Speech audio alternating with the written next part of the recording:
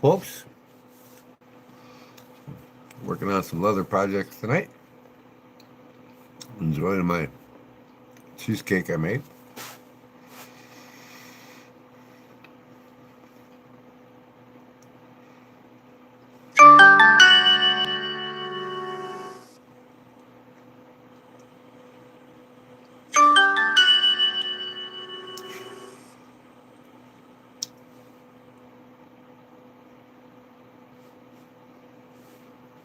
Mm-hmm.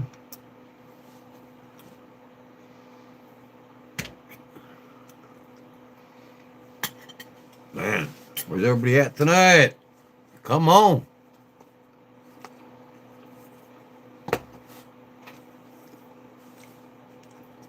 Come on, people.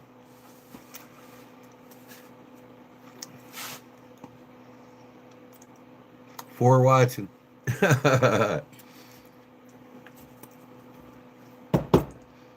It'll be a good night tonight. Come on in. See what it's all about. Uh, Leather and knife site. This is all about leather and knives. What up, Barbara? I know you'd be the first one in here.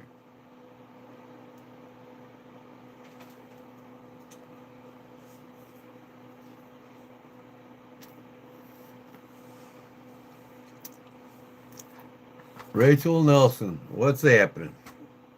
Howdy, howdy. Where are we from? Barbara's from Mississippi.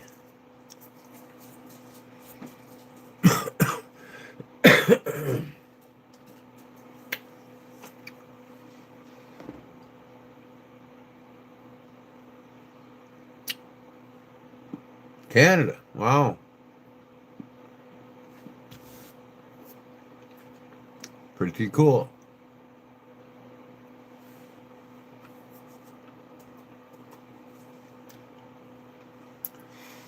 Nashy Bear, what's going on?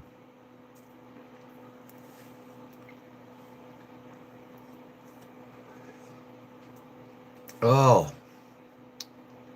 let me see here if I can get my phone set up. Bear with me, people. Moving the phone. Australia. Awesome. Boom, boom, boom, boom, boom, boom. Oh, yeah. Don't mind me while I finish my homemade cheesecake I made. Mm-mm-mm.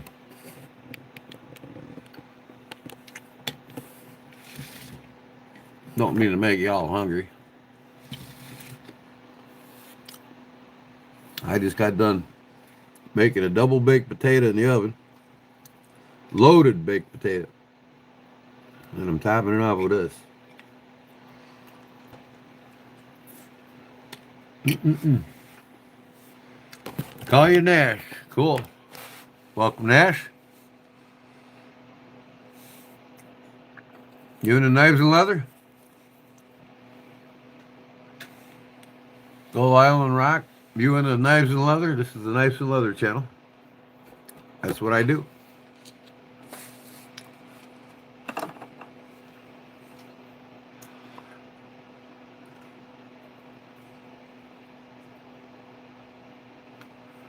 Your neck hurts. How the hell did you do that?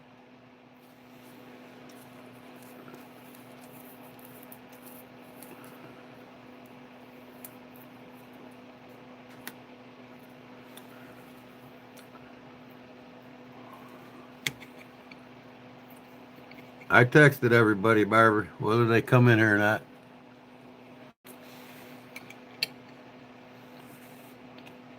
AFO biggest hits. What's that? I have no idea what you're talking about.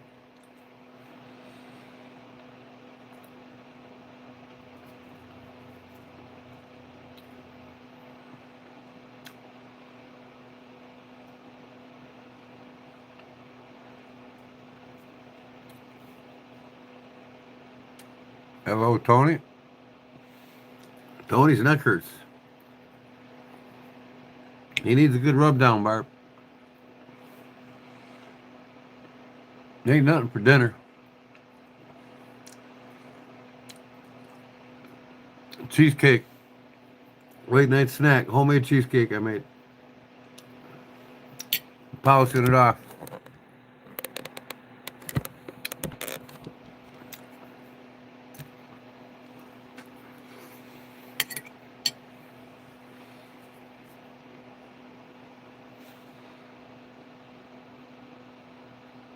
No, I won't like anything more than the NFL.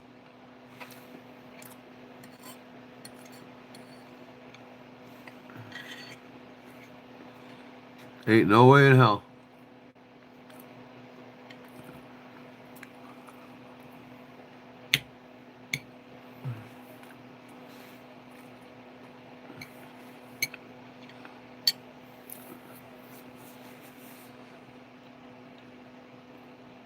Because I grew up playing football my whole childhood, high school, college. I even hold a state record in block punts in my defense. It's either you live by the sport or you don't. Bengals fan, what's up, brother? The Bears.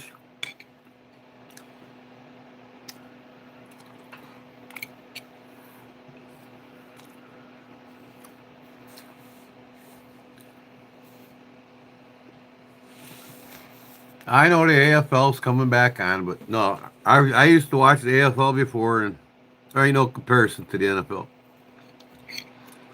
It's good, but not good enough.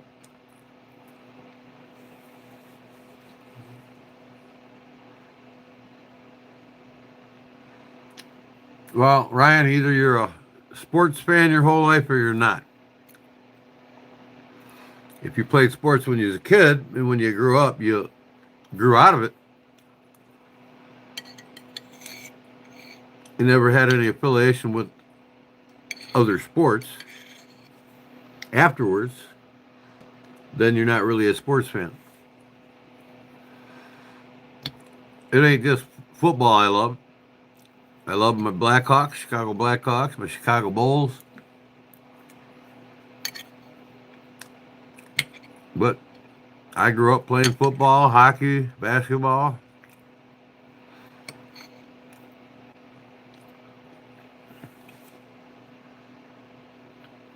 Now the MMA fights, I don't really care for that shit.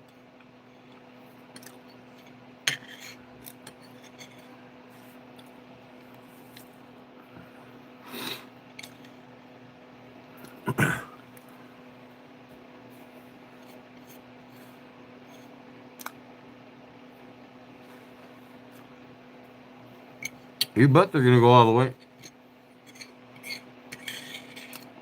Ben Johnson's that good. They can go all the way. And he's got the talent on the team to do it.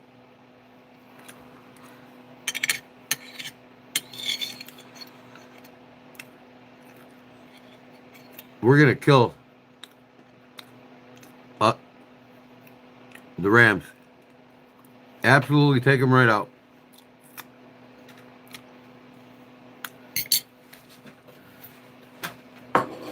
Cheesecake is gone.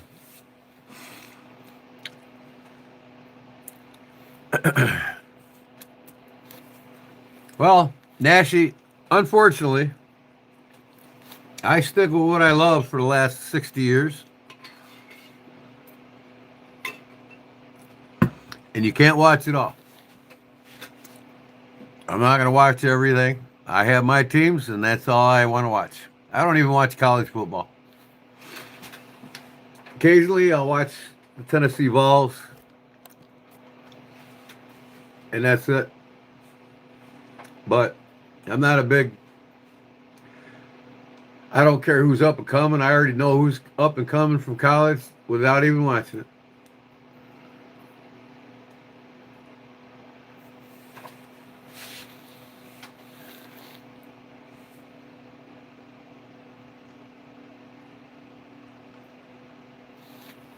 Yeah, do an age check, Barbara.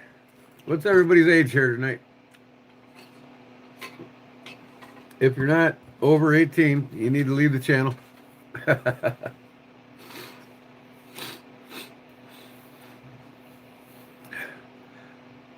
Um, I'm a big time Bears fan and a big time Steelers fan. I love my Steelers ever since I was a kid in the late 60s, early 70s. Oh, and I watched the Pittsburgh Steelers when Gillian was the quarterback before he lost his life to heroin. He's the best black quarterback ever to play the game back then. And then Bradshaw replaced him. Bradshaw's rookie year was horrible. He was 5 times worse than Caleb Williams. He got sacked like 49 times. He got 14 interceptions and only like 9 touchdown passes the whole year. Bradshaw's rookie year was horrible. He was one of the worst quarterbacks in the NFL. The following year, they turned him around. Good coaching. He became a Hall of Famer. Uh,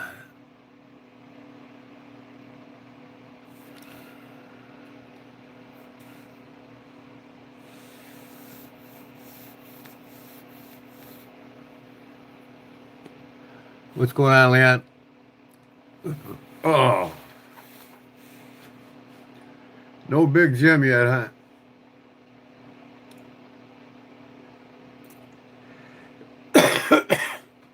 I text them bozos. I told them I'm live. I guess he don't want to see what I got made for him. He just woke up, huh? It should be about 7 o'clock in the morning there, right?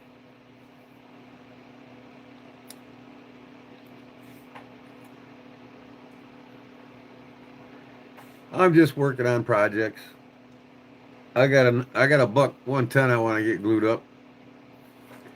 I want to finish this horizontal carry sheath I made. Get it all coated and wax coated.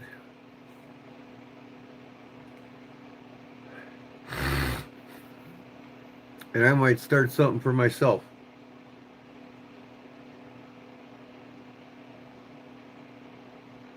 Y'all get a chance to watch my new video out of my buck 112.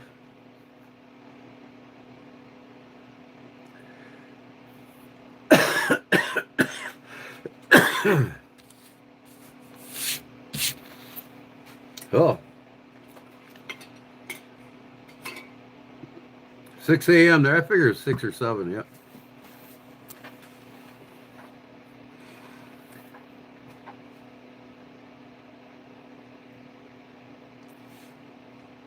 We're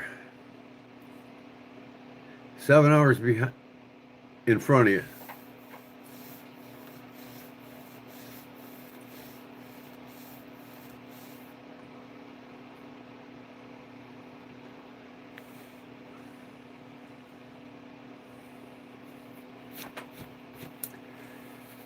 Oh, Cowboys, come on. Don't make me laugh. Cowboys ain't even in the playoffs, are they? Bears beat the shit out of them. 5 p.m. in Australia? Yeah, you're farther west of me. LA's 2 hours for difference than here. It's 1 a.m. in the morning in LA.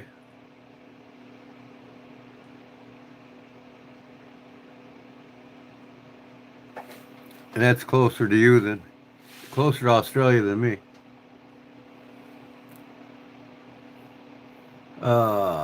What's up, Tactical Trope? How you doing, bro?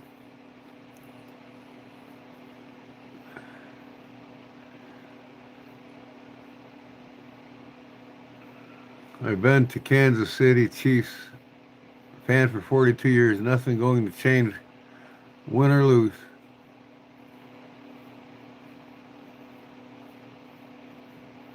Who's that? Nasty Bear? What the hell did he say? He said 5 p.m. in Australia.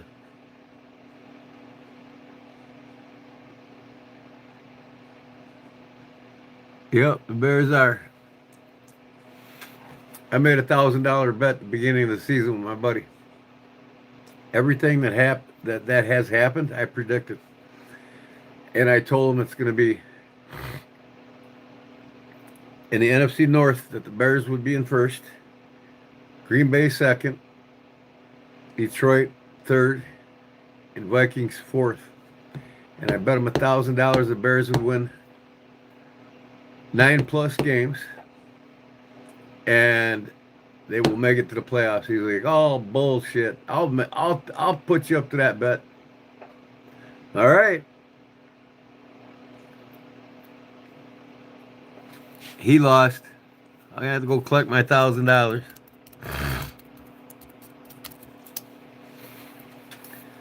His son, by the way, is a professional baseball player. He pitched for the Washington Nationals. One of my good buddies, Toby Rourke, his kid was Tanner Rourke. He was a pitcher for the Washington Nationals. He's from my hometown here in Wilmington, Illinois.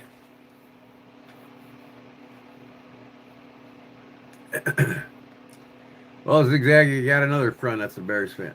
I've been a Bears fan since I could watch sports. Late 60s.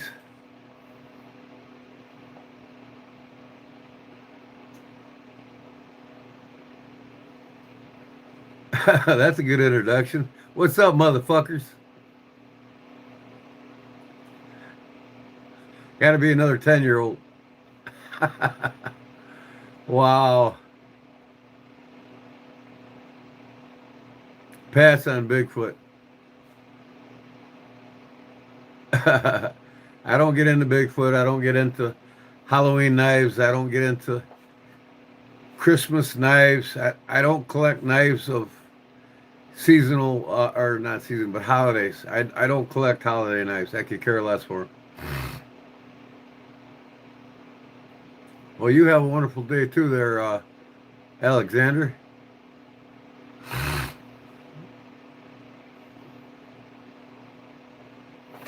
I thought all these kids were supposed to be in bed for school tomorrow. You never saw an American football game. Here we have soccer or rugby. Well, you need to go watch one because we have international games in Europe. There'll be like a half a dozen teams that'll play over there. We have scheduled games that occur all around the world.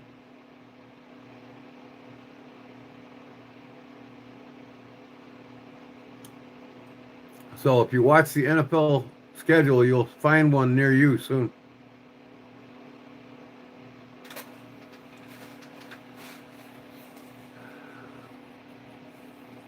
What's so interesting, Alexander?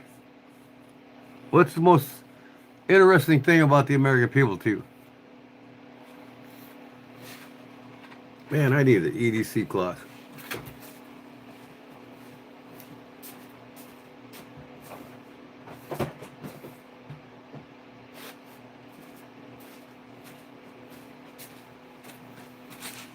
Microfiber cloth.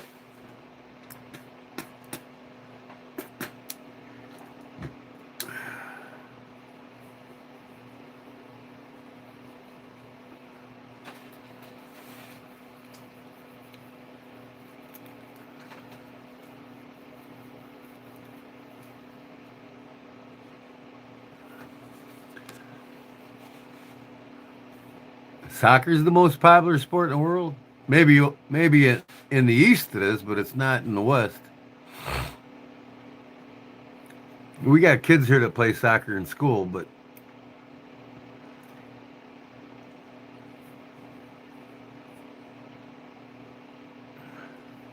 football is a man's sport. Hockey's more of a man's sport.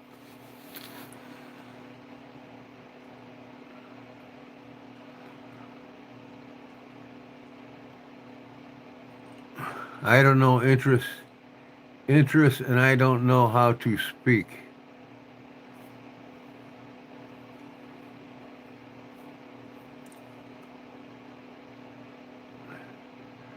Per capita, it's the most popular, yeah. It's a much older sport, too. Football is only 120 years old. Soccer's like 200 years old. And most countries can't afford to play the game of football because it's very expensive. The gear is expensive. There's a lot more to it than just kicking a ball around. Most expensive thing in soccer is a soccer ball or a soccer net.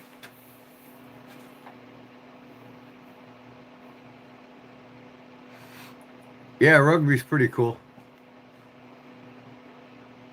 But like I said, I grew up playing sports from being, you know, playing football and hockey and basketball, baseball. I grew up doing it, and that's just I just that's my love for it. My love for other sports around the world or any other particular type of sport, I don't really care. I don't care for tennis. I don't care for soccer. I don't. I'm just not a sports fanatic. Only a sports fanatic in what I grew up playing and loving.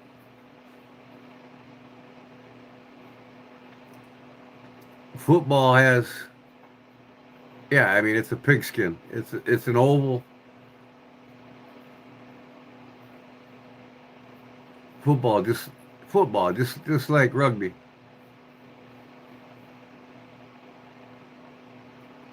Yep.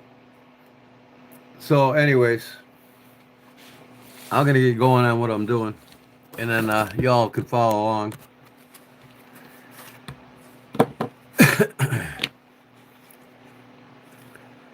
So I need to finish this up.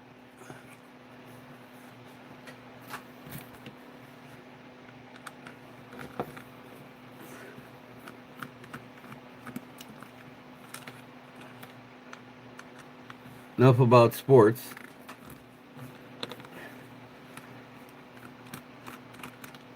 There's a sport called knife and gunfighting too.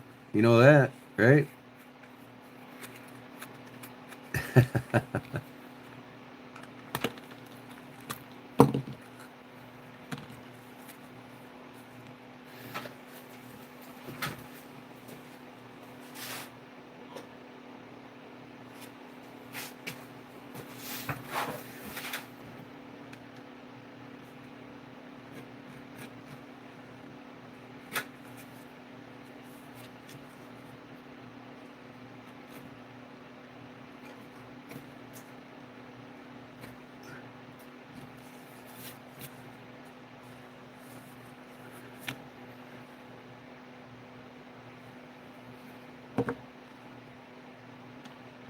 I don't farm. I have friends that farm, and I help them on their farm. I help them plow and disc and take care of animals. I'm also a farrier. I clean and shoe horses on their farms. I don't do it for a living.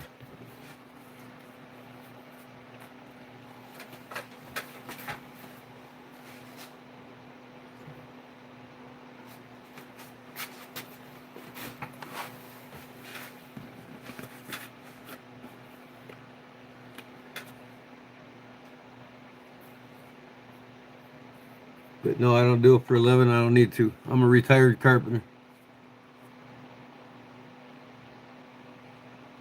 And I help my friends that do it.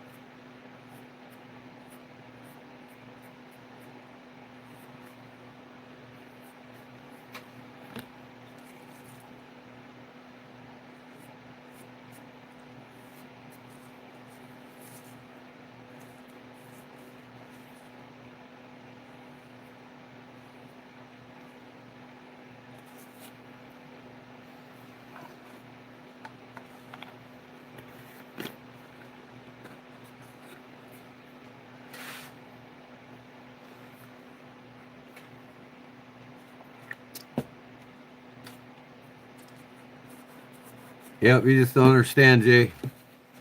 You just don't understand. You're a young man that has no contemplation about respect for others, especially your elders. Your parents never had it, so therefore they never taught it to you. So, hey, what's up, Jerry?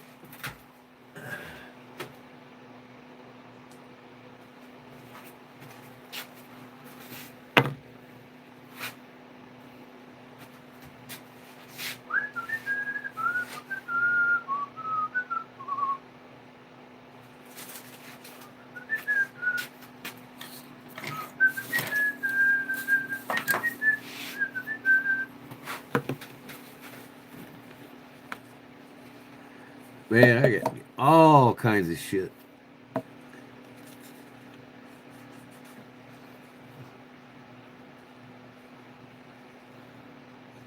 I gotta get all kinds of supplies, man.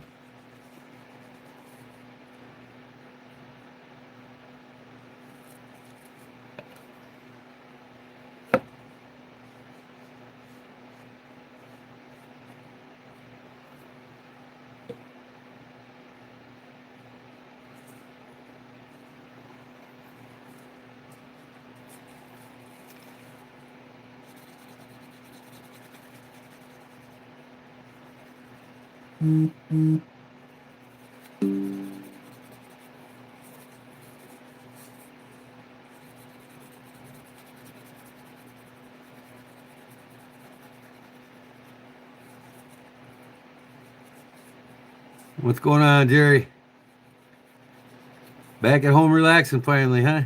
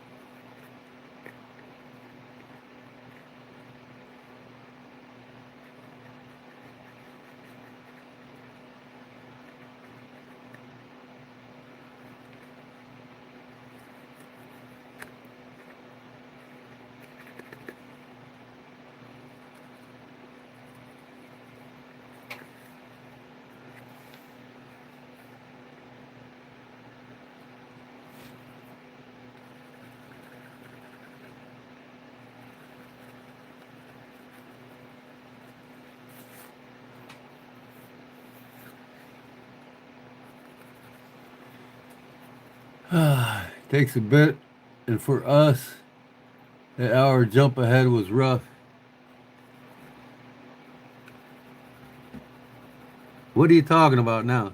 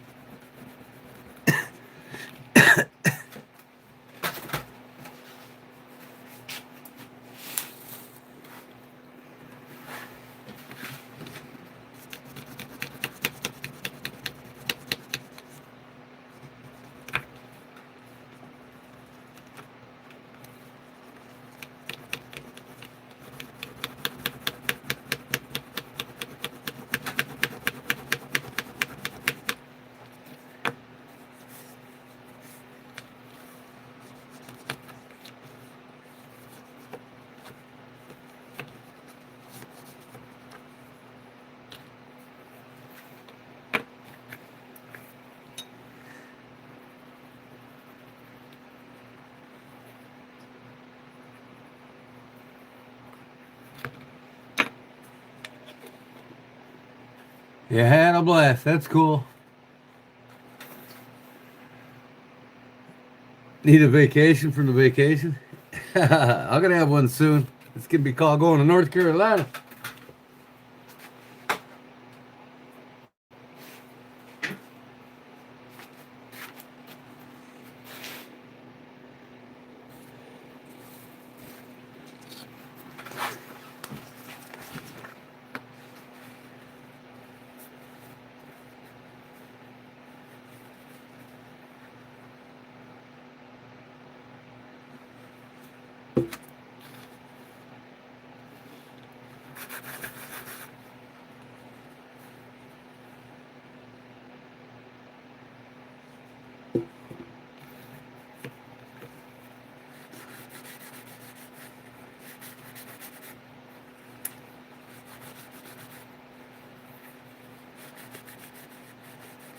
$11 about killed you.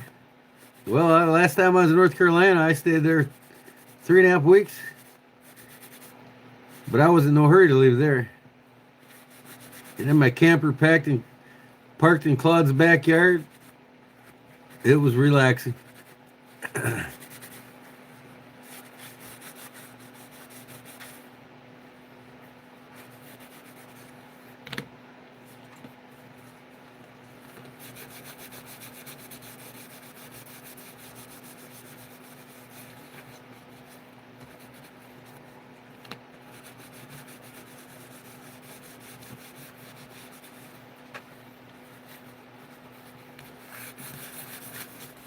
Okay. Wait for that to dry and wax it up.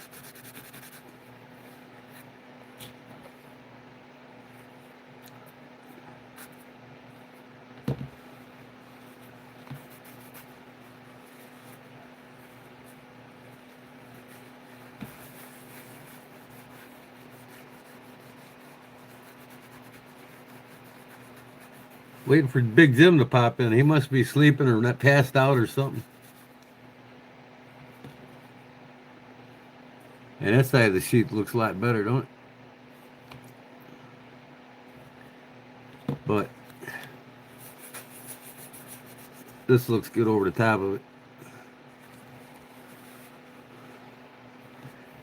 I gotta wait till all that dries yet.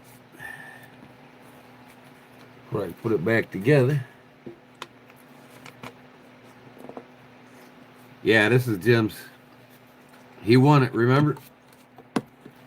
He got the voucher for winning the knife. One of these days you'll win one, Jerry. Or you'll just right out buy one on me so you can help support my channel, right?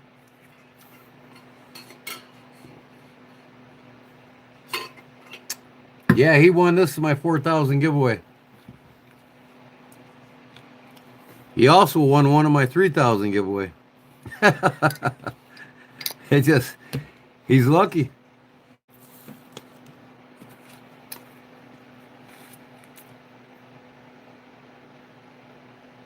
I didn't get rid of Squid. Squid's here. What Squid? What do you mean Squid? Was he here tonight, Squid? Who Squid?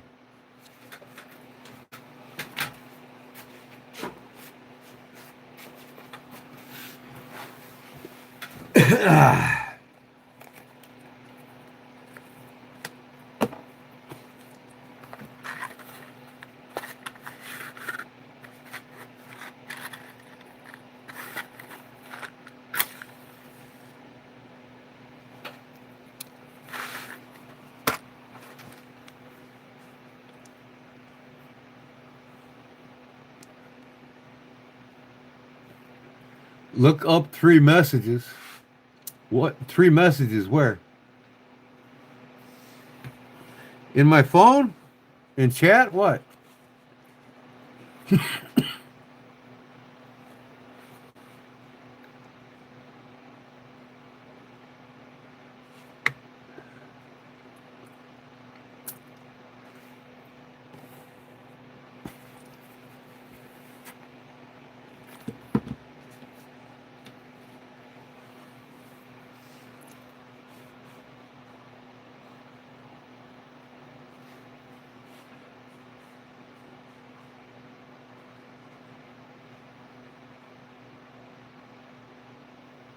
Squid in the chat? Is that who you're talking about?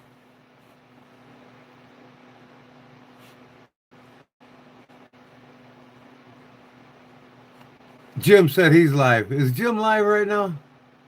Let me go look.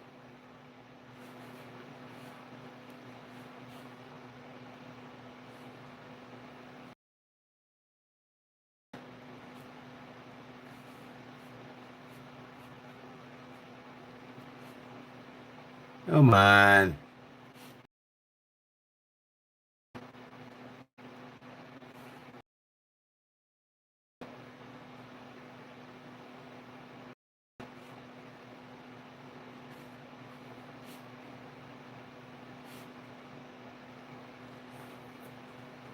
Hey, there's what's going on, man?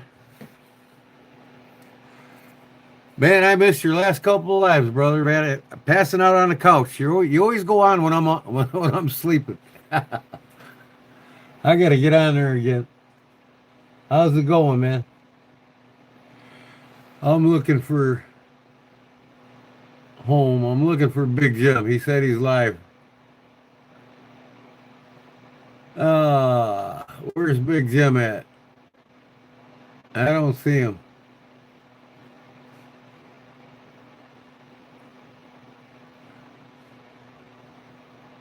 Barlow Brigade.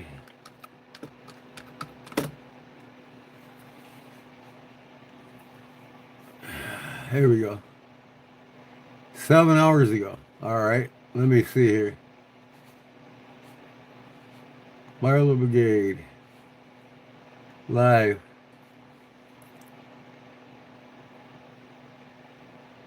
Two months ago. 3 months ago. He's not live. Why did he say he's live? Just come in from the fur shed. You get her all done. You get that them coons done.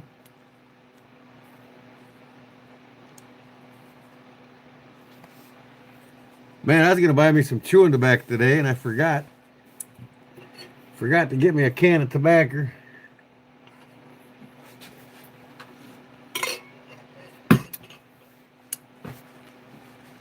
Start chewing again, and quit smoking. Be done with the smoking. I know Jim isn't live, but in his message, I said today. Oh wait, I said I'm live. That was the last time I talked to him. Yesterday, Monday, Sunday, going live. He never answered me. Okay, I got it. Yeah. I told him to go live vertically, man. He don't want to do it. He don't care if he grows fast or not. So he don't care if he makes extra money on YouTube.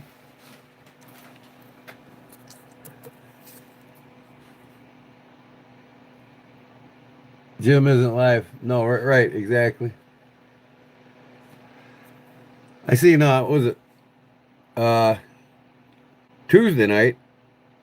No, Sunday. Sunday, Seth Bond came in. He got him a coon. He said, I finally got one. He goes with the dogs coon hunting. It must be thinning out down there in Mississippi. Too many guys coon hunting.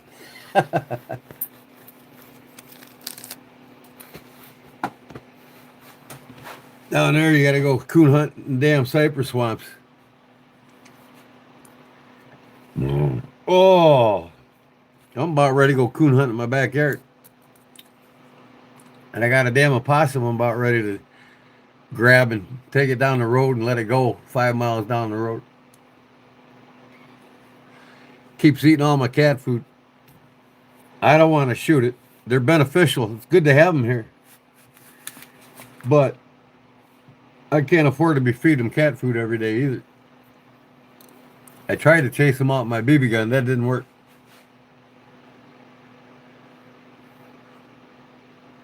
Buck knives are amongst my favorite.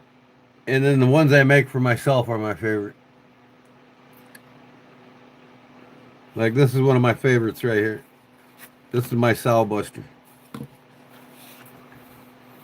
And yeah, I carry a buck just about every day. When I modify it right here.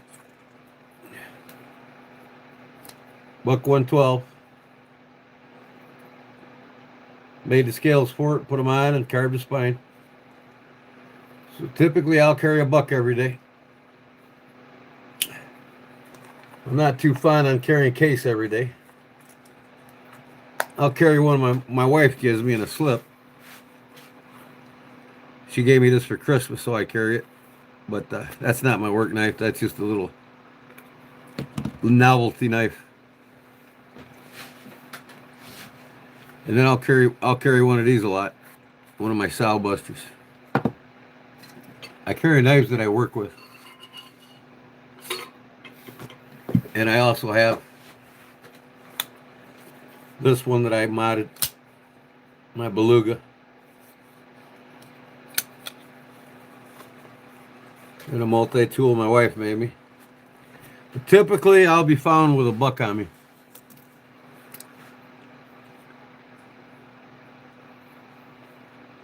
You got the same knife. What's that? The buck 112? Standard? Yeah. Mine was standard too until Sunday. I took it apart and redid it.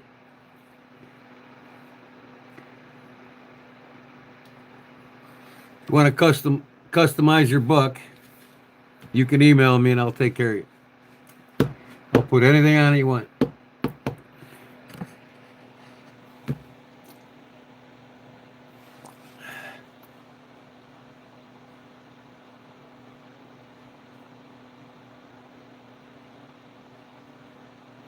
Yeah.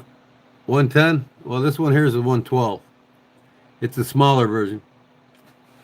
112 Ranger.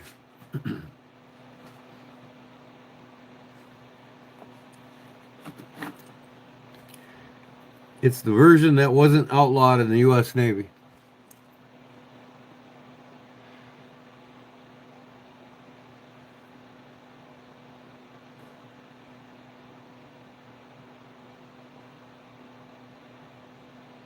Mine looks way more fancy because I do custom work on knives.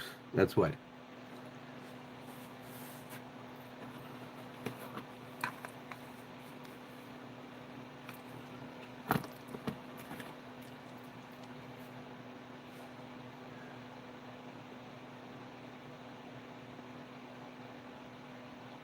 Well, I got the 119, I got the 120, 121, 103, 110. I got a lot of fixed blades in the 119 series by buck, and I'm not afraid to use any of them. The only buck I don't use is my most expensive, highly collectible one. And for what I paid for it, I will not use it.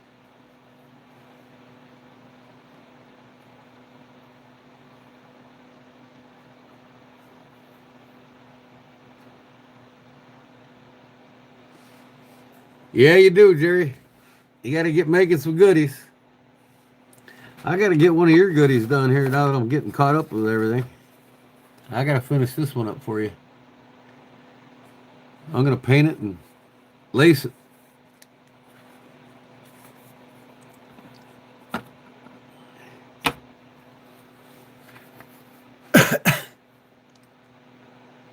Yes, I seen them all, Leon. Yep, they got the slim 112s now, the slim 110s with pocket clips. You know, hey, they got to keep up with the Joneses. Them companies lose money if they don't keep up with each other. One company comes up with something great idea, the next one follows suit, because if they don't, they lose money. I'm, in fact, going to take the next buck 110 that I get, and I'm going to make a slim out of it. And really, to tell you, I mean, the buck 110 and 112, I like it fatter like that. I don't care for the slim. If I want the slim, I'll get the plastic version, really. Because to me, when you hold a buck 110 slim or a 112 slim, it feels like you're carrying a Pakistan knife. You know what I mean? It's got that Pakistan vibe to it where they're real skinny, you know what I mean? I don't care for that. I care for really I care for the tradition. You know, like the Stylebusters got the traditional fat handle, you know what I mean? I don't really care for the slim handles.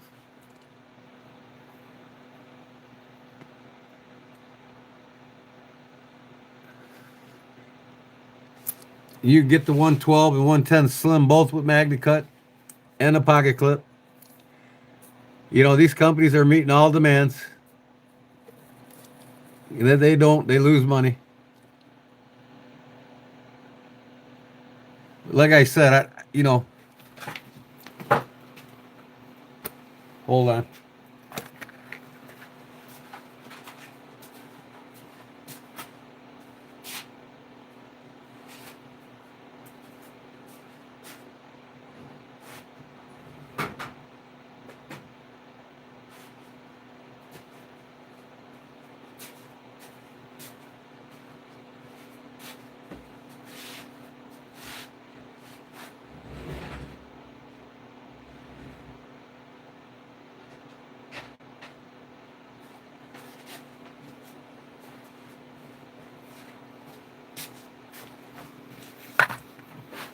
You know, here's a buck 110, right?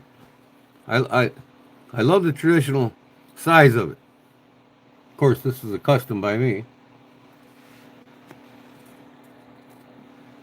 but the slims now are like a. They remind me of a Pakistan knife, and I don't really care for how thin that is. You know, like I said, if I want a thin knife, this ain't as maneuverable as the plastic ones they got with the checkering on it. The one slim lights, them are a little more tolerable, but I don't like a heavier knife with a skinny handle. I mean, to make this look like this, I mean this would seem too much Pakistani to me, and I don't really care for that. Even though now I might make one like this just to sell it to somebody on my eBay store.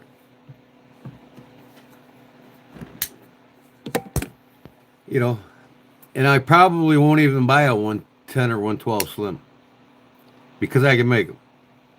I don't need to buy something I can make. And I can also put a pocket clip on them. I don't have to buy them because everybody else has got to have them.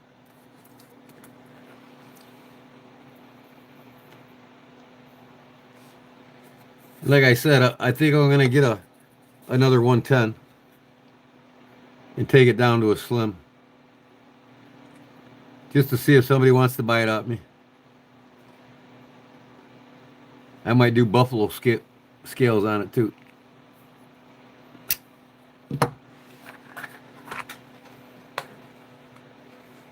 This is my new favorite all-time carry now. The Ranger.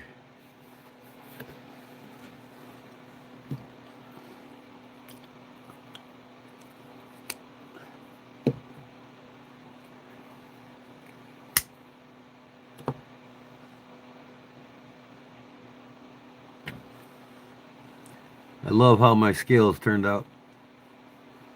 Looks like marble.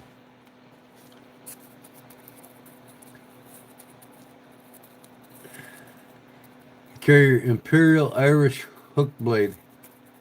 Everyday folder. Is that a hawkbill you mean?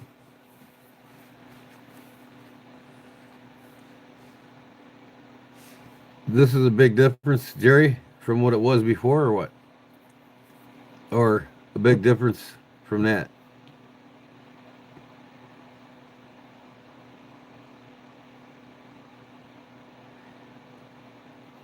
I was thinking about tapping this and putting a pocket clip on it.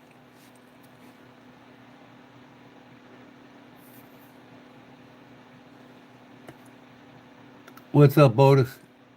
Welcome back. Both, actually? Yeah.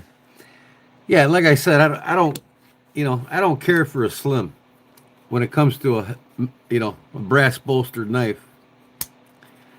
It's just too skinny. That would seem too Pakistani to me. You know what I mean?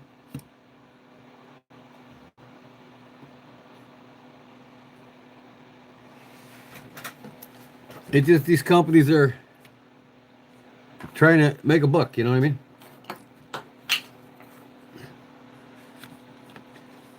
They got to put out knives in every which way and direction. And I'm a big believer in, you know, if it's not broke, don't fix it.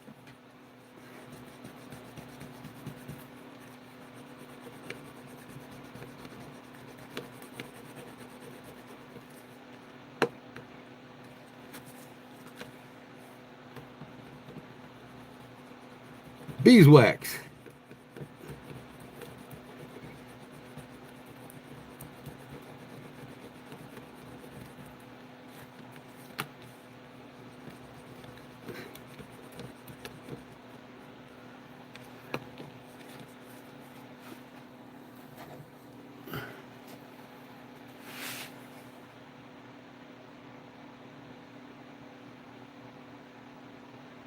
Your brother can put an edge on a knife or axe, just saying.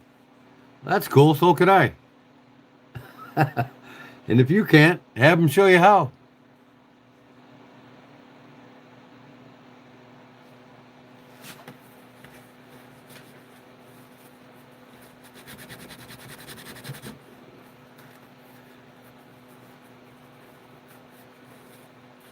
I need to get some more.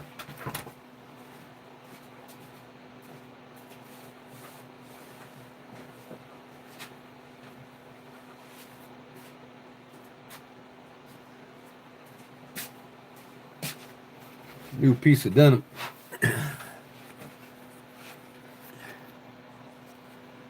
Yeah, your brother needs to show you how to do it.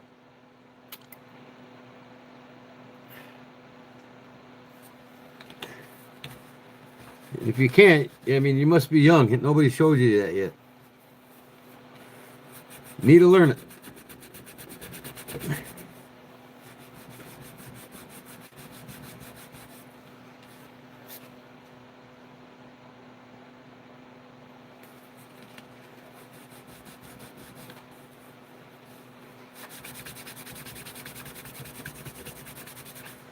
Blue jean denim works really good to wax coat your leather. Just a reminder, Jerry. You don't have to put acrylic finish on your leather work all the time. Take you some beeswax. After you oil it, oil the leather. Rub the beeswax on it.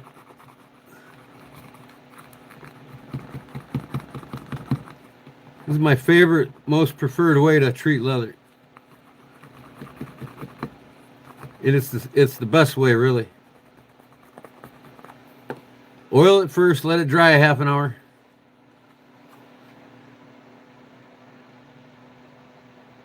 Then I hold it up to the heater. Starts to melt a little, and then I buff it. Blue jean denim's about the best when it comes to buffing leather.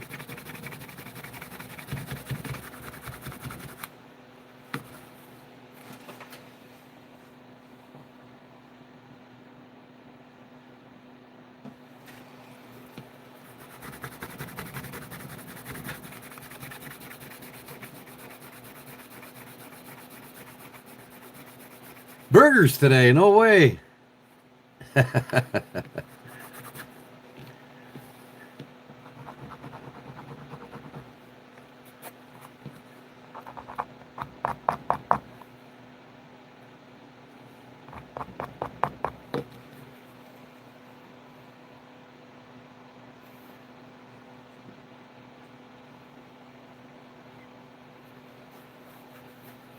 You carry the 119 buck.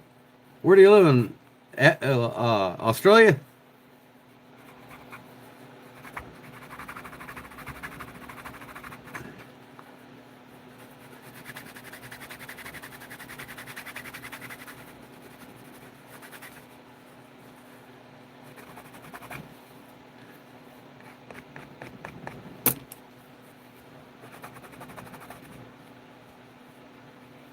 That's cool. Awesome.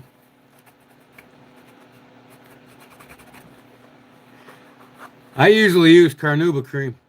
I'm out of carnauba cream, so I'm using beeswax. Carnauba cream is a liquid wax. Rub it on, let it harden, and then buff it off. But since I ran out, best thing to back it up with is the beeswax because it's another form. It's wax. But yeah, I would rather use carnauba cream on anything, which is a form of beeswax in a liquid form, than anything because wax really keeps it from scratching and really keeps the elements off of it.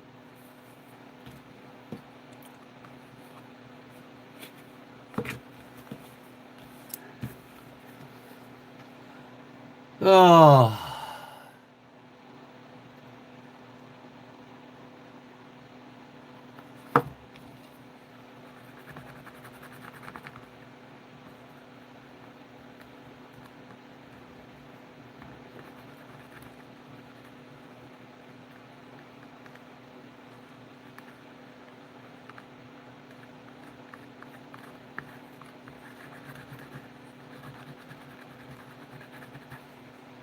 no Big Jim tonight.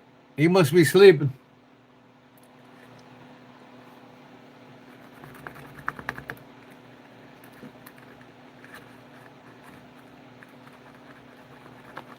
He must wear out too much too early.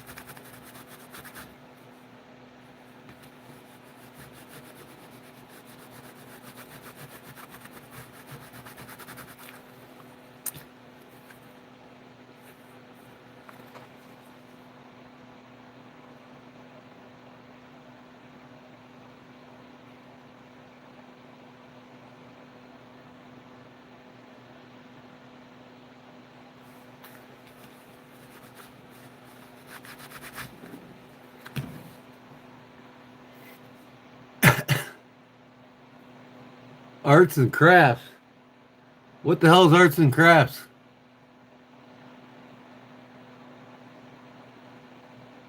You're in the wrong place for arts and crafts.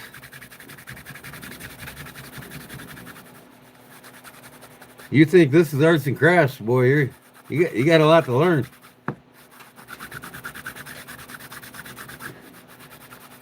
What do you think this is? Drinking and partying, or what? Is it a drinking and partying channel? You rather have that?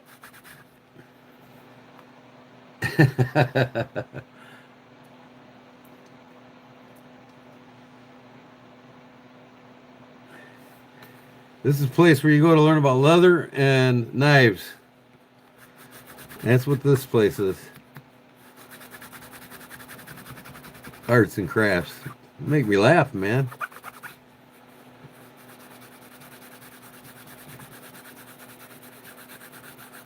Then there is people that don't know how to do arts and crafts. They don't have an artistic bone in their body because they never tried. I'm pooped. I'll see y'all on the next one. All right, Jerry. We'll see you, brother. God bless you. See you on the next one.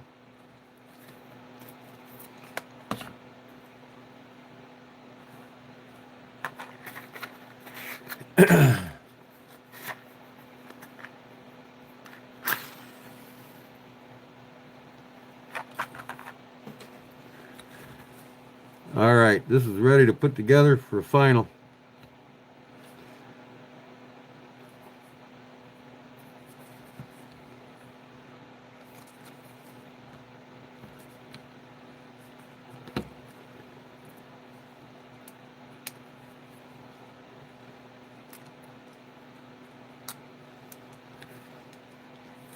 Final assembly.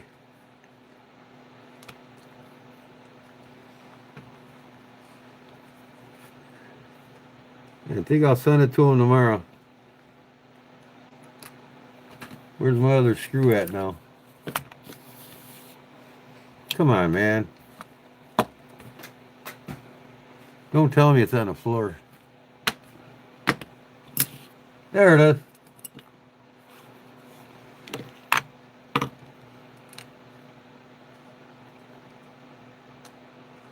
No, I was lucky. It wasn't on the floor.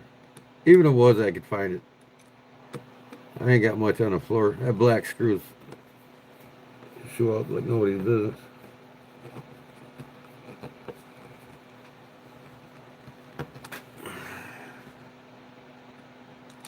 You'll love this.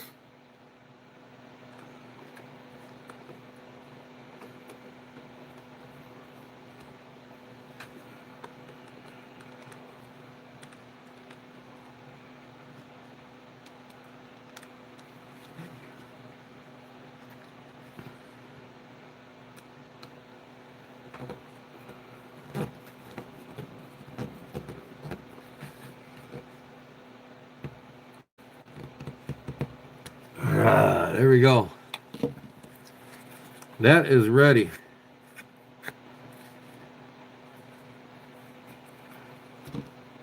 I don't like how that's loosening up. I might stitch in here. Make it a little bit tighter.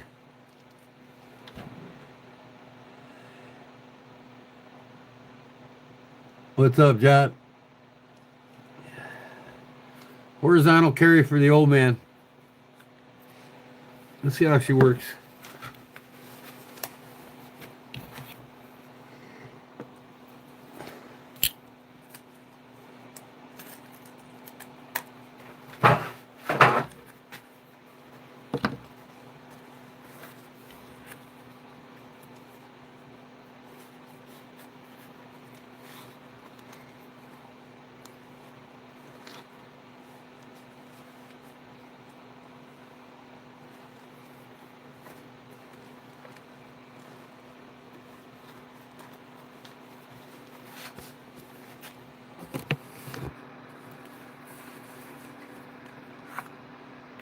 Yeah, it's kind of loose. I'm going to have to put some stitching in there. Tighten that up a little bit.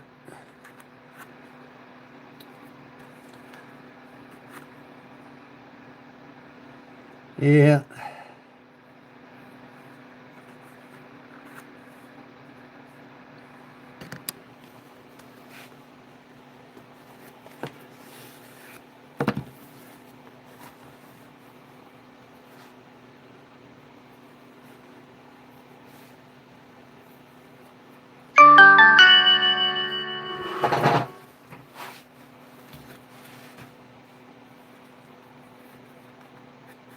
I was hoping these rivets would make it tighter, but I guess it ain't.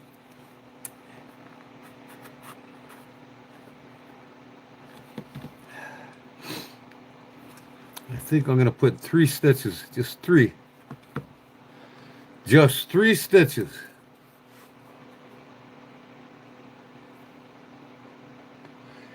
No, it won't shrink a little. I molded it in water, the whole thing.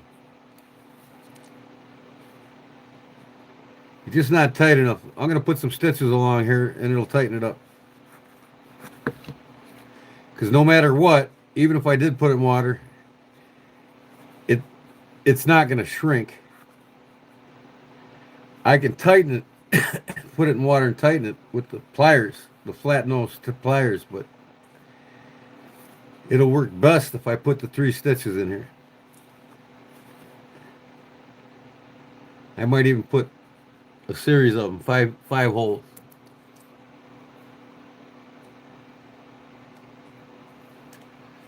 Because even if I do re-wet it and stick the pliers on here, it'll still work itself loose again. It'd been a little bit better if the leather was further up on the blade handle or on the knife handle, but That's not the idea. It's easy access of grabbing it is what you want. So I'm going to go ahead and stitch along here as close as I can to them rivets. That should be good.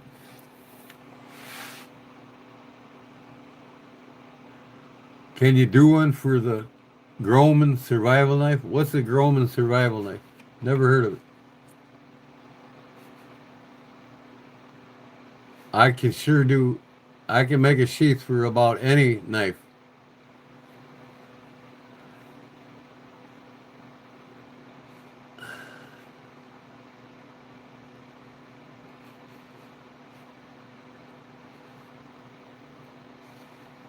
I can make a sheath for anything. I can make a holster for any gun. Anything.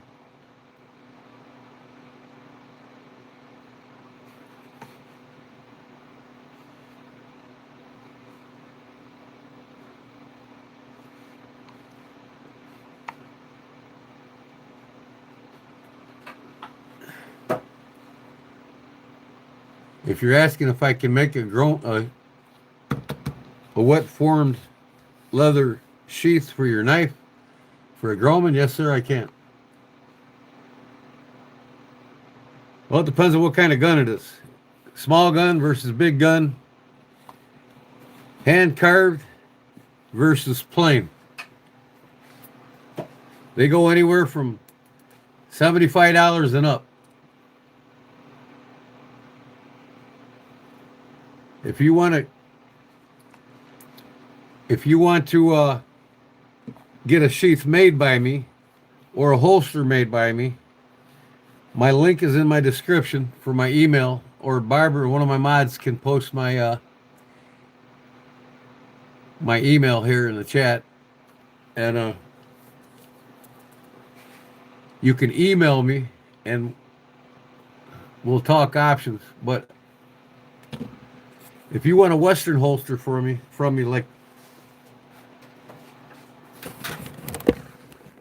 like them two up there hanging, if you want a Western holster like that, that's a $1,700 holster because it's every inch of it's carved. Uncarved is about $850. Western holster. Now, just a regular uncarved plain P38 or something like that, you're looking about $75-$80. No, I don't trim. I trim them when I have to. I've got psoriasis on my hands and it affects my nails, so I leave them alone. So, learn about psoriasis and then you'll know what's going on with me. You'll get to know me better. There's my link, Kodiak Edge 402 at gmail.com. Thanks, Barb.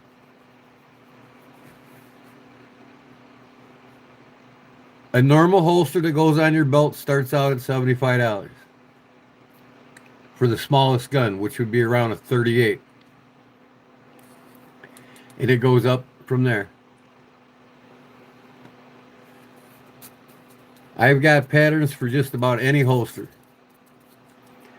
I made a guy a Dirty Harry holster for his 44 long pistol. A spring break holster, it's called. I made that and I decorated it. I carved it and made him a pistol belt to match, and that was $1,700. I've got fingernails, and they do a lot of helpful things. I don't bite my fingernails.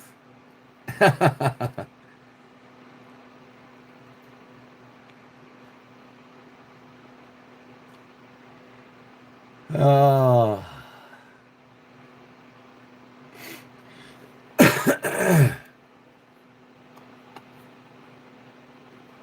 Like I said, holsters vary. It depends if you want a plain one. You know, you could buy a plain one anywhere from any knife supply shop for $65-$75. Mine start out at $75 and they go up from there.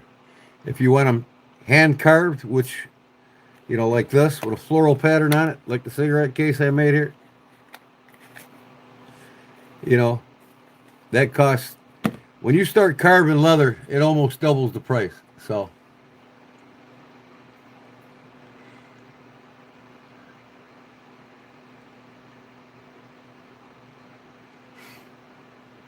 all right.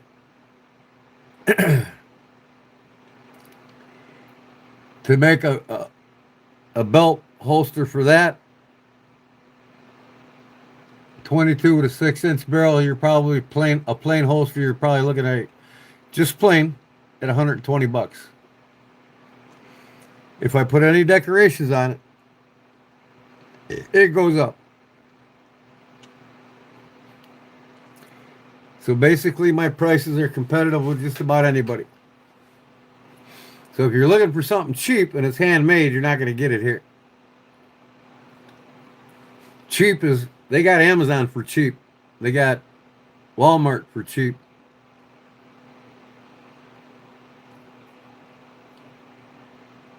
Usually people that get custom handmade items from me have the money and they're willing to spend it because they got an appreciation for handcrafted leather items.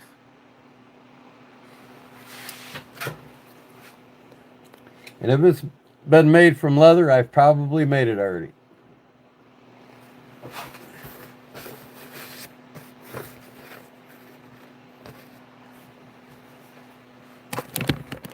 Just like my hat.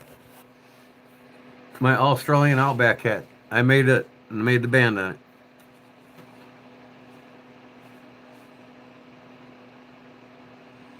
Yeah, cheap don't last. You know, I mean, you can go to Walmart or Menards and buy a belt,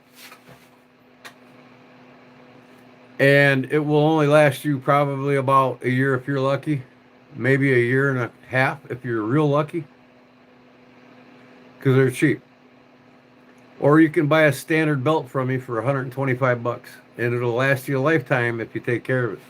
This one I got on, I made. This thing's almost 5 years old.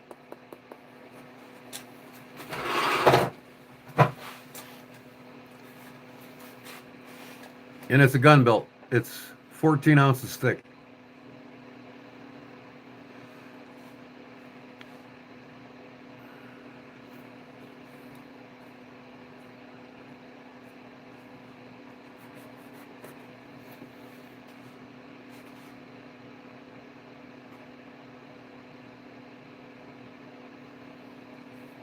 You made a knife in crafts class once. I was kicked out immediately. Those people had absolutely no sense of humor. Well, you're growing up in a different decade, in a different genre. That's why you're you're probably 40 or years of age or younger, and they wouldn't allow stuff like that. Back then, back in the 80s, the mid 70s, early 80s, I carried a knife to school on my side, just like I do now. No, buck 110. I carried it on my side, grade school, high school. Nobody bothered me. But unfortunately, feminism has changed this country for the worst. Zero tolerance, because that's the way they created society to be. Back when I was a young man, I drove around my pickup with the shotgun in the back window or my rifle. Nobody bothered me. No cops. Nobody pulled you over. Nobody cared. Hell, if you was drinking beer, they'd pull you over and make you pour it out and go home. When we were kids, they didn't ruin your life because you were having fun. So basically, I grew up in the last generation of kids learning to be kids. Kids today don't learn to be kids. They learn to be compliant sheep.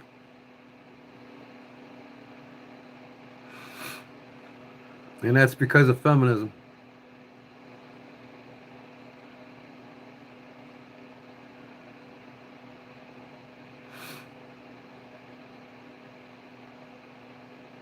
Yeah. you get a good handmade belt. You take care of it. Take care of that leather. It'll last you a lifetime. It really will. But you got to take care of it. But just think, if you buy cheap belts and like every year or so that they're junk, and you keep buying them, there's $20. There's $20. There, in 5 years, you're spending $100. So if you spend $100 on a handmade belt, plus, it could last you 20 years. More. It just depends on how well you take care of it.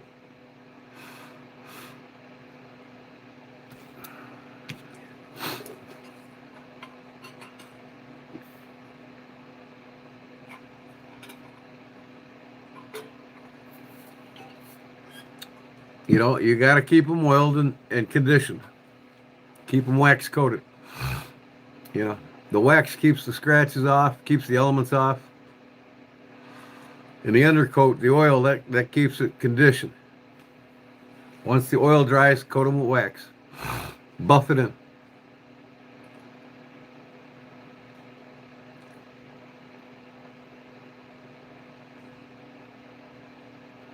Our cops made us give them one. Give them one what?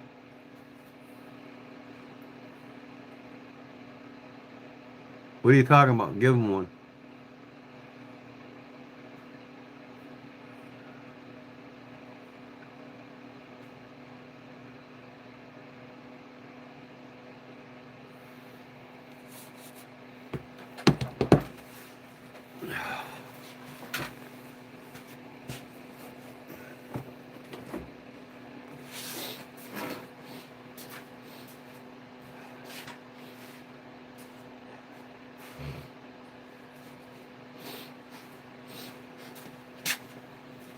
Okay, my next project.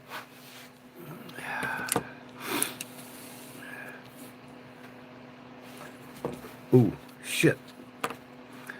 Whew, almost again.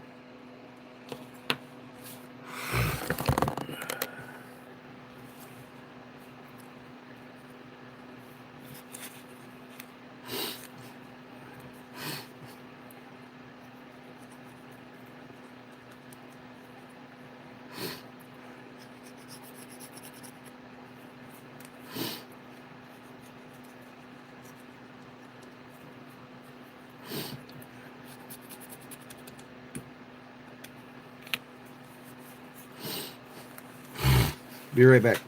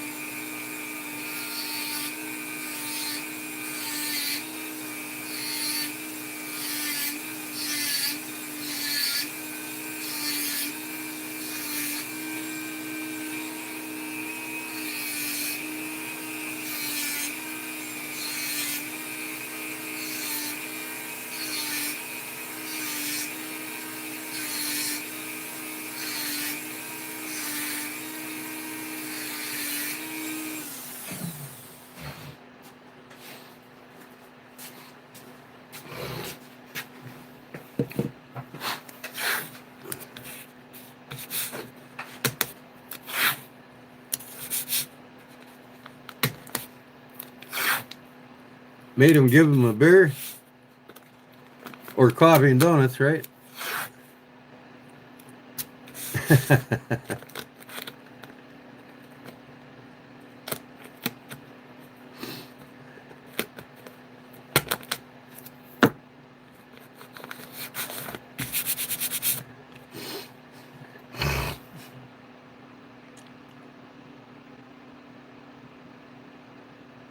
Yep. Yep. Cops were cool back in the day. They ain't anymore.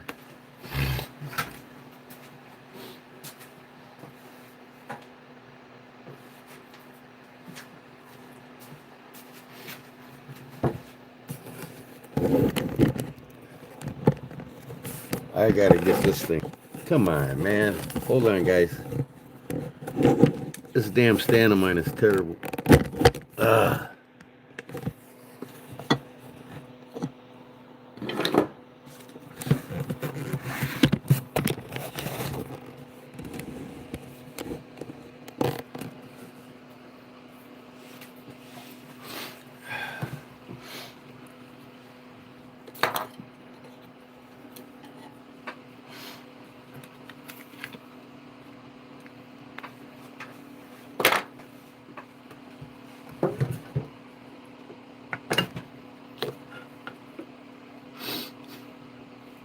the hell did I just put it? Oh, there it is.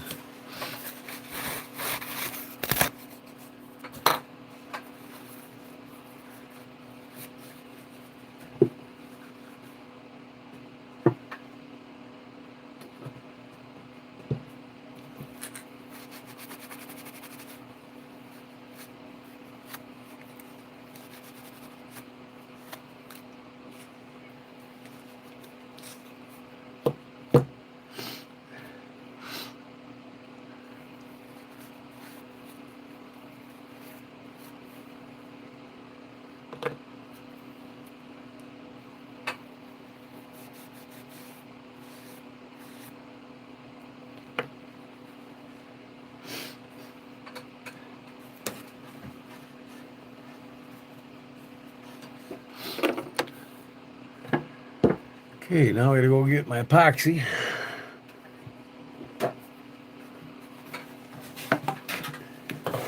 Be right back.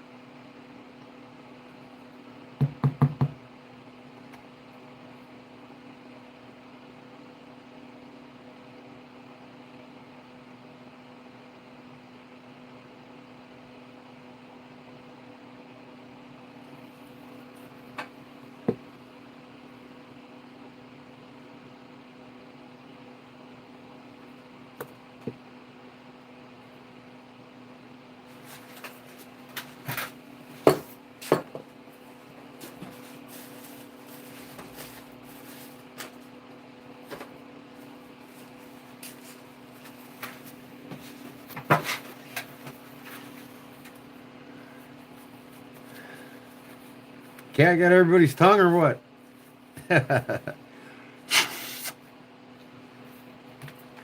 Nothing to talk about, I guess, huh?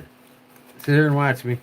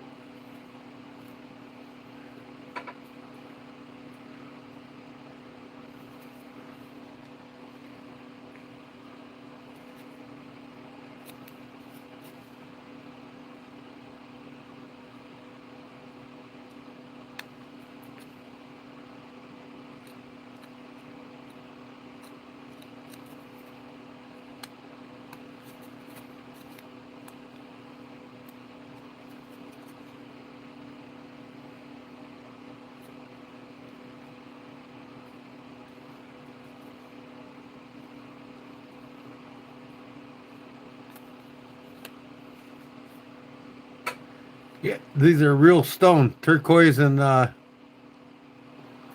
opalite in clear epoxy resin.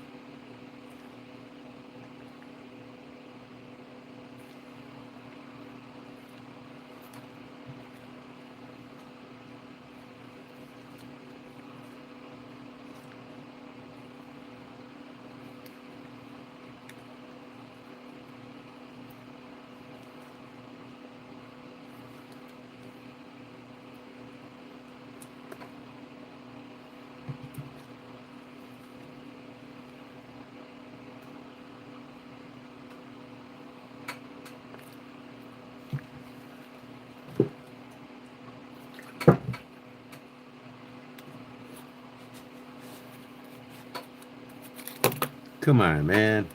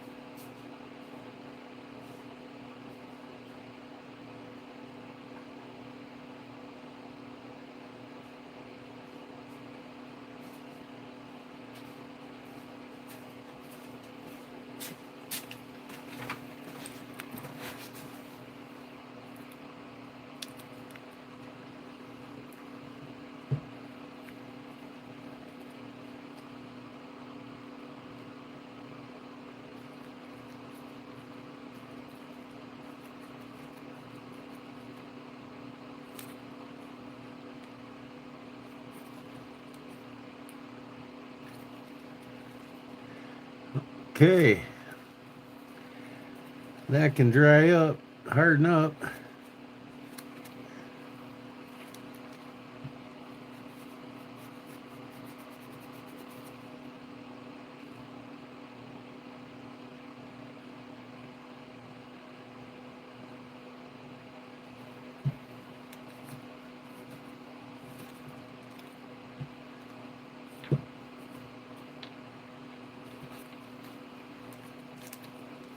All right, let that sit overnight.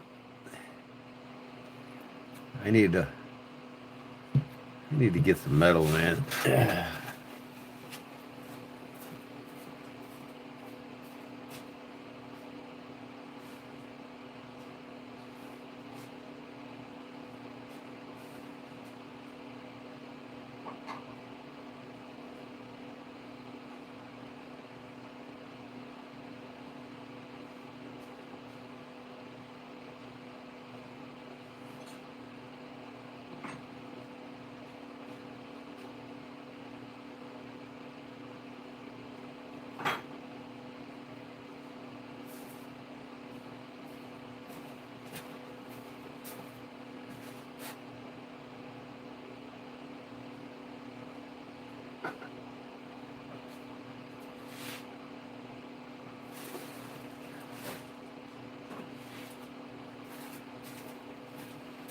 Of course, I ain't got a smaller piece.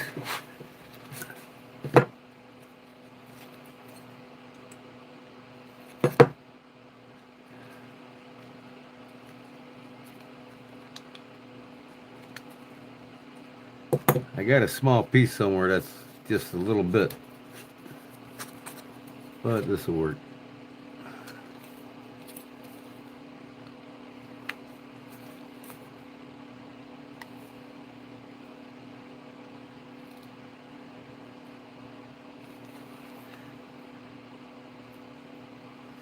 Ah.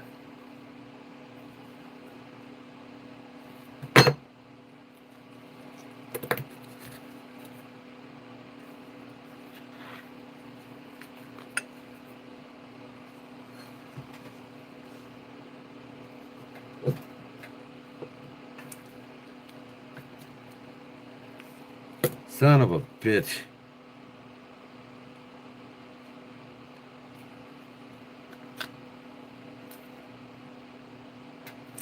There.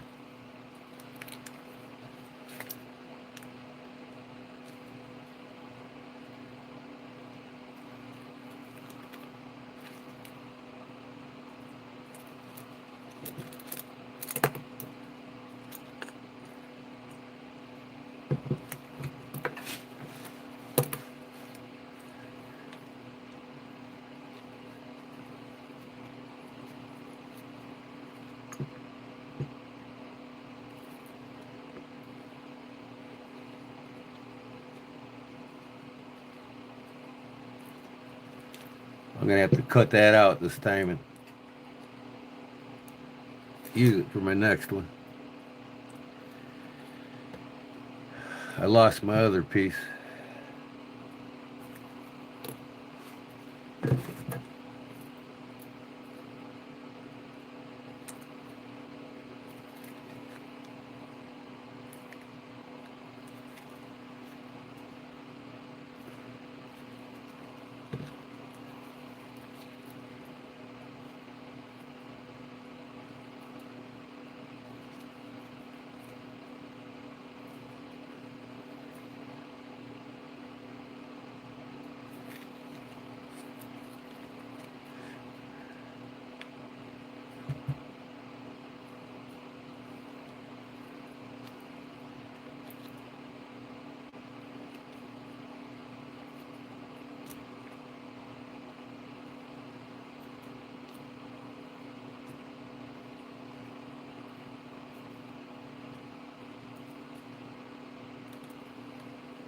Everybody fall asleep or what? No more kids in here, I guess, huh? All right, that's good to go. This is another piece of 1084, but it's perfect thickness to keep these scales from collapsing. When I clamp it, I don't like them collapsing because it makes it harder to open and close the knife when it dries. Keeps everything nice and uniform.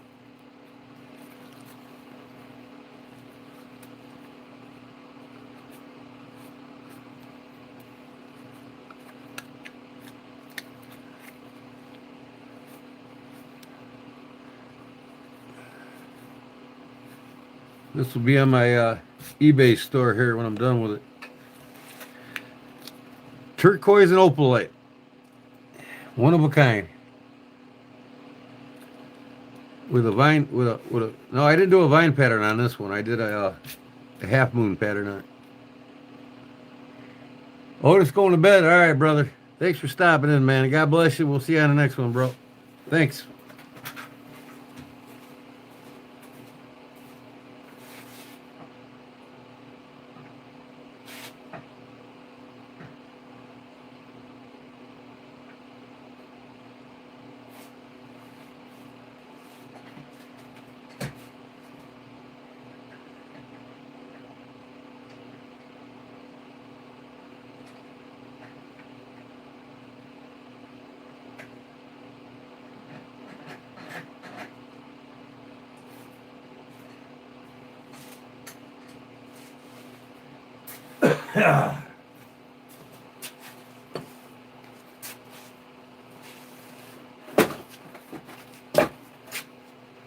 Okay, that's done.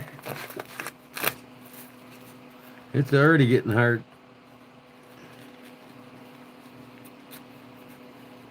I won't touch it till tomorrow, though.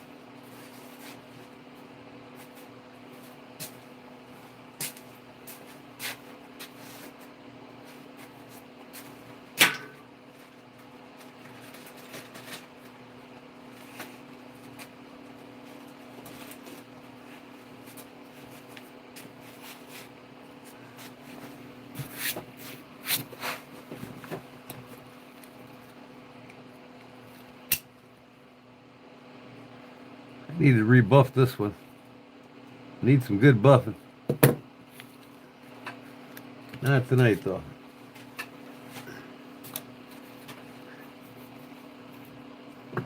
Cheap ass Pakistan knife.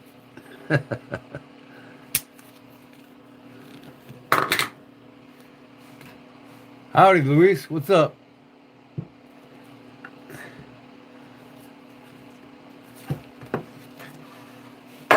Uh-huh.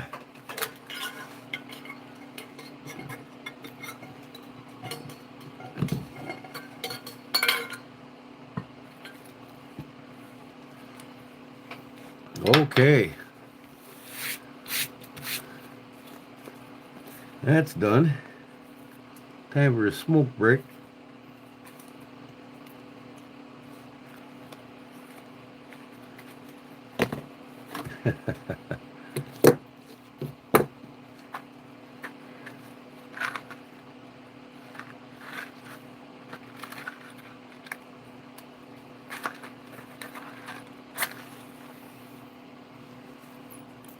You gotta buy me a new lighter.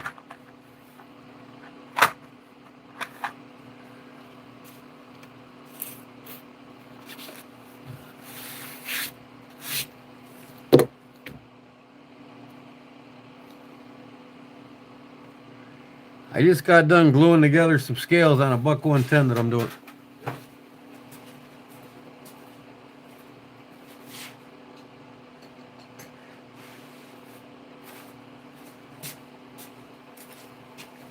I got some turquoise and opalite scales I made for this buck 110, and I just got done epoxying them on. So that's what I've been up to so far. Let this dry overnight. Finish it up.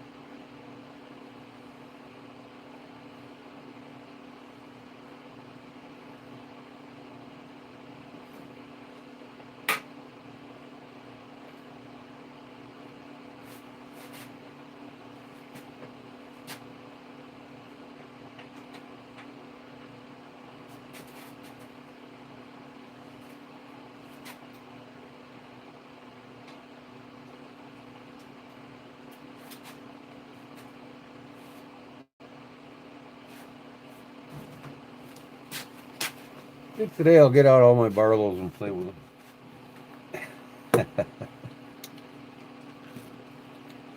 My new addition. I got the shield somewhere. I don't know where the hell it went. I'm sure I'll run into it sooner or later.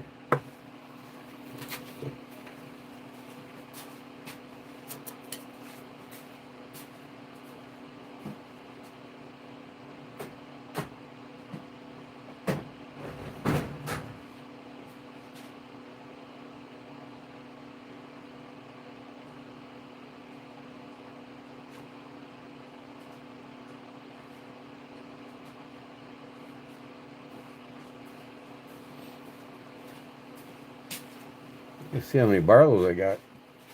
I got a few lately.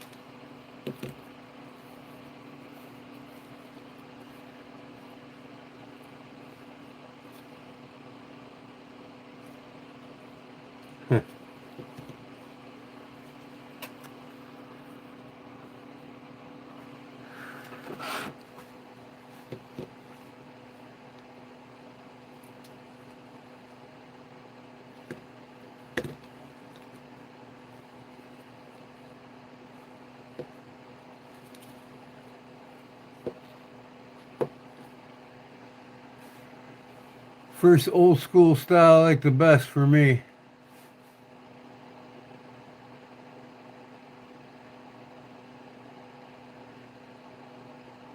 What's that, the Barlow knife?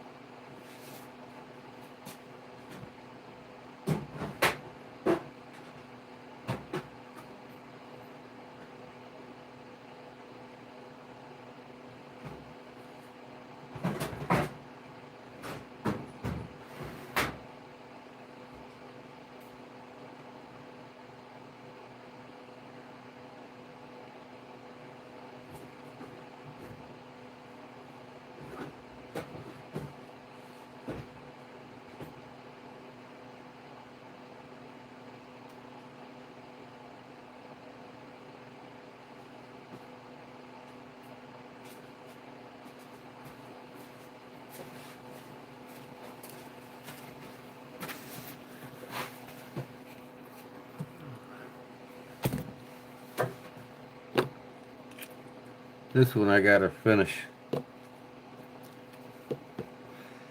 This is the oldest one I got. 1920s. Old case, boy. This is an electrician's knife. It's pretty much a jackknife like a Barlow, but it's not a Barlow. I probably got 12 of these. This one I love, but it's got a broken blade on it. So I gotta take it apart and put a new blade on it.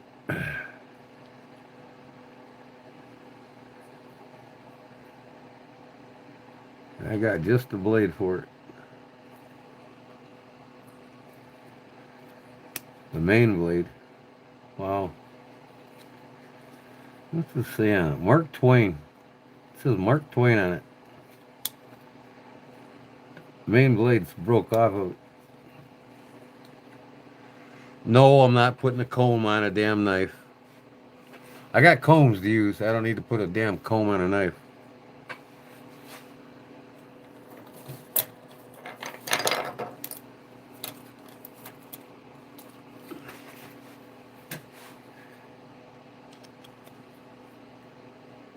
There's the main blade broke.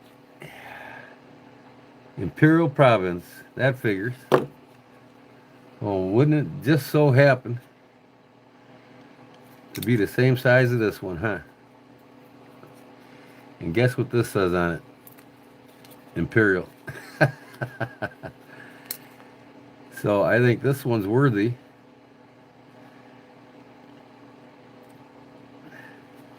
of getting this blade put on here.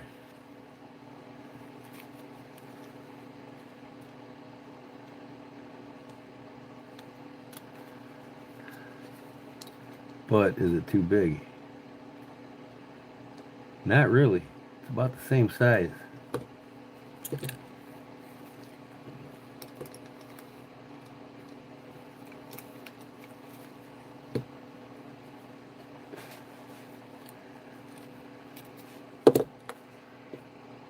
Ah, put a comb on a knife.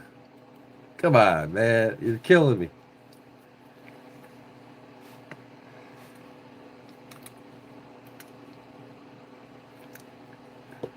By the way, this one I made. This is my custom. That's all me.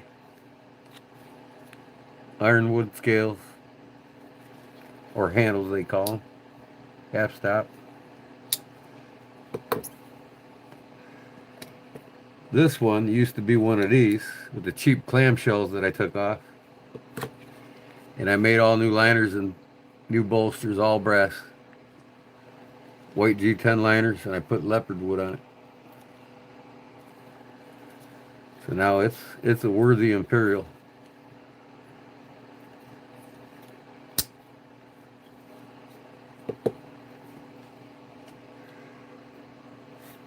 What's your favorite? This one here, the one I made?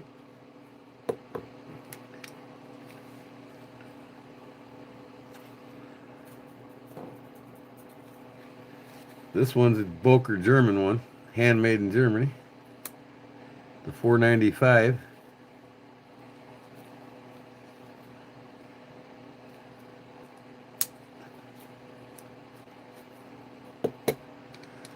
I got this badge somewhere. I gotta find it. It's laying somewhere, I know. Rough Rider. Big fat stag. It's a nice one though. I just picked this one up the other day on eBay. This is an old timer charade. Not an old timer, but a charade. Scrimshaw. It had the duck and the tiger on it. It kind of wore off, so I gotta probably recarve it on there. But other than that, this thing's never been used.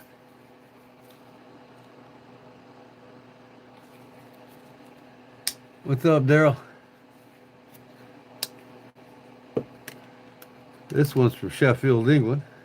Single bladed Barlow. Long nail nick. Chris Johnson. Cutlery. Sheffield, England. It's got CJ on the bolster.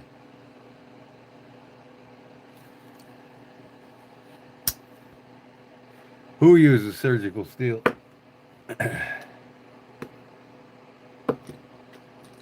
Charade?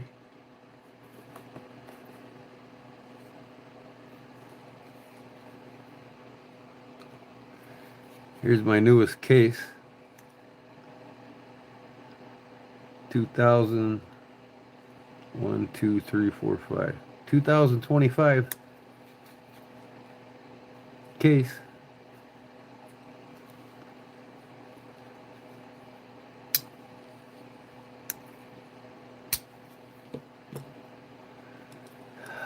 Another Imperial, I think. This one's all used, all worn down. Saber. Saber, USA. Somebody took a grinder to this thing. One of these days I'll resand it, both the blades.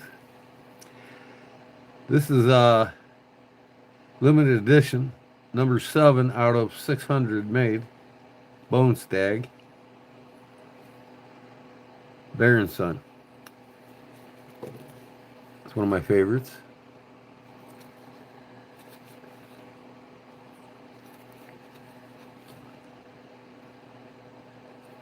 Number 7 out of 600. Pretty low number. I got a tin with this too.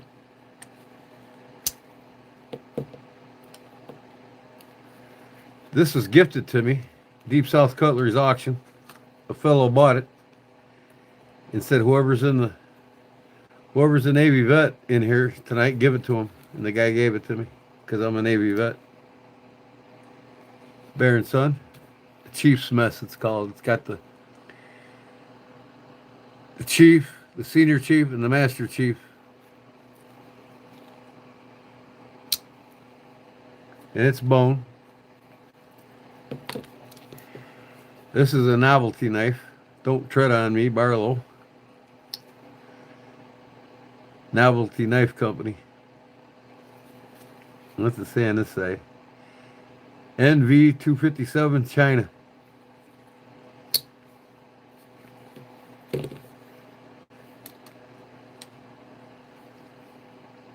This is probably an Imperial. Yep.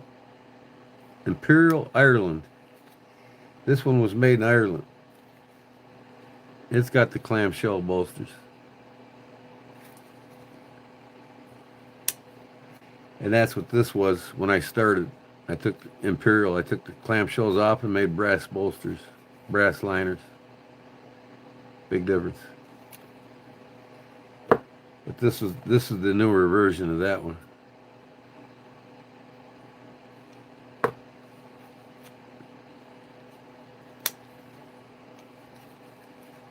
Everything works good. This one I totally restored. You can see it was a rust bucket when I got it. I have a video in my YouTube channel on restoring this knife. Colonial Province. It's clamshell too. But I had this whole thing apart completely. Cleaned it all up. Made it look new again.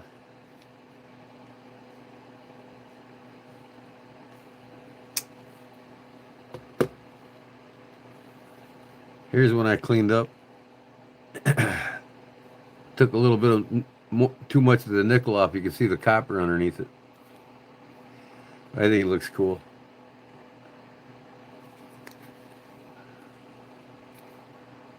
This is Colonial Province, USA.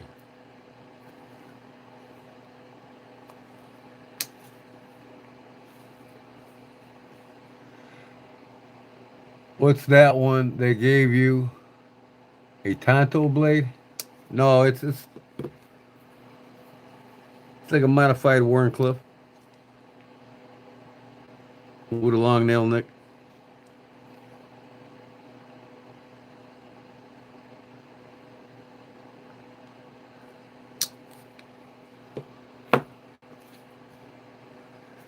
This one here, Amazing Grace, how sweet thy sound. I got a pocket knife that matches it.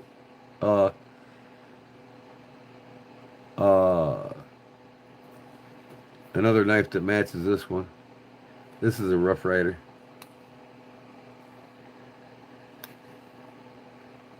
This is what you call the match strike nail nick. See them teeth in there? Them were purposely made to put a match in there and strike your match. They call it the match strike nail nick.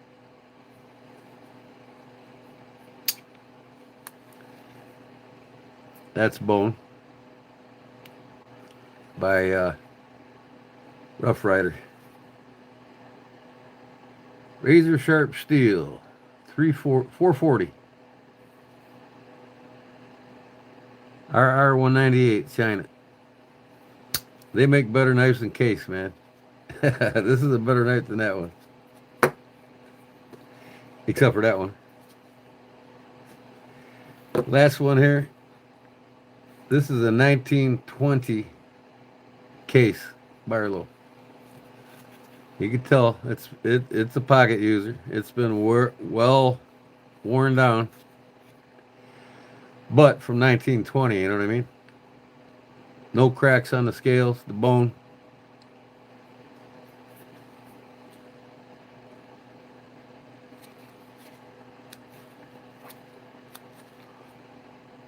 How much? I'm not selling them.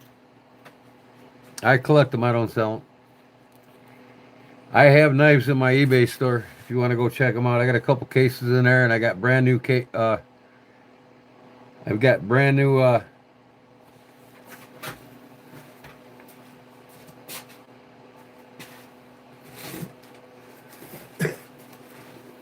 got 2 brand new Gerber strong arms for sale right now on my eBay store. Never been used. There's another one there. These are made in Portland, Oregon. If you want to buy one of these, go to my eBay store. Because these are $100 knife. It's got the skull crusher in the back. Got your ferro rod, your emergency whistle, compass. Word vertical or horizontal. Brand new. $42.99 right now on my eBay store. American made.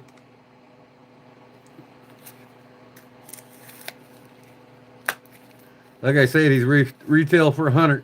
So whoever buys these off me, they're helping support my channel so I can buy materials and have more giveaways.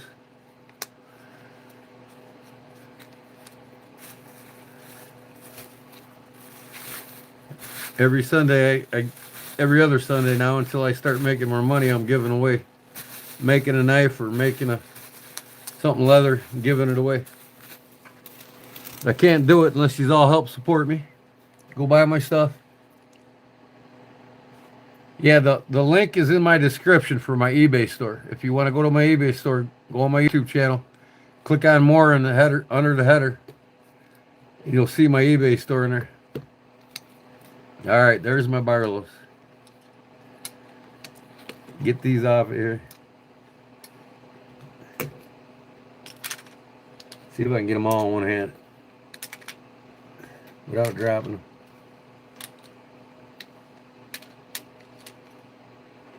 Which one's gonna stay? This one and that.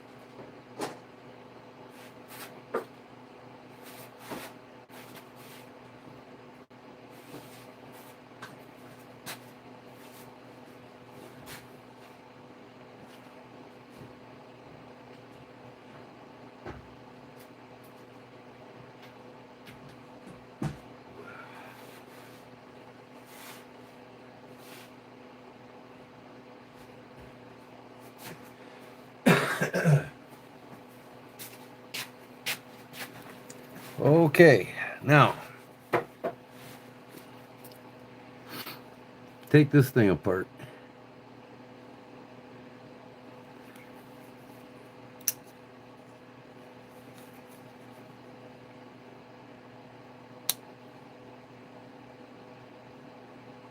I gotta take these clamshells off of here.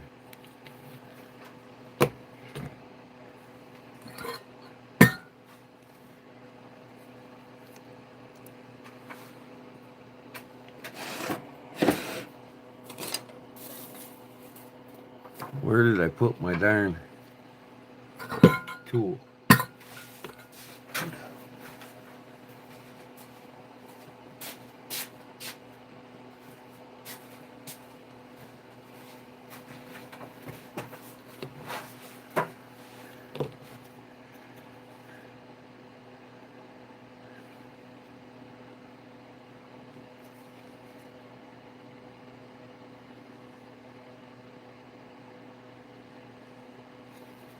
I don't even know if I can do it.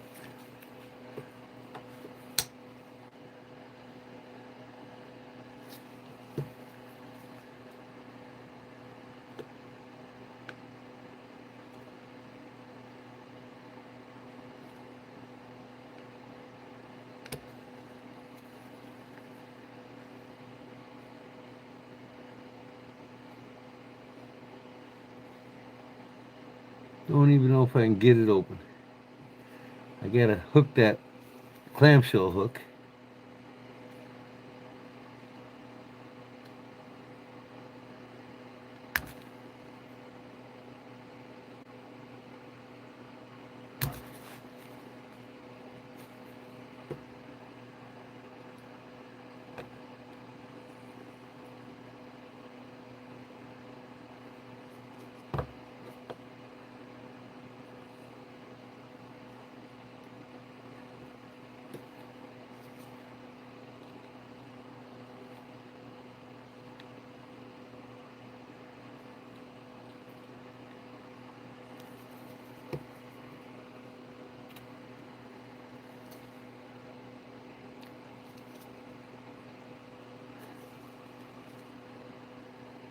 Oh,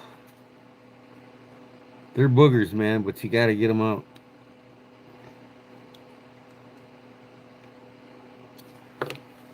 See if I can find something different.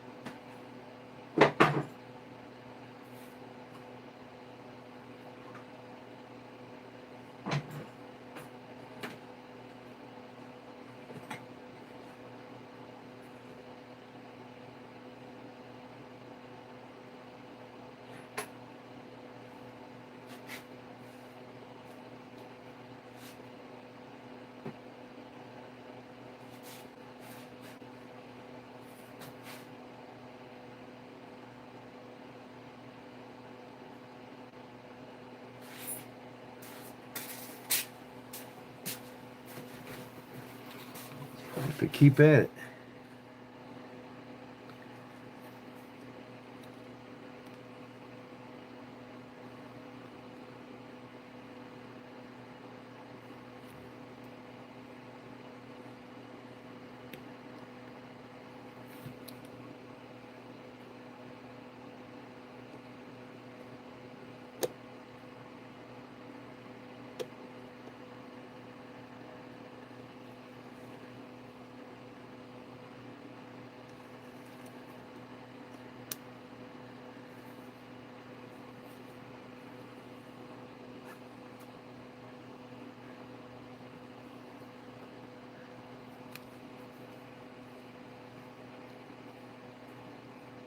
Now, the only thing is, that is the whole liner. But that cap should come off. I don't think that's hooked to the... There we go. There we go. Comes off, see? All in one. Now I can clean all this up while I'm at it.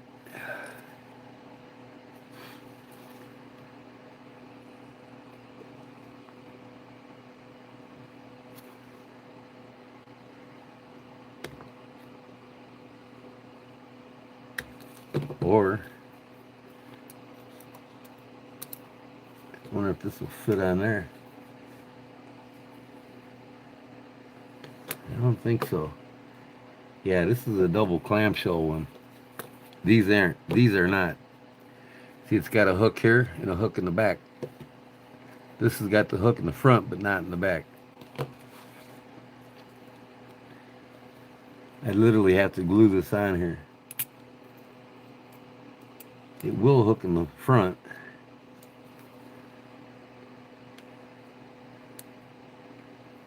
And then I can glue it on if I wanted to. But I'm going to restore this one.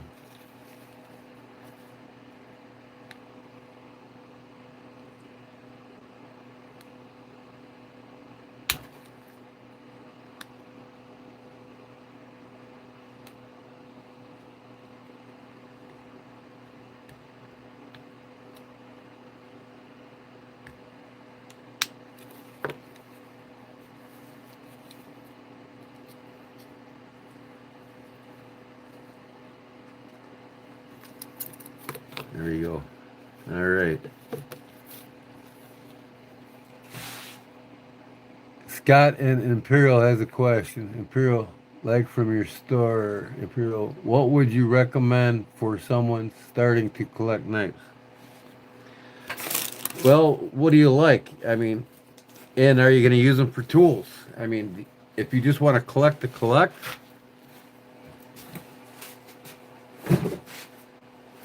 I would always say, you know, start out with the old school traditional. You know, if you want it for a tool to use or just collect. If you want to start being a collector, do you want to collect modern knives or traditional? These are traditional. You know what I mean? Modern knives are like the new ones. You know, like a beluga. That's a modern knife. Versus this is an old traditional. Traditional. What kind do you want to collect? And let me see. Scott, what did Scott say?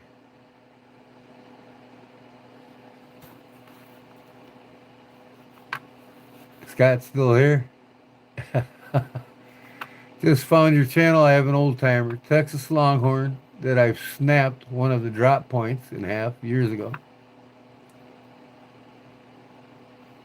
You'd like to see if the blade could get replaced with a period correct blade. An old timer, Texas Longhorn. I would have to find a blade on eBay in order to fix it, but yeah, I can fix it.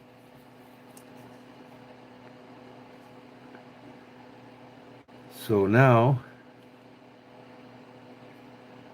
we got one pin here holding this on.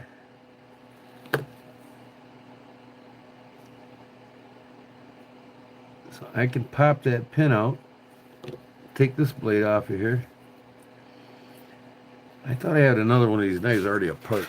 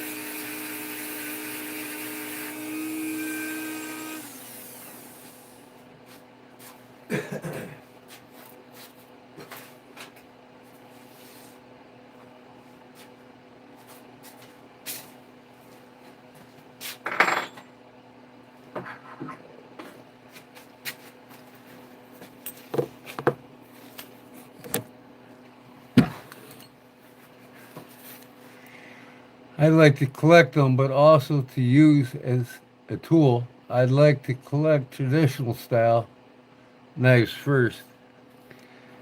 Okay, yeah, I mean, traditional style, you know, good working knives, I would say start out with, if you're just starting, sod busters. You know, you ever see a case sod buster? A good trapper sod buster.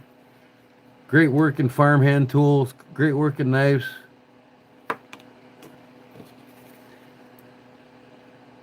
Barlow sod busters and trappers. That's about your best bet to start out with.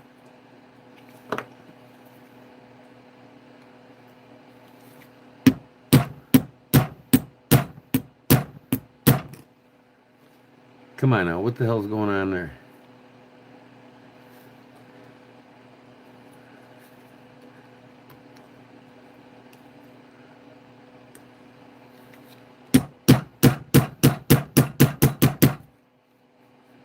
What in the hell?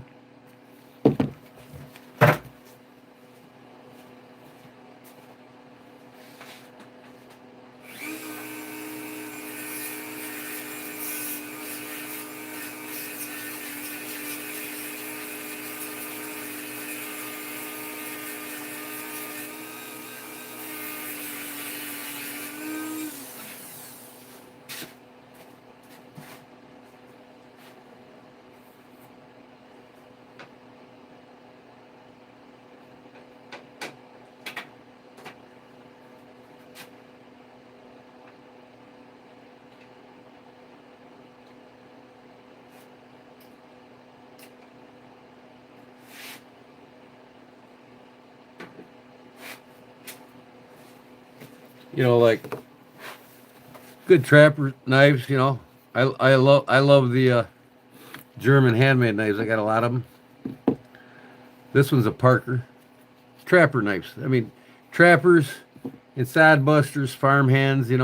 This happens to be a black Angus from a Kiss and Crane, just like a case sow buster, but you know,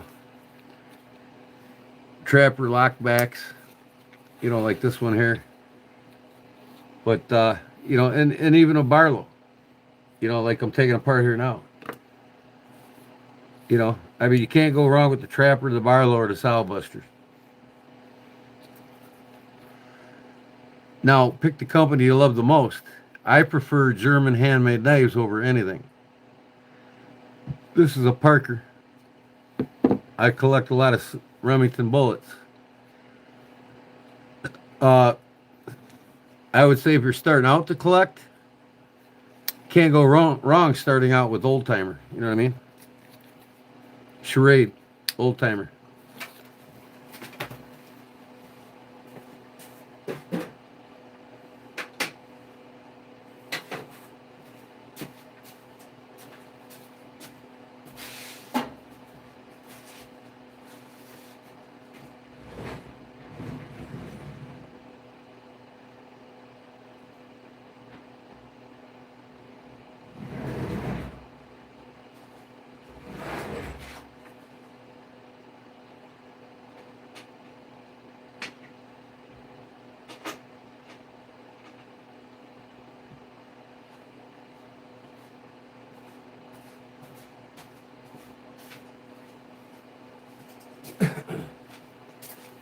And if you want lower budget, I mean, if you don't have a bunch of money to spend to start out, go with the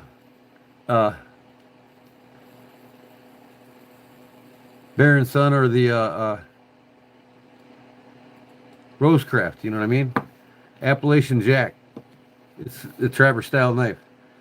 But here you got the trappers from old timer here from Charade. You know what I mean? You got the lock blades from old timer from Charade. Another trapper style knife. You know what I mean? Yeah, you can't. And you want to find the USA made ones, don't you? Unlike this one. See, this is a Chinese. This is an American. I mean, if you're just starting out and money's a issue, then get the Chinese ones because they make good as knives as American now. I mean, tell you what, these are all made in China. These roast crafts, phenomenal. Micarta, you know, start out with the old. If money's an issue, start out with Rosecraft and Smoke. Smoky Mountain Knife Works owns the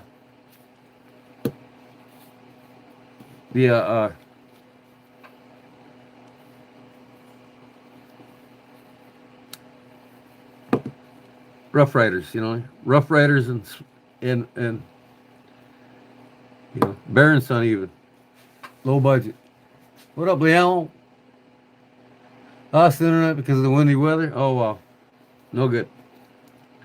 So yeah, I mean, I would say a trapper, side busters, if you want to use them too.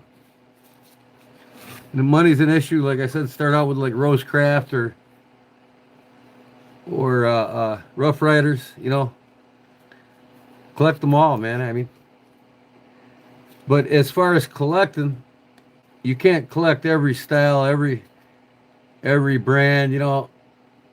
Pick a good. If you're American, pick a good American brand that you want. You know what I mean? Like mine is Buck. I mean, I love Buck more than anything.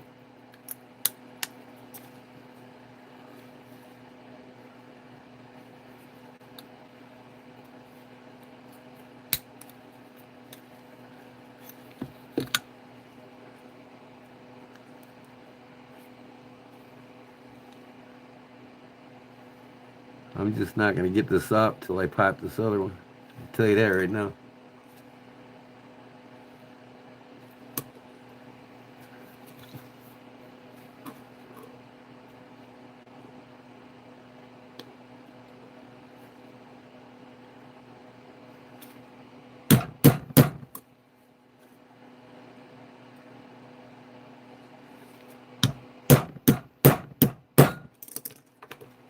I'm not saving these liners, so I ain't worried about them.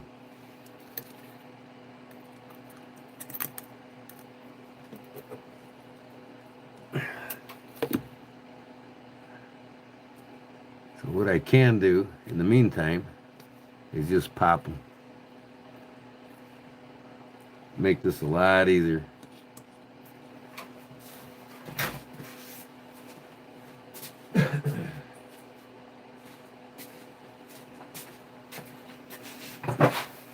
I just want the blade. That's all I want.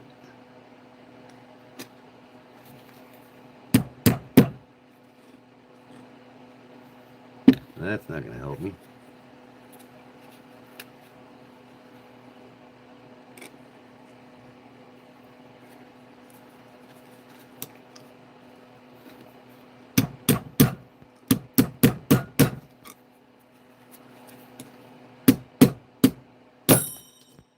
Oh, come on, man. Where'd you go? Razor blade flew on me. It said, see ya.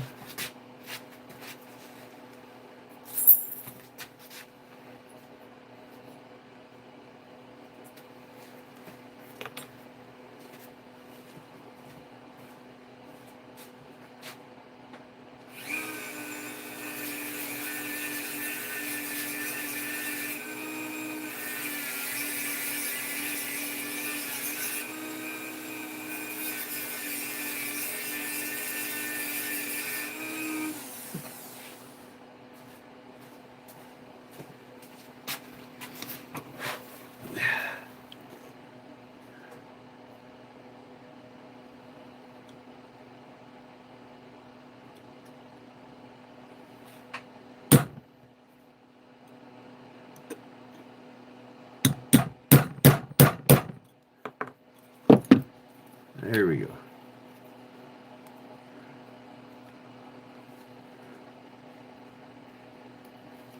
It's being a booger, I'll tell you that.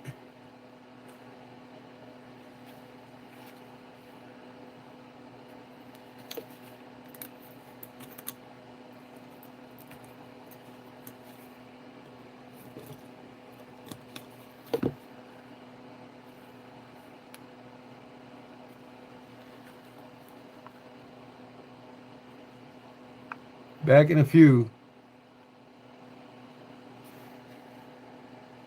Yeah, but I mean, pick a style you like, you know, knife that you like, a company you like, you know, go with that.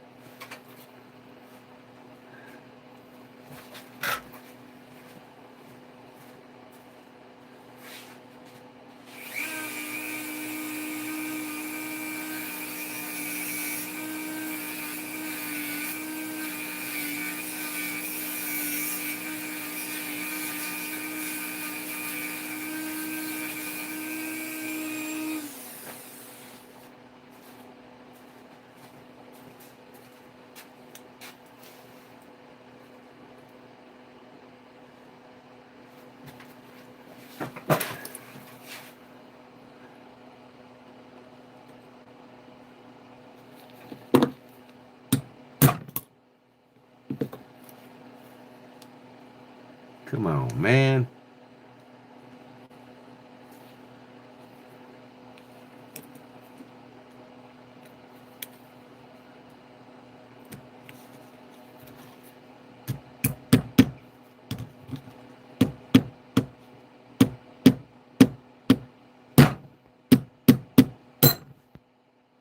There she goes.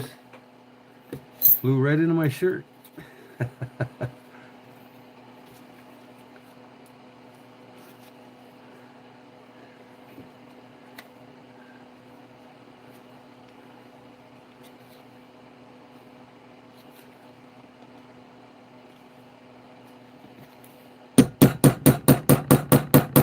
Come on, get out of there. Jesus.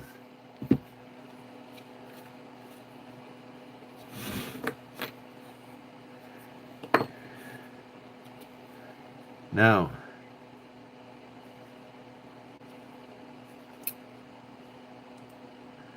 I am going to have to repin this thing too in order to get that blade out.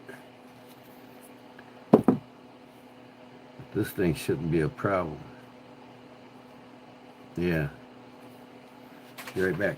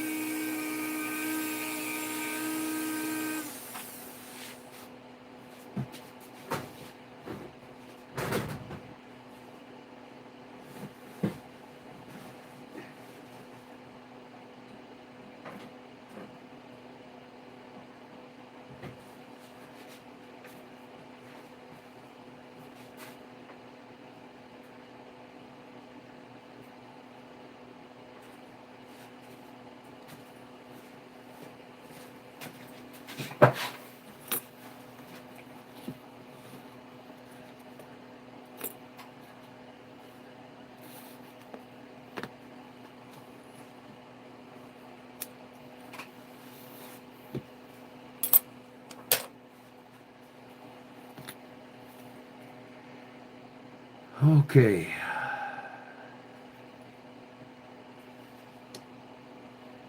Best thing for me to do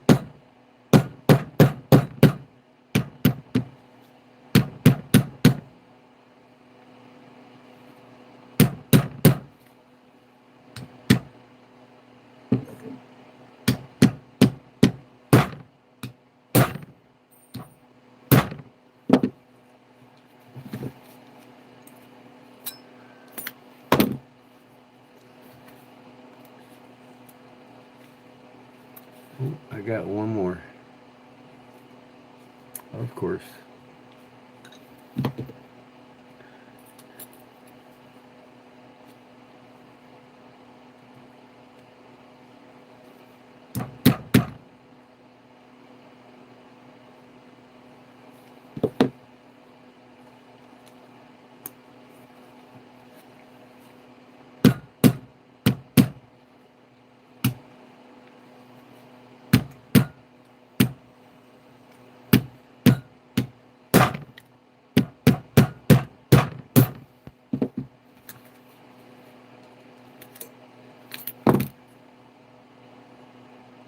Oh, come on, man. Really?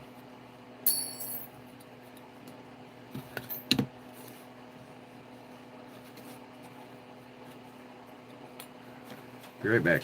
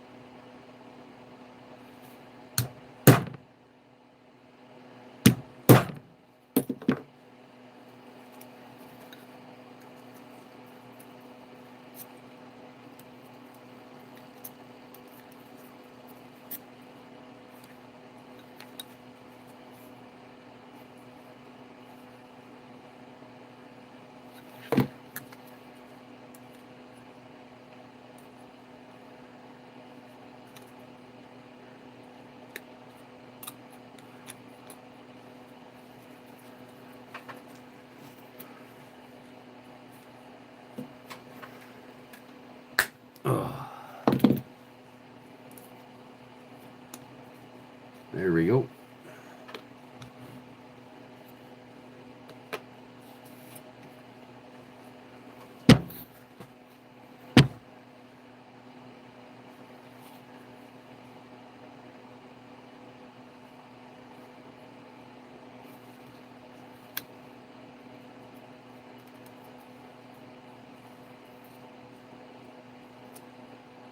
Come on, man. Come on, man.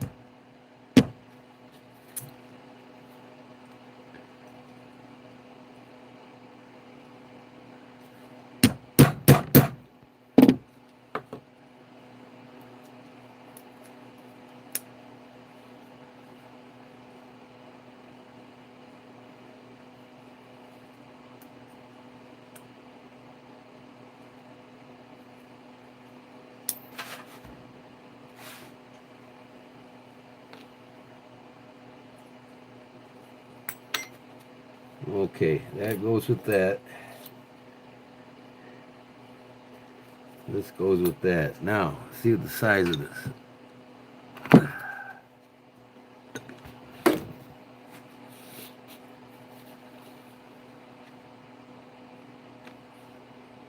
Not much bigger. The hole's the same. The tank's the same. Everything's the same. All right. So, this will work. Brand new blade.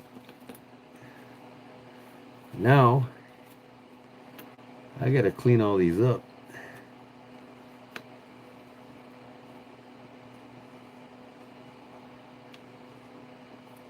Before I can put it back together.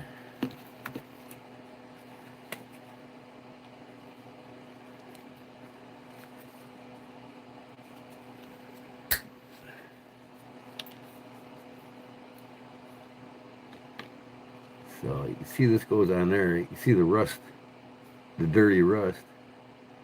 And it goes right there. And this one goes to it. I like to keep them together while I'm cleaning them so I don't get them mixed up. And this is the clamshell for it.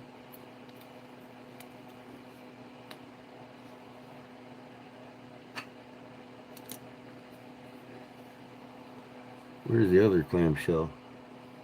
Oh, that must be it on the other side. Yeah, okay. That's the clamshell. This is the liner. This goes on top of that. And this blade goes on here like that. Okay.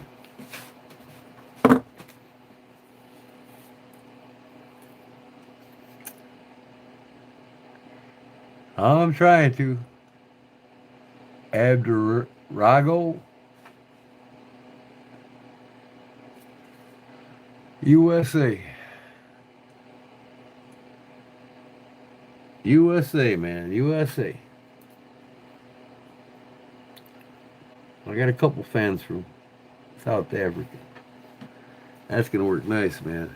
This will be like a new knife when I'm done. You know, these are only Delrin scales, but they look, you know, Mark Twain, right? How many Mark Twain ones did you find like that? So,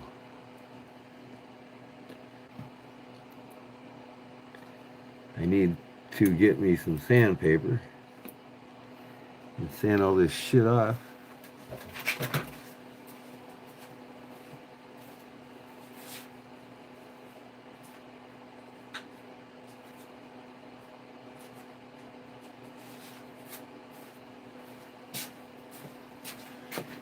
I think 320 grit will do it.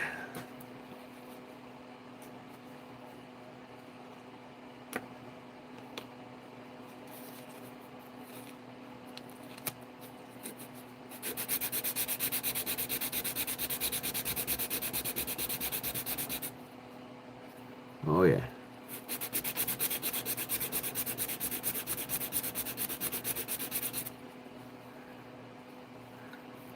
Well, that's got some shit on it now.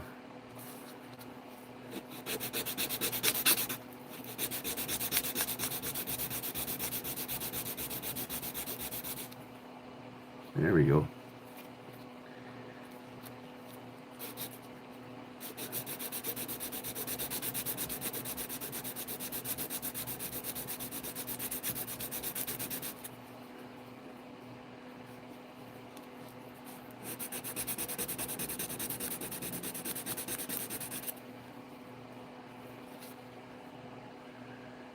I mean, I'm not a firm believer in getting it completely polished, you know what I mean? Just get the rust off of it. It'll last another 100 years. Either oiled up. That's good right there.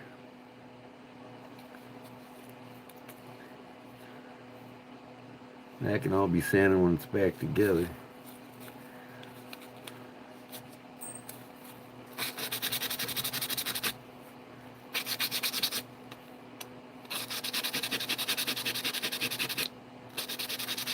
I'll spray it with some rusty neutralizer. Give it a good washing, and then when it's together,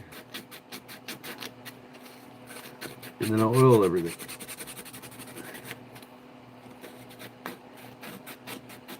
You're not going to see me put a ton of shit on my knives like you see the knife doctor do.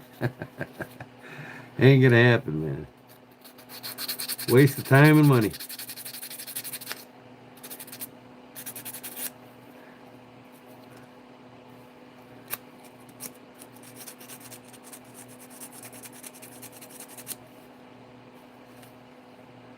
All right, that one's clean.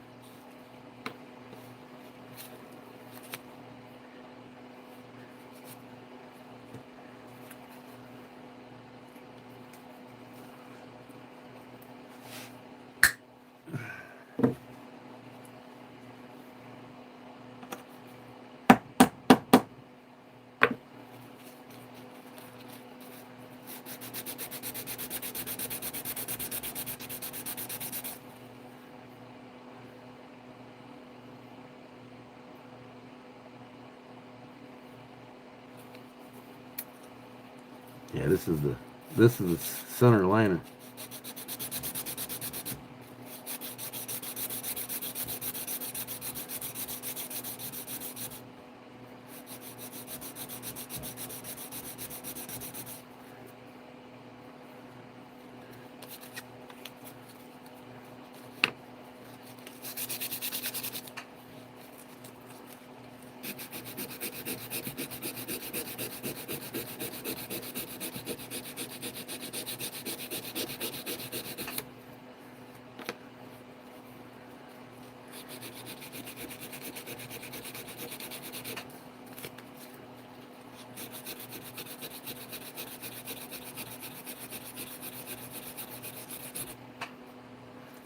Gotta leave some patina on her.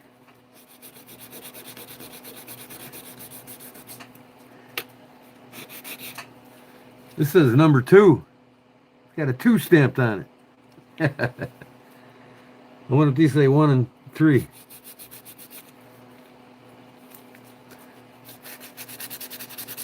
Man, there's some grime on this one.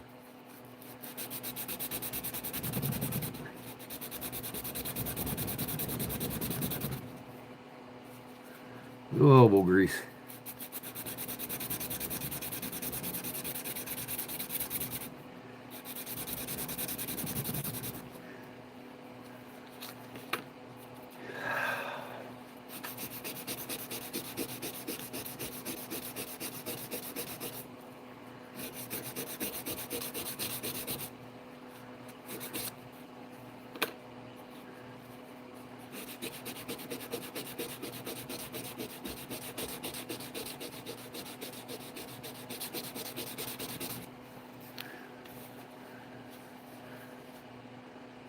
That's good enough on that one.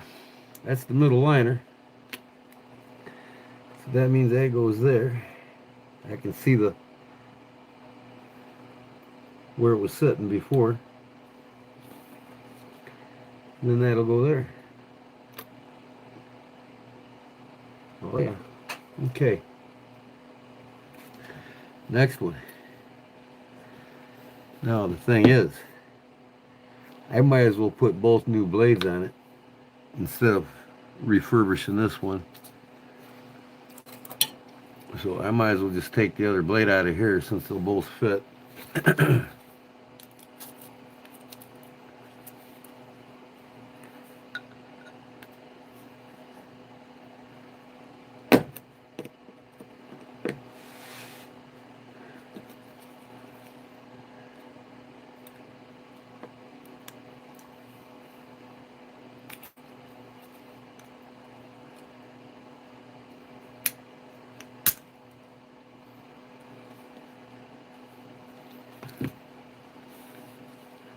2 new blades.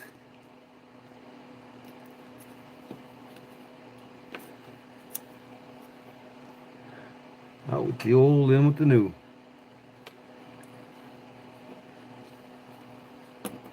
If you look at these, I think they had the same stamp machines or mold machines for the same blades.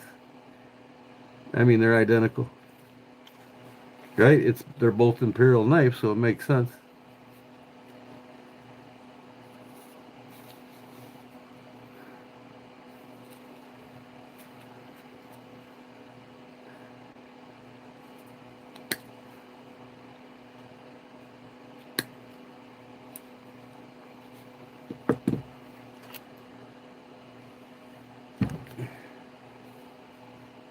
I know you all would have done the same thing as me, right?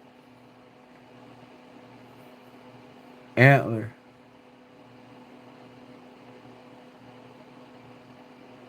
Big grandpa's knives back to life. God bless you.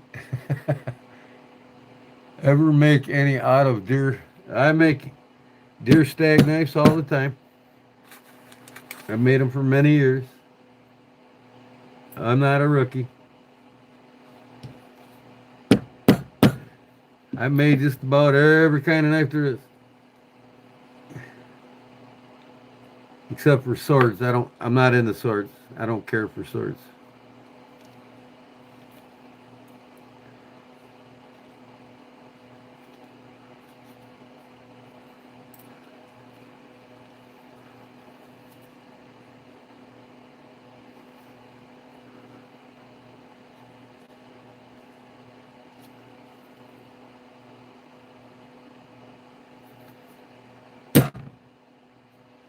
Come on.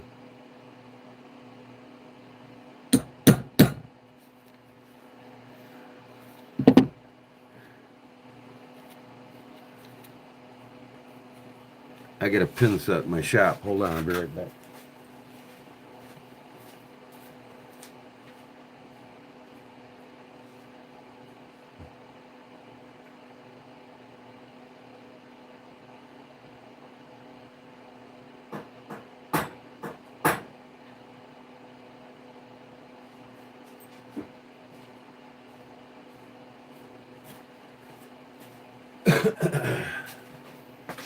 It's like a little cutout my mini anvil.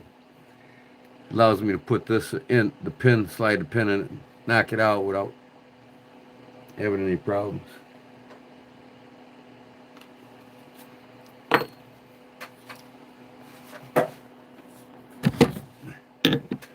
Okay, out with the old, in with the new.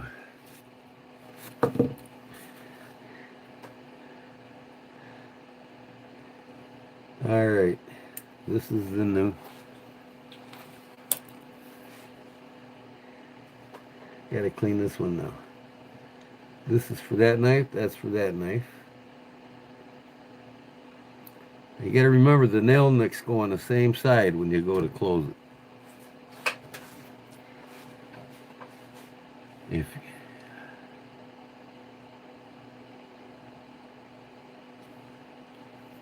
opposite sides, I'm sorry.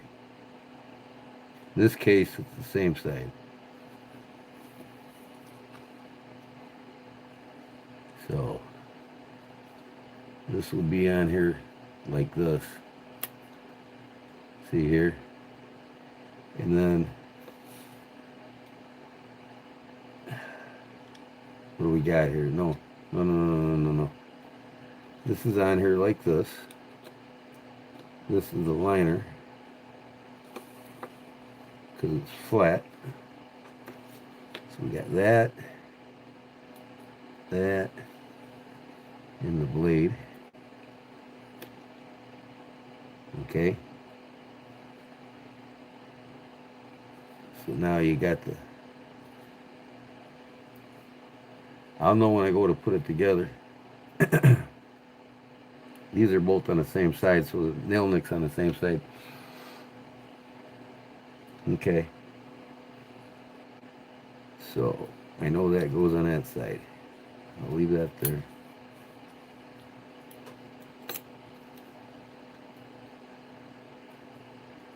Sand this down.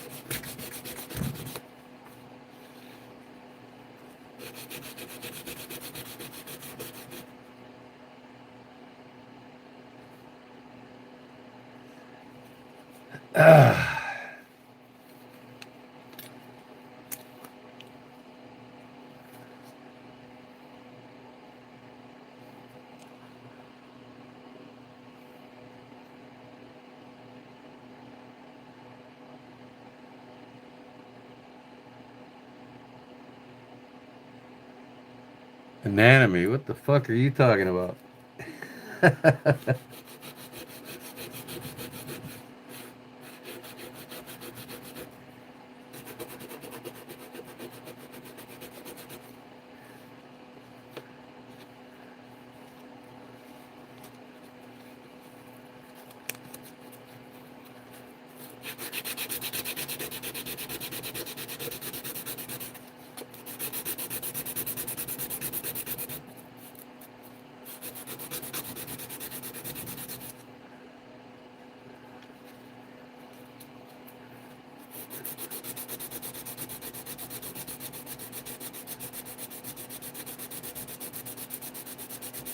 Hey Barb, can you answer me what this vlog's talking about?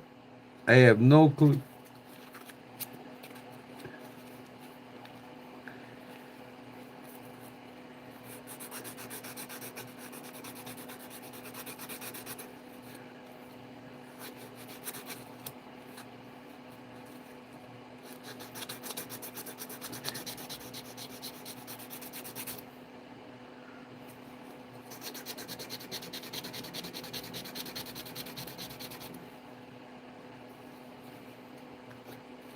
Anatomy. What is that? Some kind of cleaner? Is that what you're talking about? What in the hell? You lost me.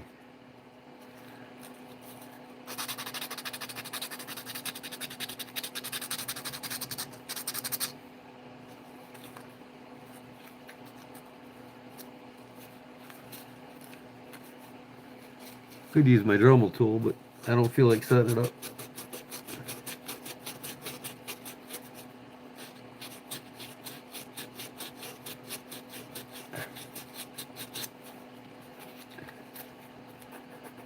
I don't think he knows what he's talking about. He's already left the room, see? He gone.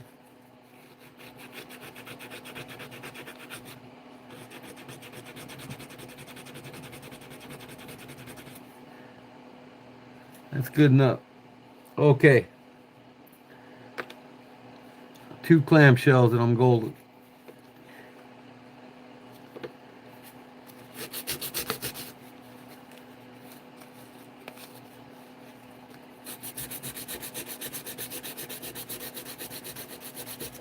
Wow.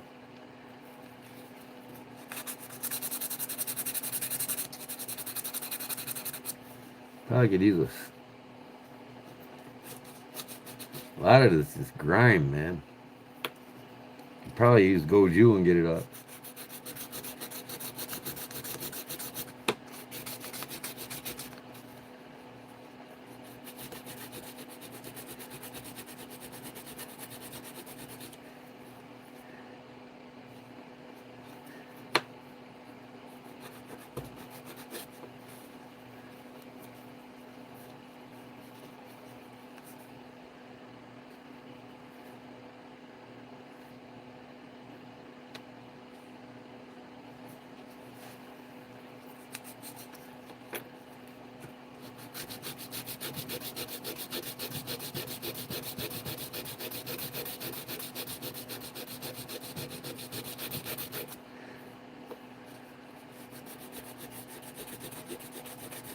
Like I said, I'm not going to go crazy on this because you're not going to see it. Most of it's just grime. Let me see if I can wipe some of it off.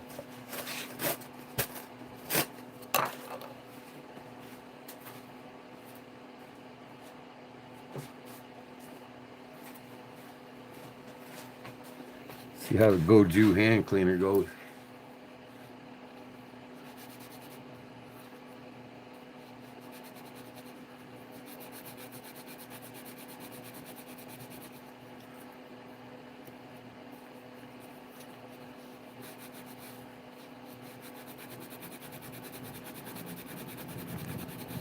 See that?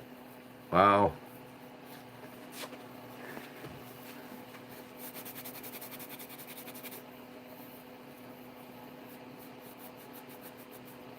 Old oil and dirt and grime from over the years.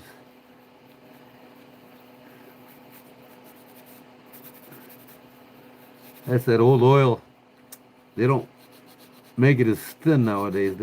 The old oil caked up and started gumming. Same with watchmaking. When I do the old watches that are 100 years old, the oils in them get caked up and dry. And that's what happens with these, the old oil from back in the day. It cakes up.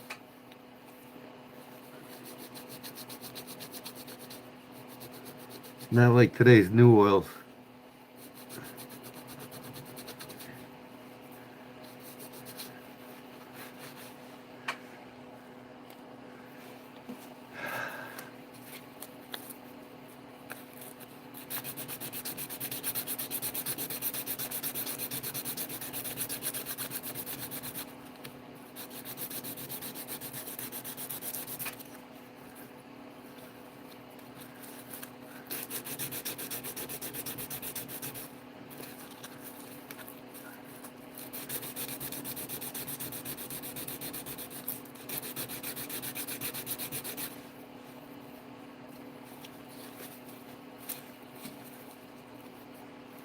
Grind them off? No.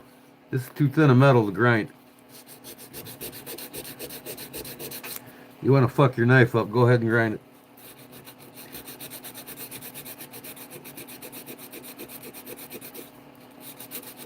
I could use the buffing wheel, but my wife's sleeping and I'm doing it by hand tonight. I don't want to wake up my wife.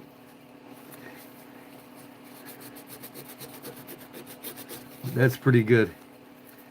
Sometimes you gotta let an old knife be an old knife.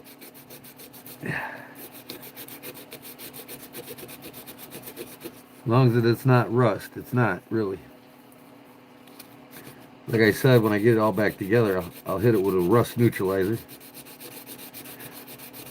Let that cake up inside of it, and then I'll rinse it with a starter fluid, and then I'll oil it. That's good enough.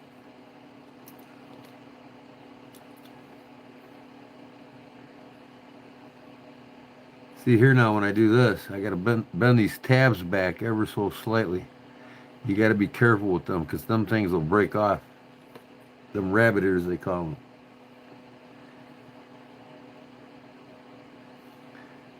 They bend over into the slot that's on here. That's what holds it together.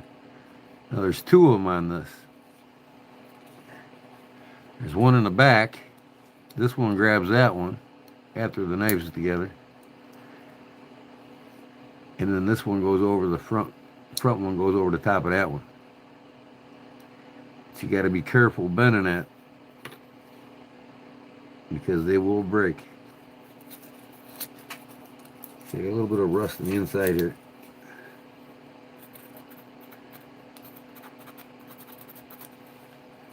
I could take my Dremel tool with this.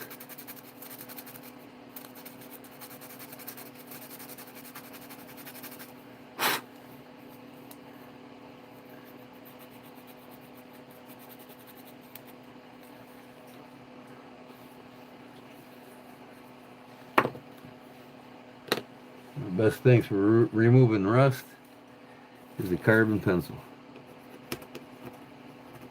Look at that. Gone.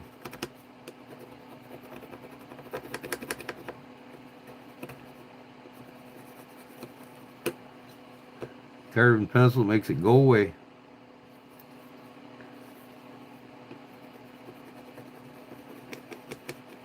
It's just surface rust.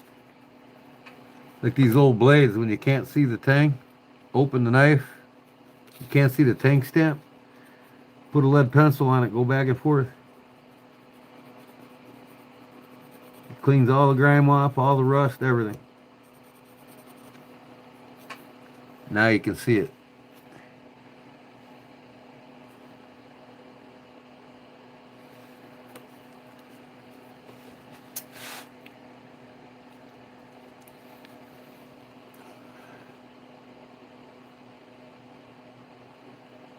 I answered Philip, how do I pop the rivets out? With a pin punch. Or when the knife's open, you take a razor blade, you go between the blade and the liner, knock them out. Majority of them are, the brass ones are easy to pop, cut in half with the razor blade. You could take the whole knife apart with a razor blade. It's up to you. But you don't, if you're saving the handles like I'm saving this, I don't want to be cutting on here. And besides, these are made to pop off. They're clamshell. But these here, if I was to save these scales, I would take these down as flush as I can get it, and then I'd start drilling. But I wouldn't even touch that. I mean, if you got bone, you really don't want to go whacking on a anvil because you can crack the handles if you're saving the handles. But 9 times out of 10, I don't save the handles. I put new ones on anyway. I just want to restore this knife back to original shape. And I got an Imperial China knife, but it still says Imperial on the blades, and they're identical. This one's identical to the new style. It's like they stamped their blades out of the same material with the same dies. They got a 50-ton press that'll stamp that blade out and that blade out. Pop! They'll do like 100 of them in one sequence. They'll punch out 100 of each blades in one press with a 200-ton press. And then the skilled craftsmen or whoever, they'll cut the bevels in. Big companies got machines. They just put the blade in the machine like this. It clamps it in there and cuts the angle for you. Just depends on how high dollar the company is. One more to clean. You see here, I got some rust there. Check that out.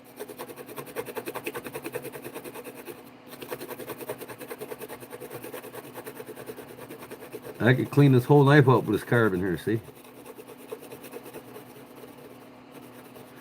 But if you're a knife hunter, you go to antique stores, you go to auctions or thrift stores, or wherever you go to find old knives, garage sales, always take a lead pencil with you. The majority of the time they're old knives, you can't read the tang stamps. So the lead takes everything off the tang stamp so you can read it.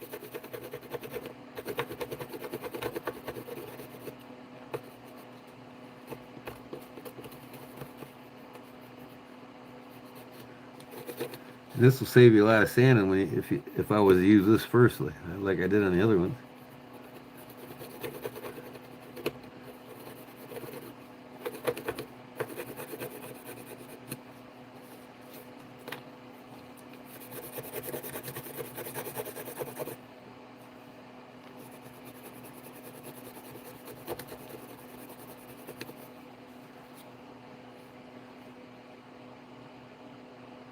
Barbarian.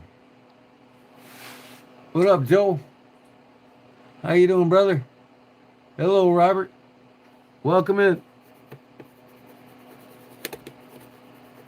It's only 2 in the morning, man. Night's going slow. At least I found something to do here, huh?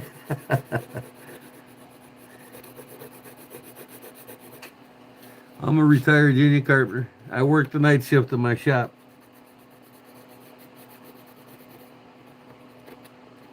Barb's probably like me. Don't get up till 1, 2 o'clock in the afternoon. But if you got grandkids, I'm sure you're up a lot sooner than I am.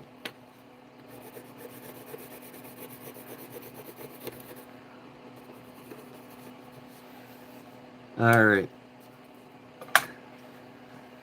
That's about all I can take with pencil.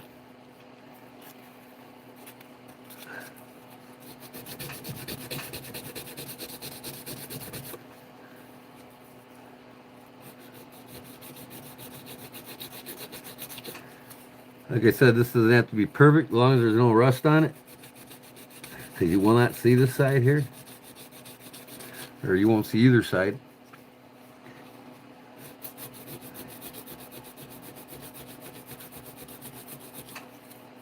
Well, you'll see this side on the inside, but not much. I mean, I could spend all day and sand it down, but like I said, sometimes you just gotta let an old knife be an old knife. It's an improvement with new blades in it, right?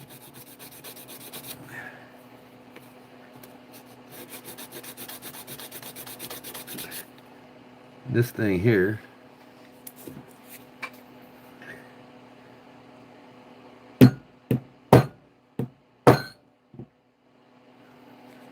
kind of dented it a little bit when I was punching that pin out, but it's fine now.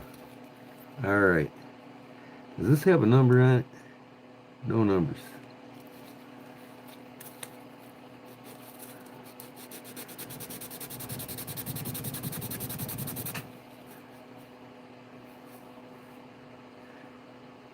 Like I said, I'll put rust neutralizer on the whole knife when it's together. Let that soak for about half an hour, and then I'll spray it out with a carburetor cleaner. And then I'll oil the knife, and it'll be golden.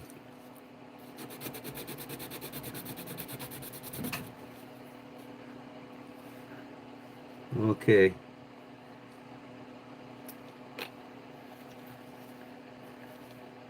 So I'm pretty much good to go.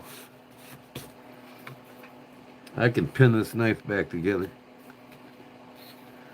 Hope I don't wake my wife up.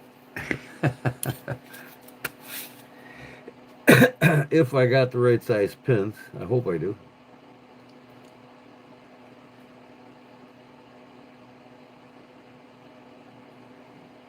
Front and the back were brass.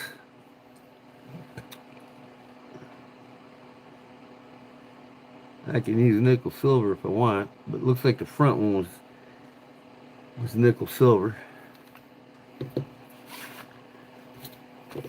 I like to use nickel silver on the blades because that's where all the torque's at. So just to show you how this is going to go together, first thing you got to do is put these three sections together with the blades, right?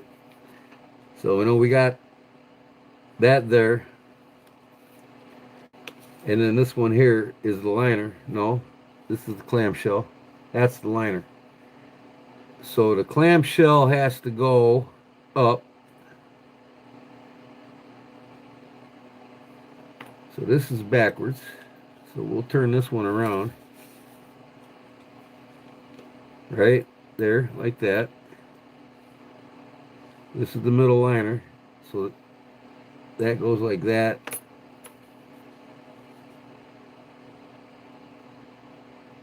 This goes like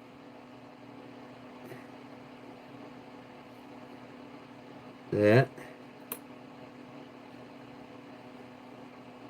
Okay. This spring goes on there like that.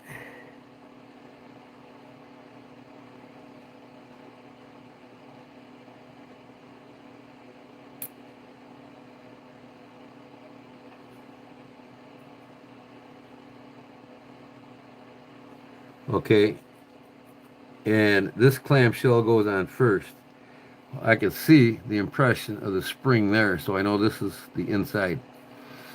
But one way to tell this is the inside is, see the clamshell?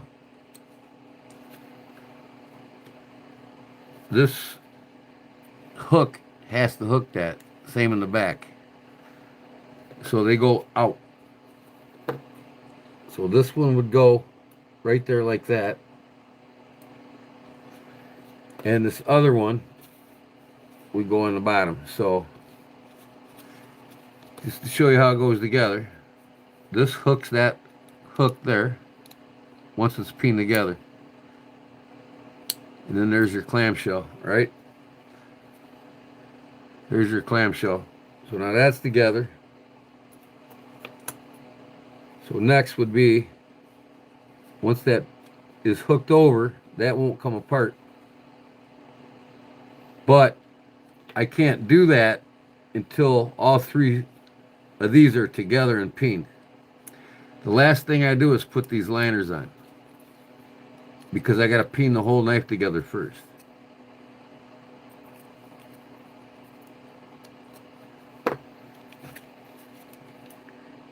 The clamshells are the last thing to go together, and then you just bend this front tab over, and it locks that one and that one in place.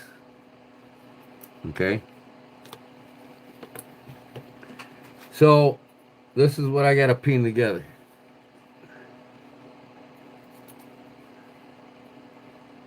This blade here,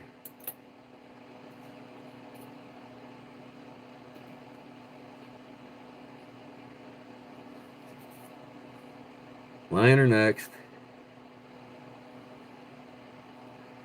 Now I can see the pattern of the old springs here to make sure I got the spring on the right side. This spring actually goes on this side. Okay, I can tell that by looking at the old, there's a wear down here. And that's got to be right, okay?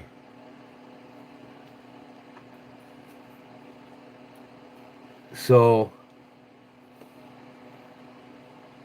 that one's thicker. That would be for this blade. Nail nick on the outside.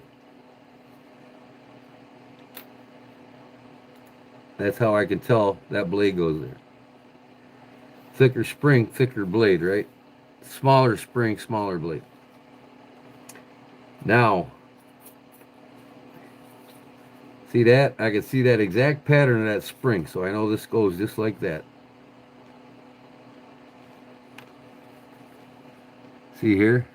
This spring is the same shape as that pattern. There's a slight pattern on that liner. So that goes there just like that. So this is the bottom, just like that, nail nick on the outside.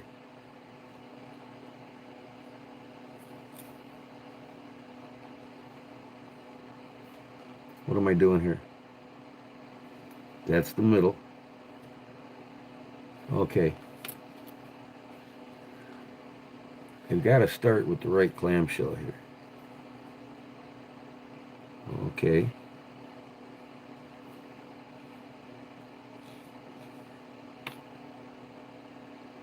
That one goes there.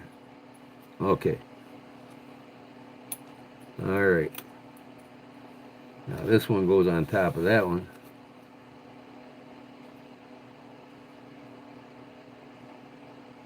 Nail nick on the outside. That's the middle liner. Here's the next spring. It's the right pattern on the liner. It's the right spring. And the blade goes there. Like that. And then here's the clamshell hook to the top. Just like that. So that's what I got to pin together. Them three, just like that. And you look at these blades. You always have the nail nicks on the same side. And the smallest blade will be on this closest to you. Because it's too hard to, it'll be easier to get to it. So when it's closed,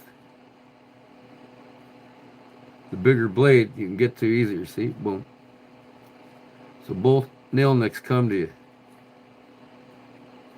You don't want them both facing each other. So that's going to get pinned together just like that.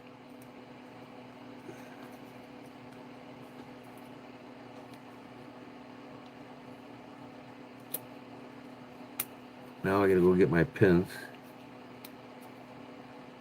So now I will do this so I know what's what.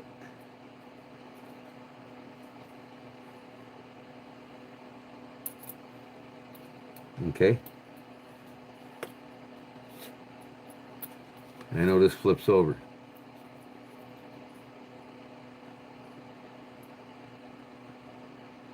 Okay. Keep the old dull now to give the quest you don't like and watch them try and cut a steak. What? What are you talking about?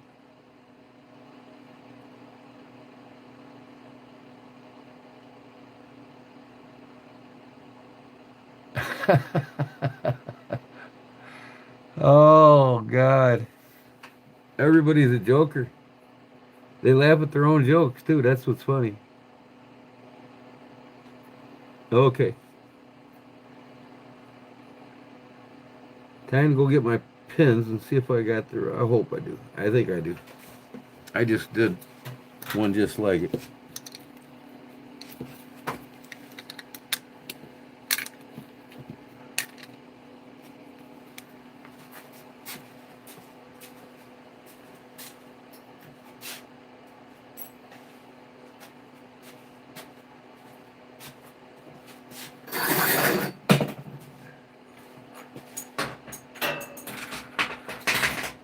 Something fucking falling down.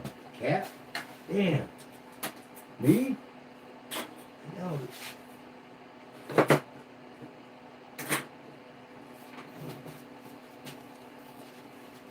Oh, that's cat. Leave that shit alone. Well, there it goes again. Falling everywhere. Come on, man. Talking to myself. Alright. Obviously, I need a smoke break. Oh, I didn't even look for my pins. I'm gonna get a cigarette first. Been a while.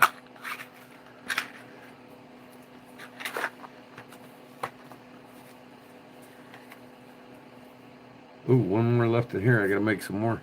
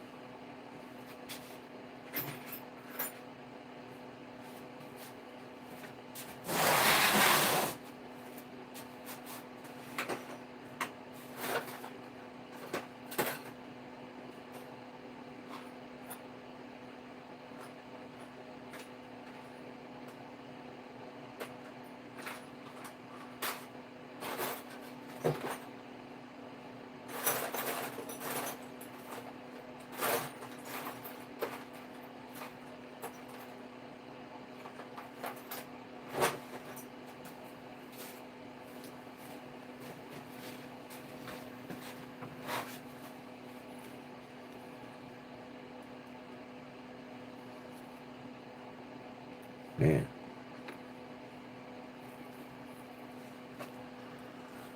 Just too big on that. I gotta get one small.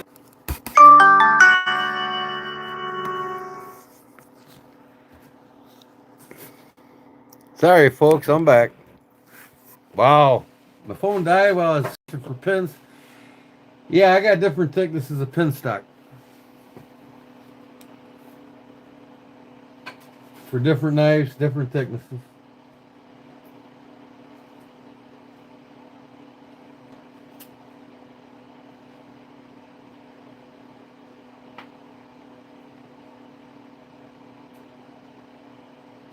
Okay, that's that for that one.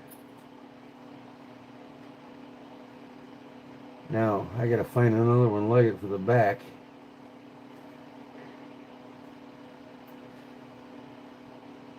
This might be too thin. Yeah. I gotta find another one for the back. Y'all still with me?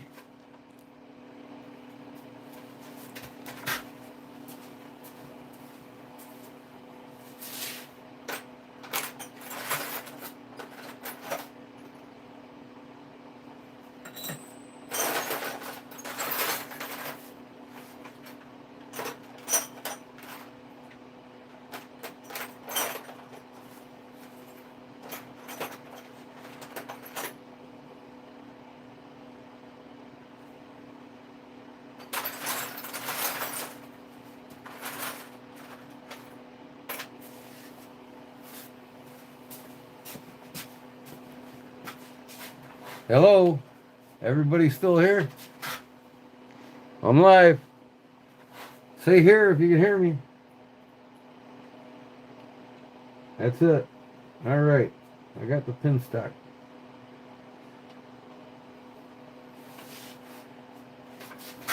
Make sure this phone's plugged in.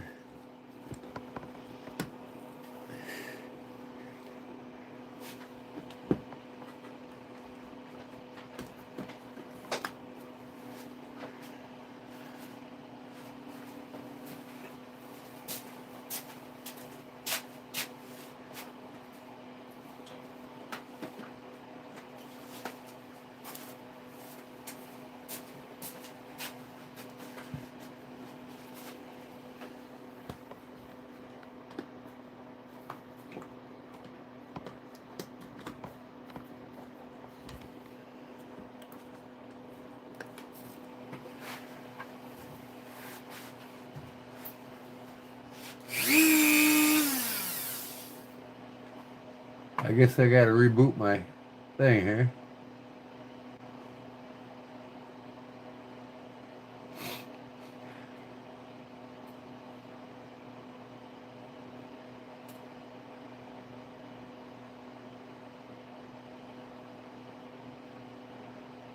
Hello, does everybody hear me? Everybody here still?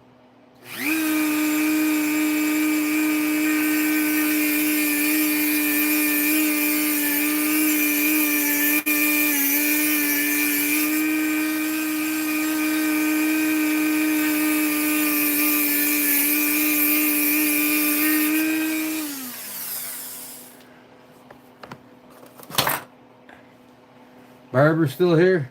Everybody else probably left, thought I was gone, huh? All right. Come on, man. Come on, come on.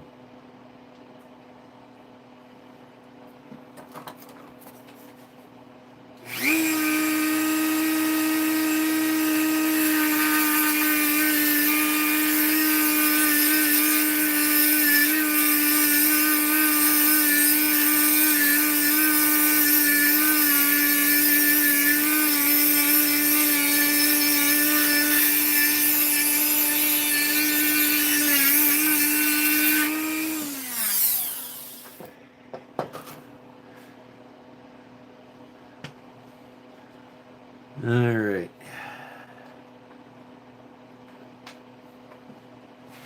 Let that cool off a little bit. What's my trophy for? What trophy? How the hell do you see a trophy?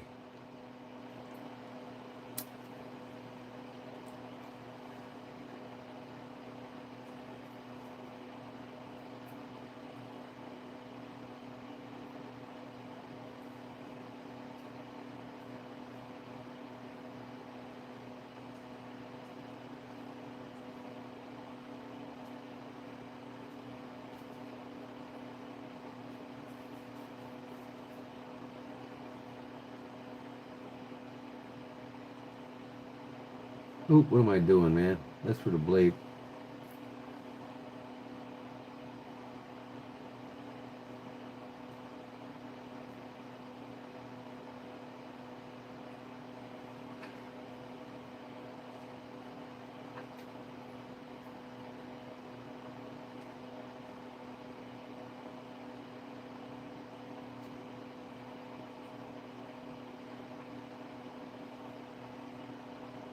I'm gonna go see if I got a wood block.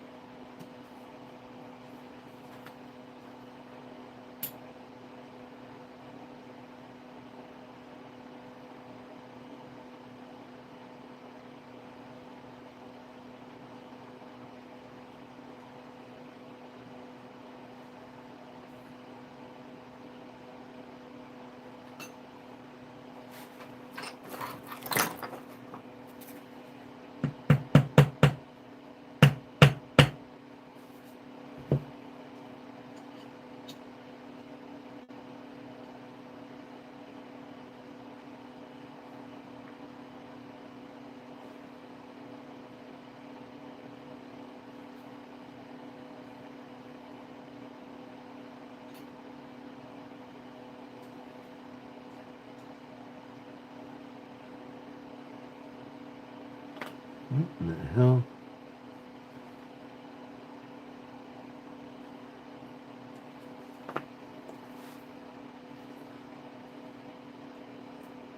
Yeah, what the fuck is that? Alright, alright. Wrong pin.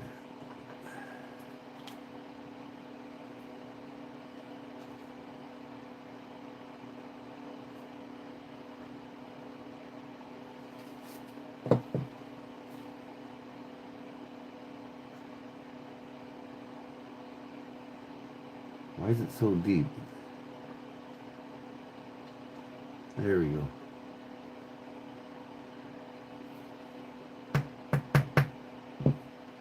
Okay. That's the clamshell down.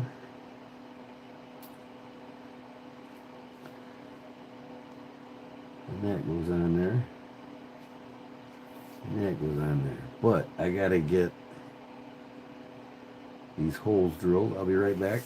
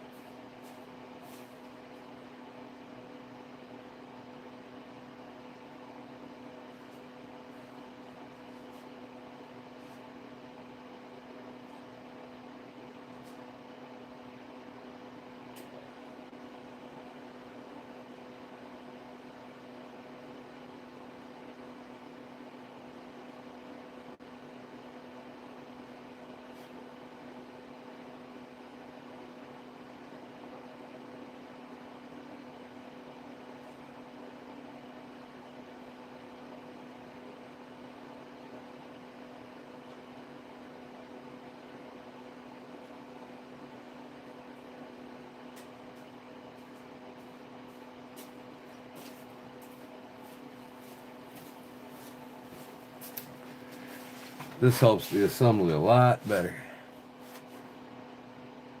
For a shirt audit. What the fuck is a shirt audit? A shirt audit. Okay.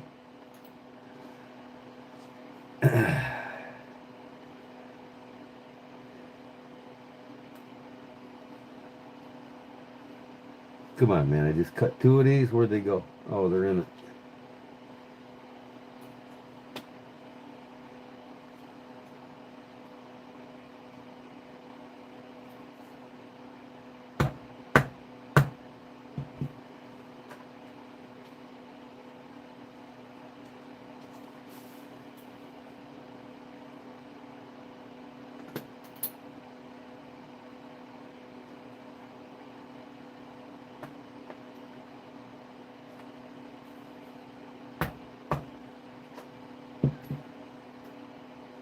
Okay.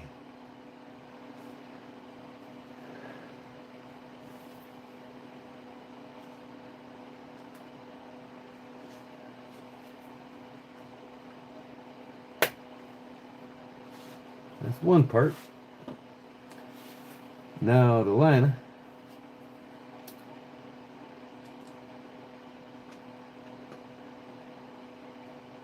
Middle liner. Come on, get in it.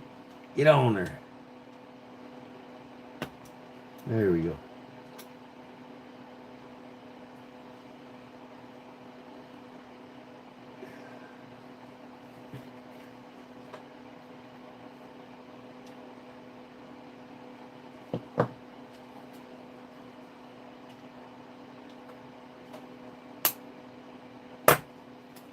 There's the middle liner. Oh, now the blade came off. You son of a bitch.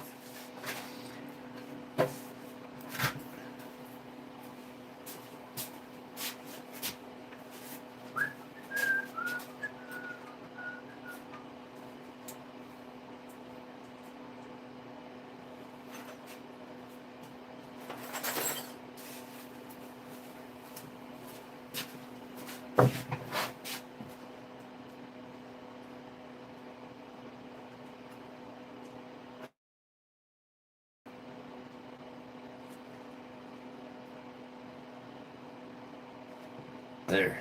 All right. Now this spring.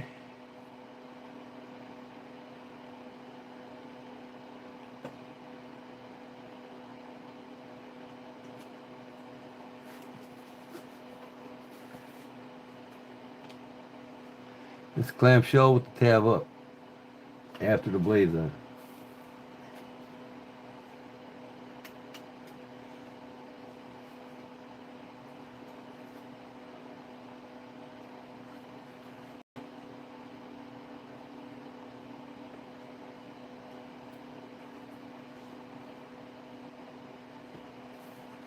Last liner.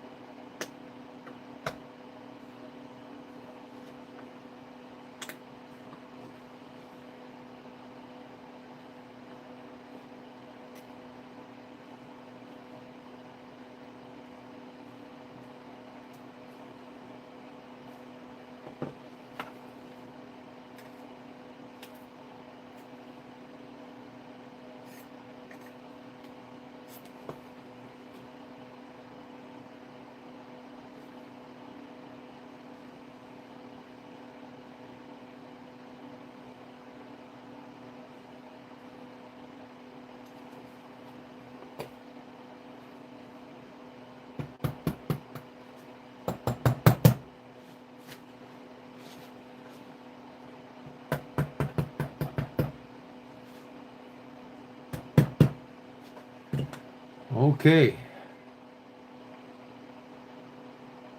That's together.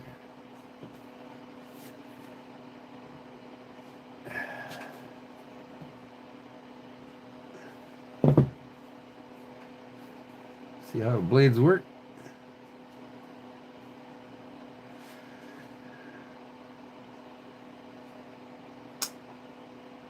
Wow. That thing's buried. Why? Holy shit. What about this one? That one's fine. That's not cool. That tells me the old blade has a wider kick, a lengthier kick on it. I don't understand that.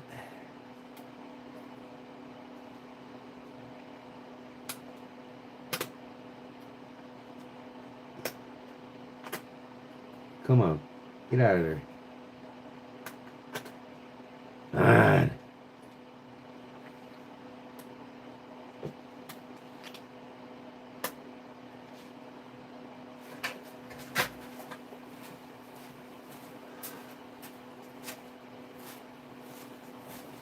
Wow.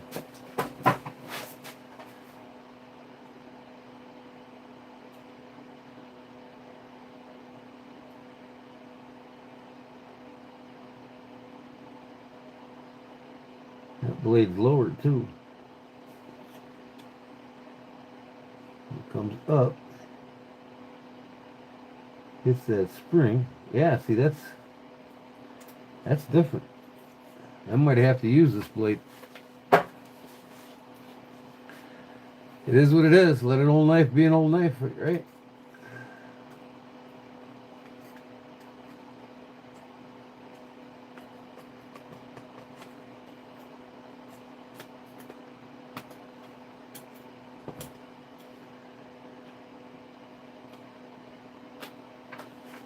Super chat. $2, Charlie Arms. This is all I can do. I don't want to wake my wife up. Thanks, Charlie, for the $2.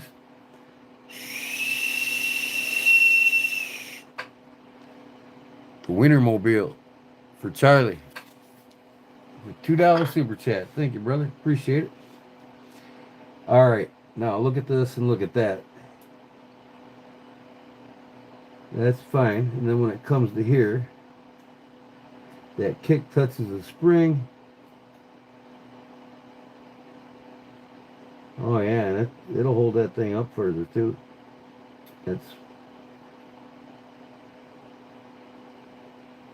in a close position. It'll be right there.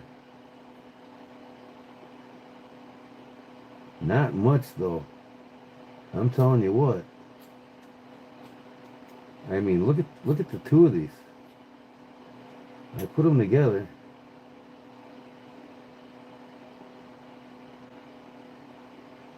Oh yeah, that one's a little bit wider, so I'm just gonna have to see what happens with the old blade.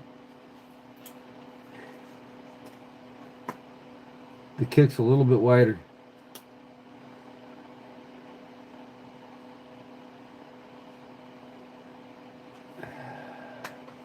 Come on.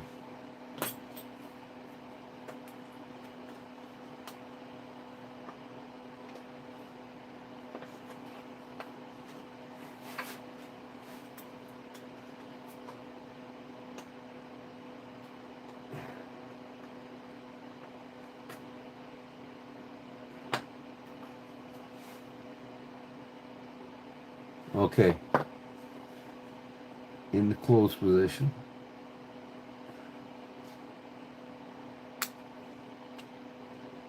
Yeah, it's sticking out. See that? That kick's wider. Just to let you know what a kick is, if some of you don't know.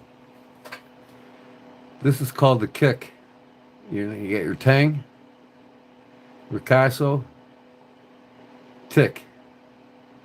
Or kick, I'm sorry. K-I-C-K. Ricasso or grind, bevel grind line. But this is the kick, K-I-C-K. And the purpose of that kick in the close position is what keeps the blade away from the spring. or up as high as they want it. Now, this is up high enough now. I can get to it. And my point's inside the liner. So that's good. So, unfortunately, I'm going to have to do without the small knife. See, there's plenty of nail nick for the big blade, see? But they're both right there now. Okay, so I'm just going to put this together with that old blade in it. Let an old knife be an old knife. Here's the original one. And this knife was originally made in Rhode Island, U.S. But these blades are made in China, but it doesn't matter. It still says Imperial on the blade. Somebody will scratch their head on that one. They'll be like, how come it doesn't say America or USA on it? Like, something's throwing me off here.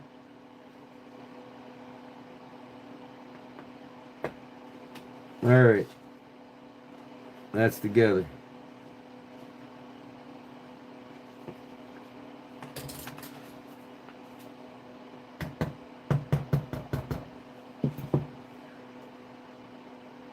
All right, test it now. Yep, I get the small blade out and the big one. There's a lot of snap in it too, boy. Good deal.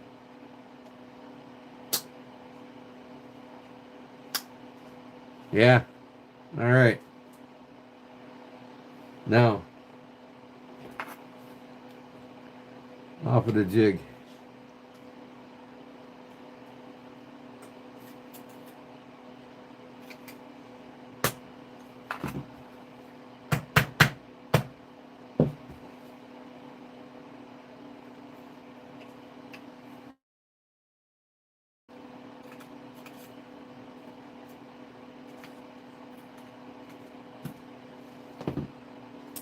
There we go.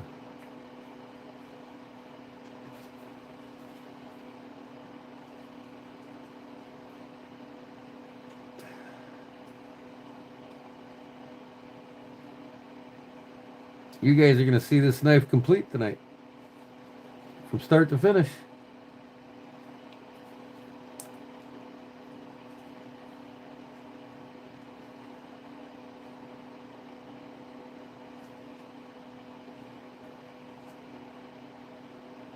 Now see, this is all twisted here, see?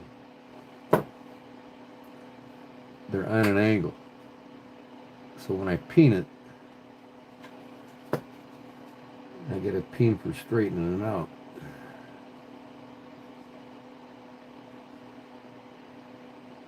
And I could probably put a clamp on it. Wouldn't be a bad idea.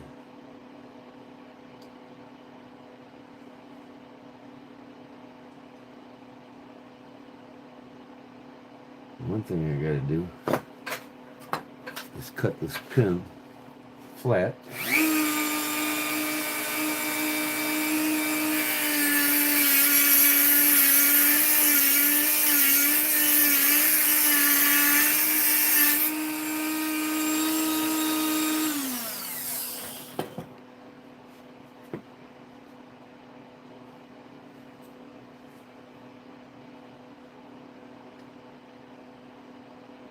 About just enough to peen it.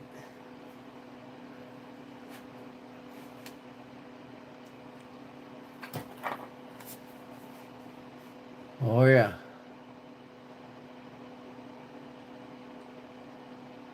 He's talented. Caleb's talented, and he's going to get more and more talented. He's a generational talent. I mean, he's doing things in the NFL nobody can. And he has the NFL record right now for most comebacks, 7. He beat Tom Brady by 1 game. You can't say he don't have the talent. He's got plenty of talent.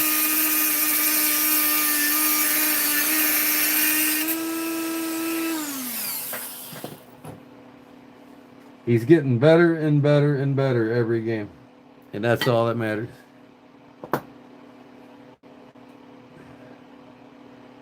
Okay, now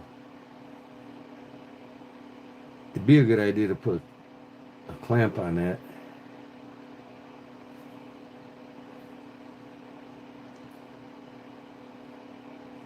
But one thing is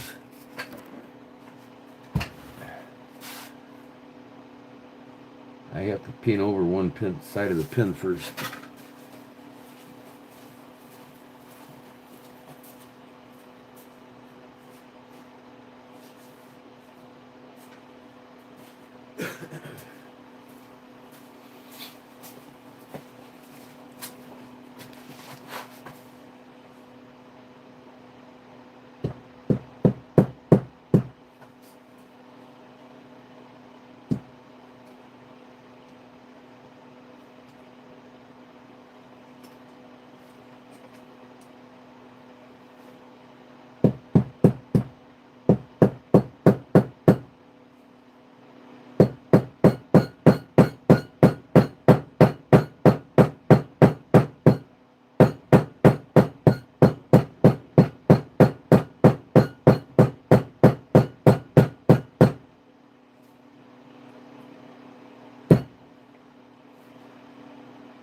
That's good there.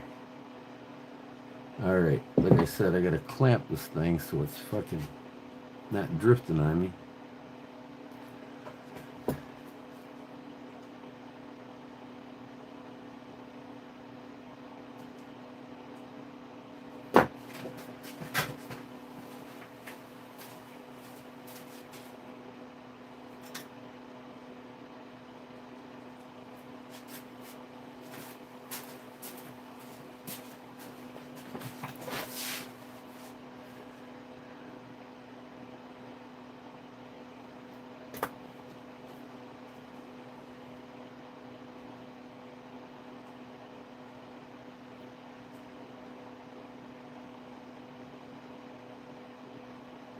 Am I lined up?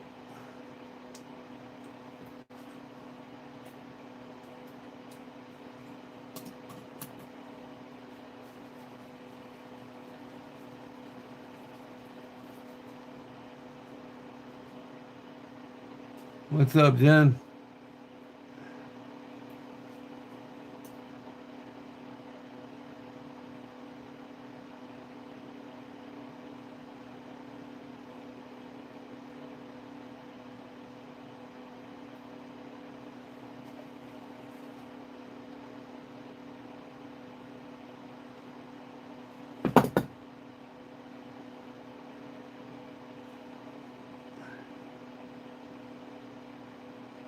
You don't want this thing shifting on you when you're peening it.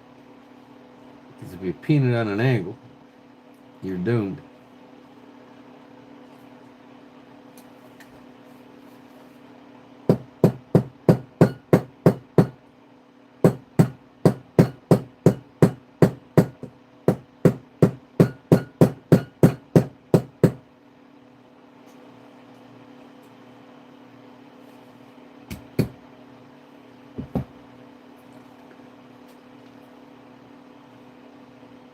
Now I can tell you one thing right now, it is shifting.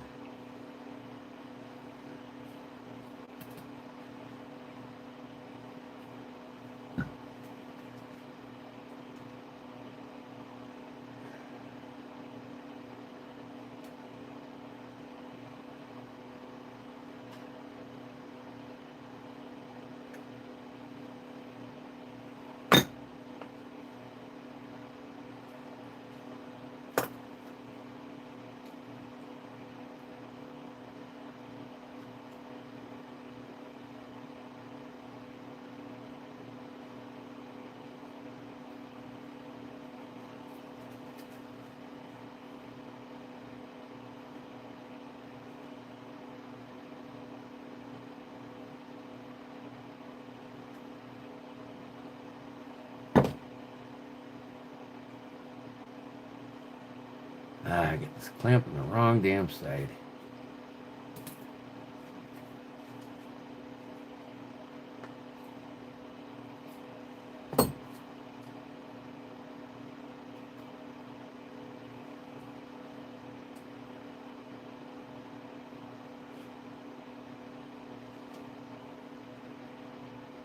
little too much.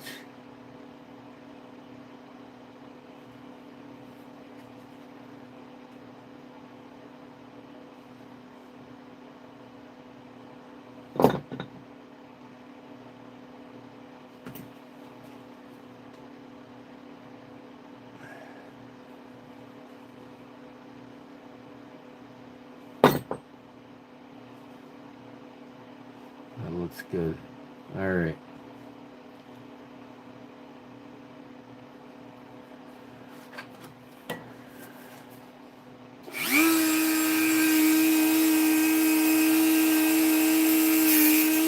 Come on.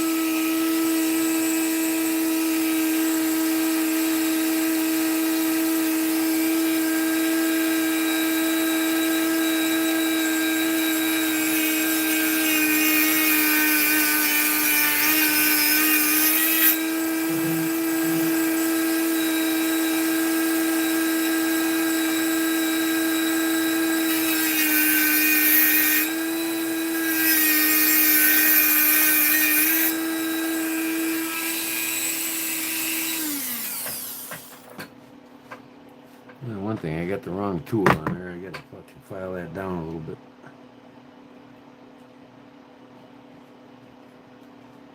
In the meantime,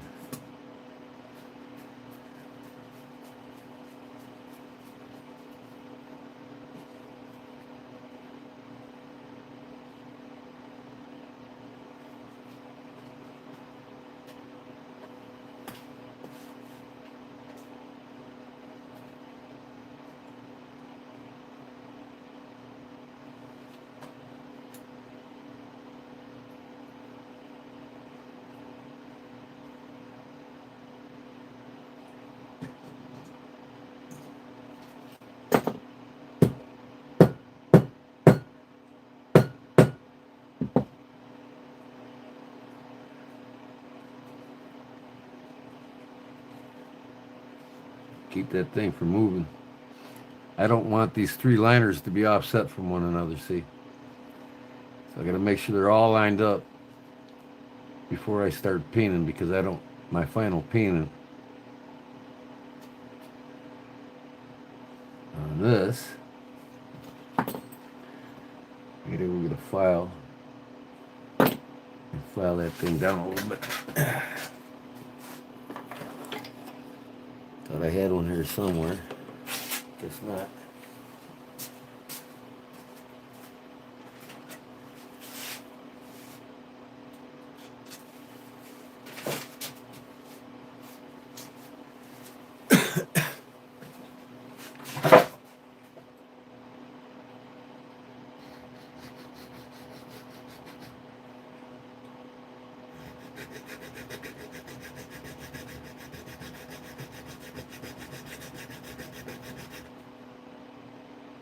That's about good right there. Make sure nothing moved here.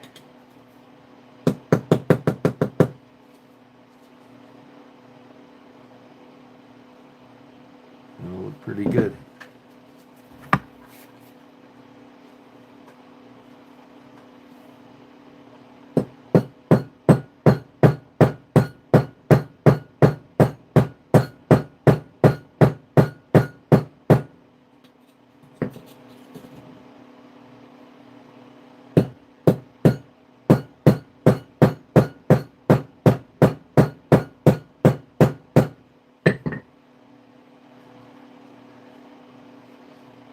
No, that fucking thing moved again. Damn.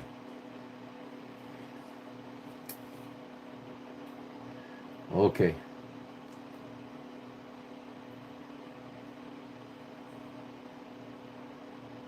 That's good.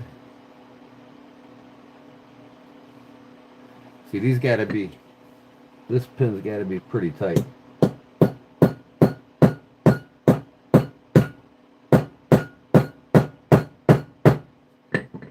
It's keeping the liners together in the right spot.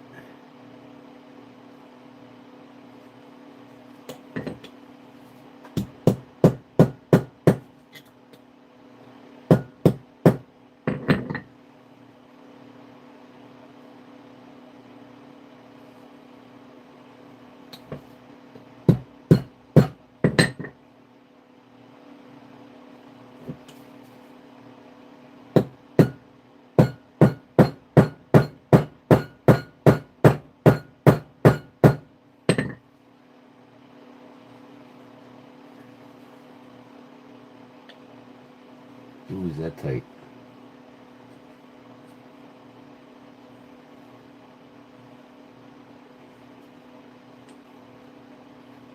I can rack these blades when I'm done though. See, I just put my hands on it and I just rack the blade, loosen it up.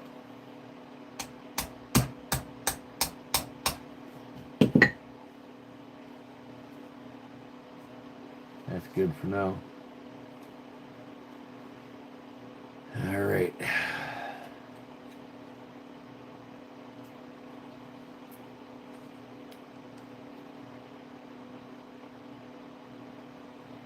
What the heck happened here?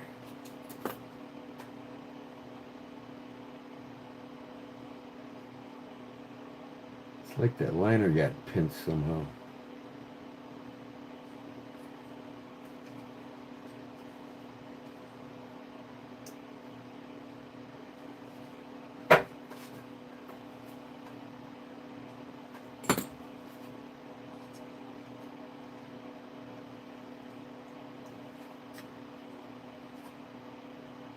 How in the hell did that happen?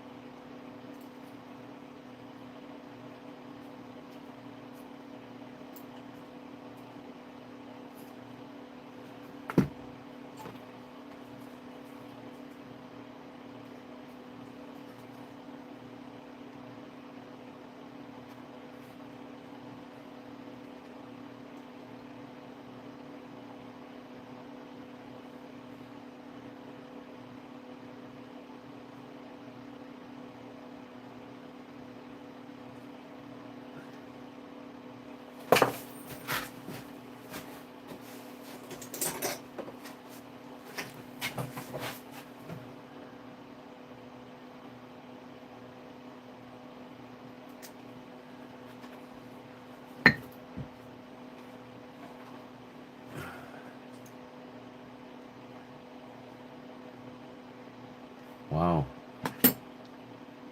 Huh.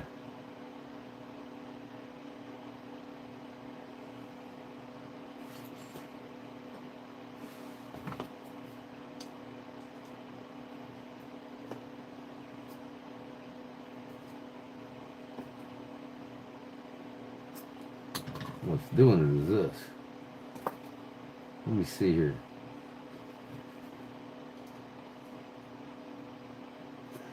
I'd have to put a fucking spacer in there until I get it pinned together.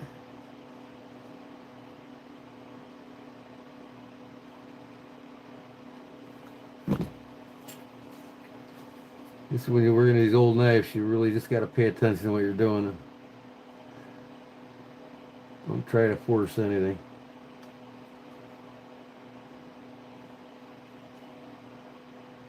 Everything looks pretty straight.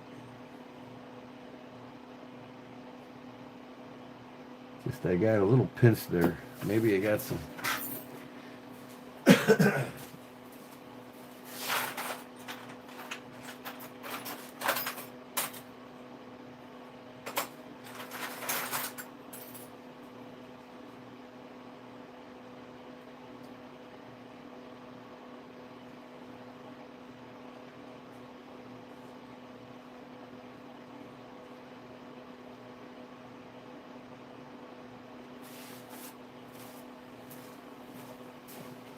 Got a piece of brass stock to put in there to maintain that gap while I peen this.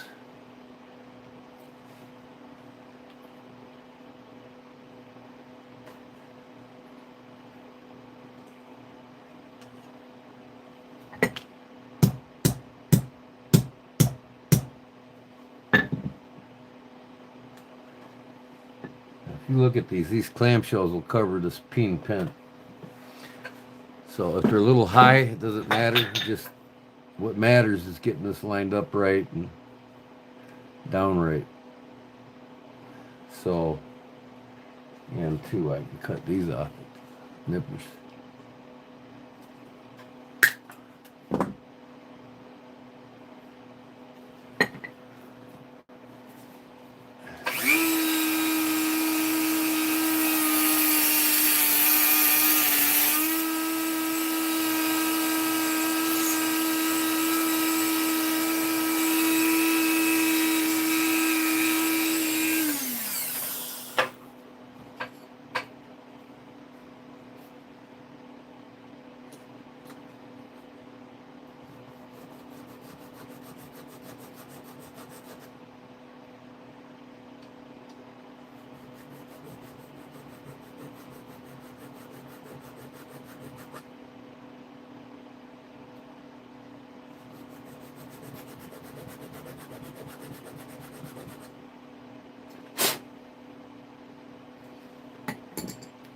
Okay, look at my lineup again.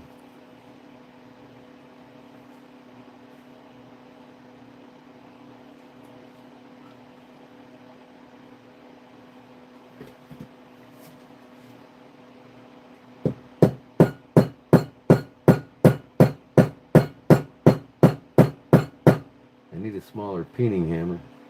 I need to buy one. I've been wanting to for a year now.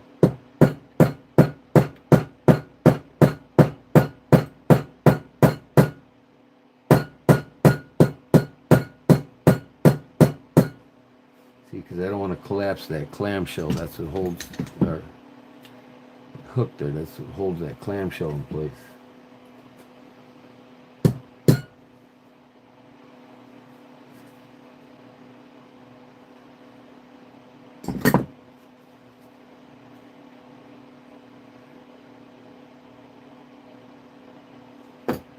So it is what it is.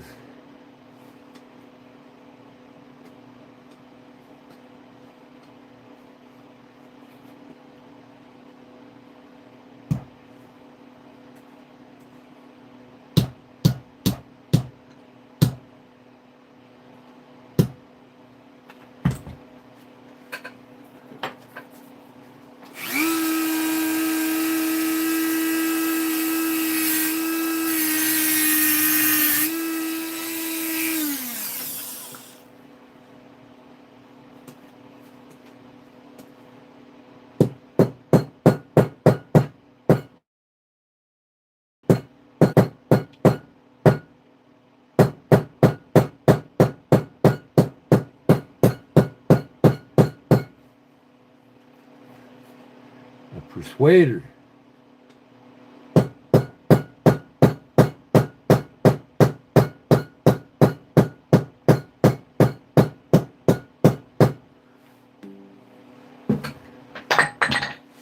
Come on.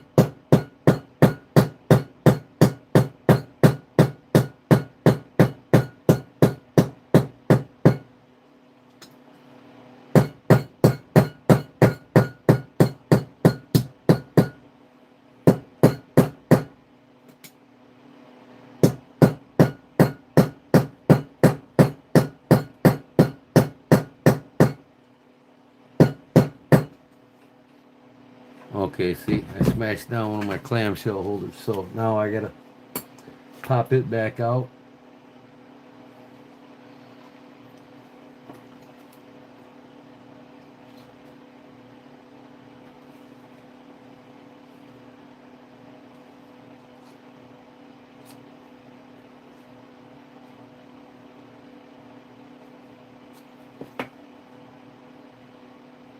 That's a lot better. All right.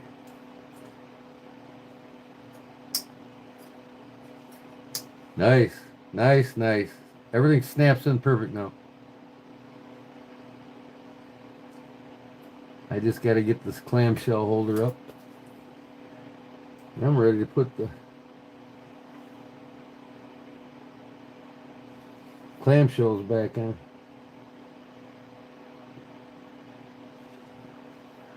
See if I can't do like a little coordination here.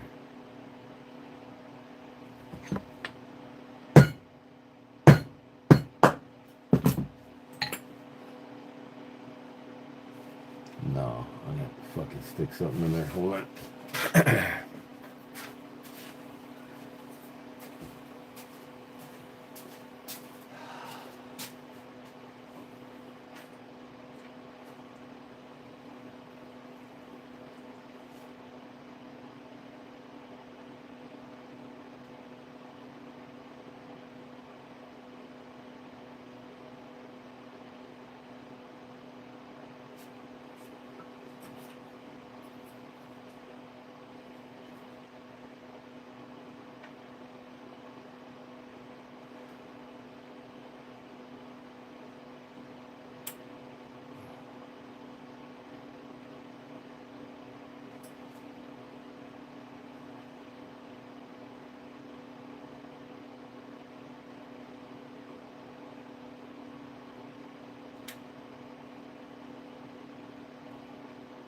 Okay.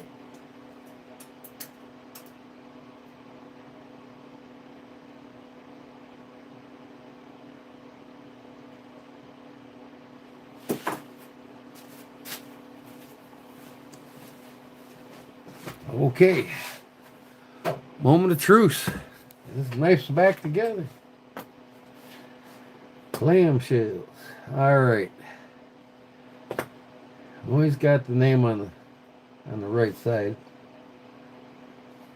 This hook's on the back, like so.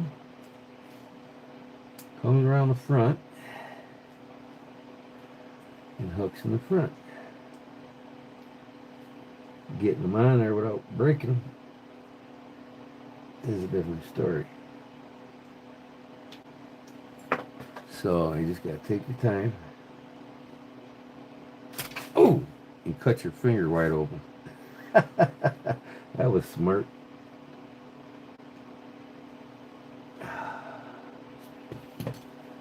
Okay, I need to put a tool in there. Just barely nicked myself. Wow. That wasn't too smart, was it? Mama said there'd be days like that. I just got a little scratch. Not bad.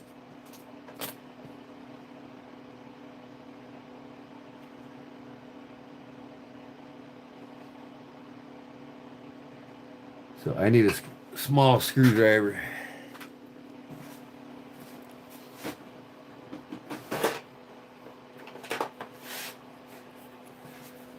Got one right here for my sewing machine.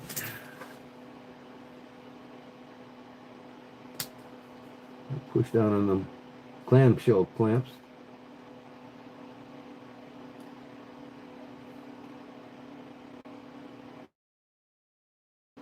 All right, that one.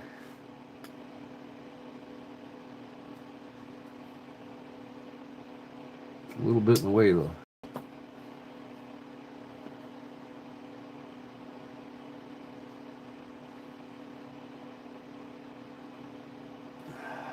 There we go. Boom.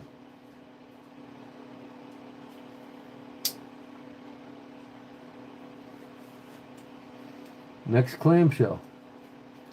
And this knife is complete with a brand new blade, main blade.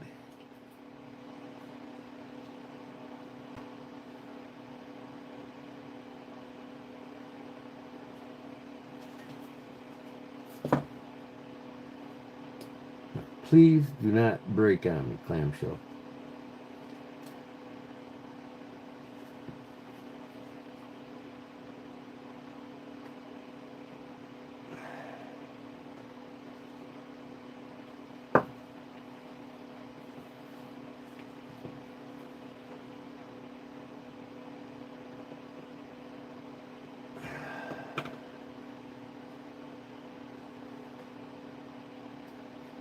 Sometimes it's better to hold it in a vise till you get it in there.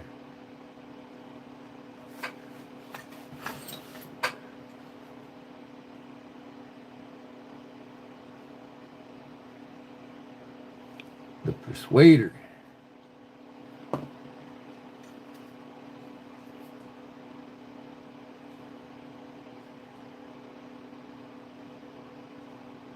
There she goes. Oh!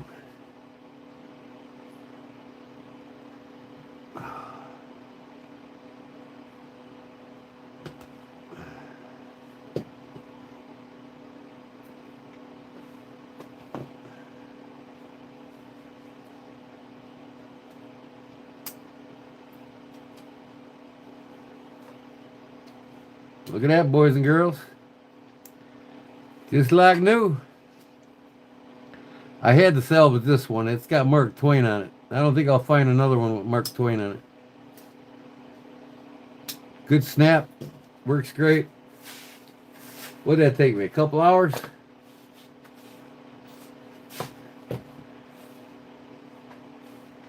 Took it completely apart. Put a new main blade in it.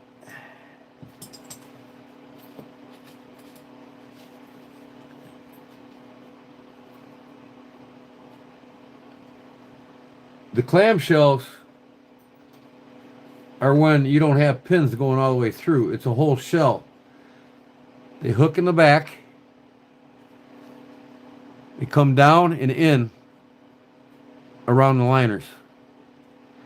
Now, you can tell if a knife's got clamshells or not.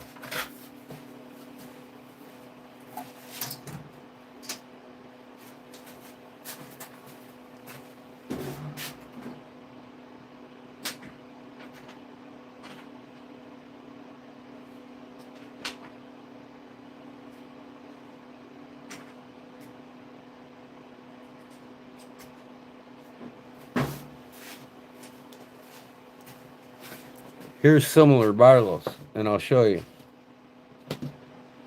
One I just put together. See the two?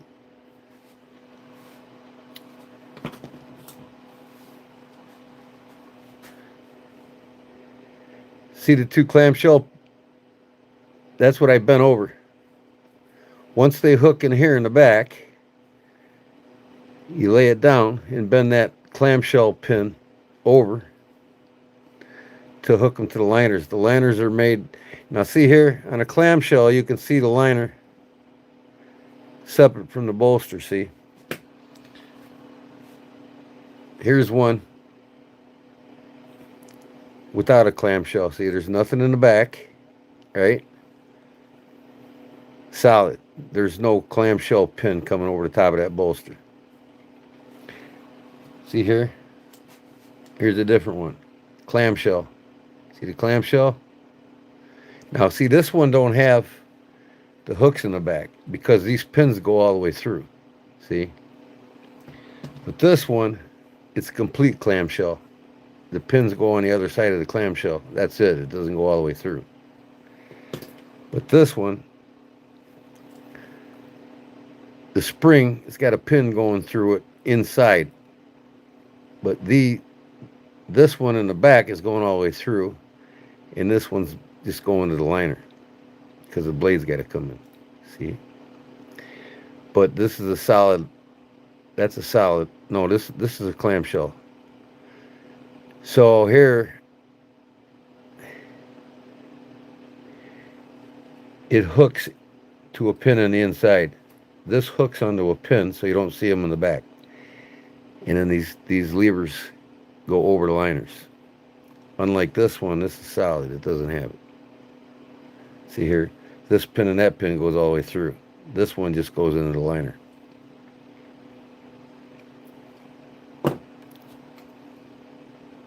Two clamshells. The one I just did.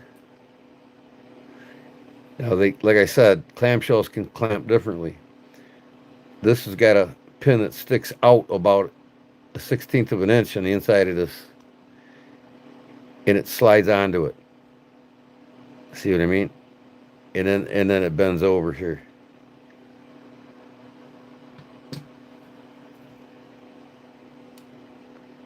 Clamshell, no clamshell. See, this is solid.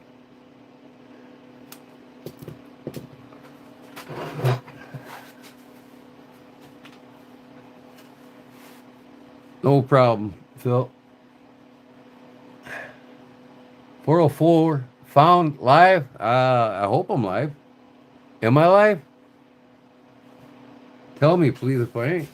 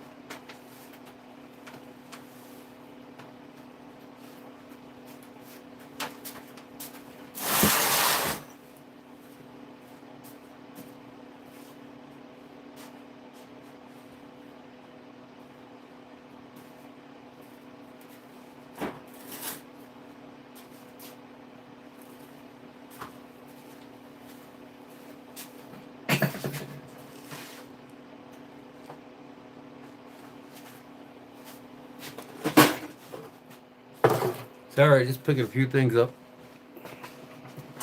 I put all these tools away so they're not in my way.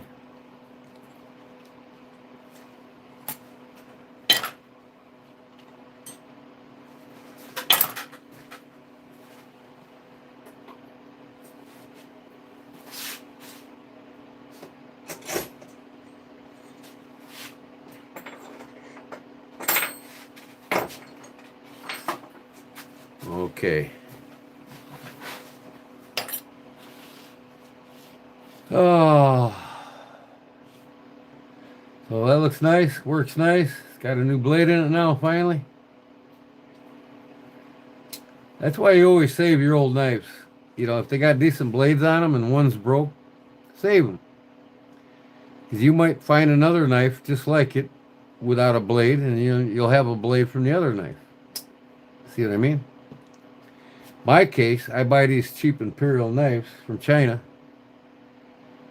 and they're perfect for replacing blades on the American ones because they're the same size, really. You can't even tell that wasn't the same blade that came in it. This one's the original here. I couldn't put this one in there because the kick wasn't down far enough. It was just slightly too small. It was buried in the knife.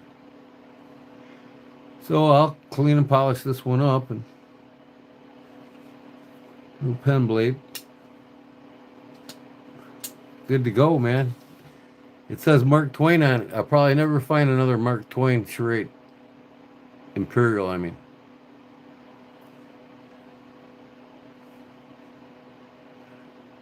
Worth the restore.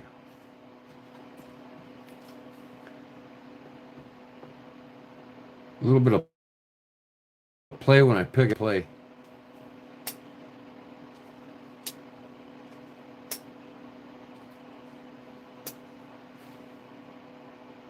There ain't no playing that night.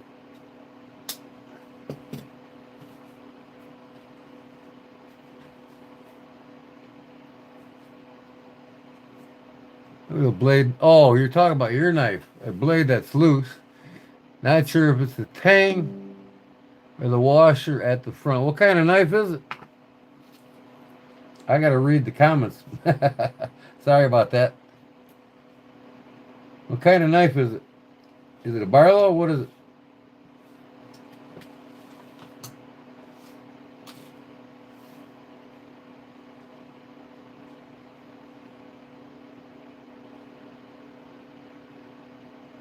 What is your knife? There's millions of knives.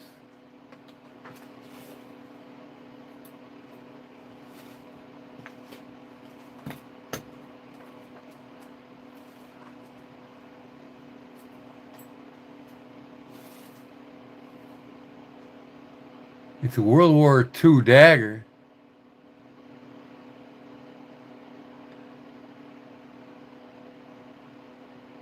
So the blade's loose.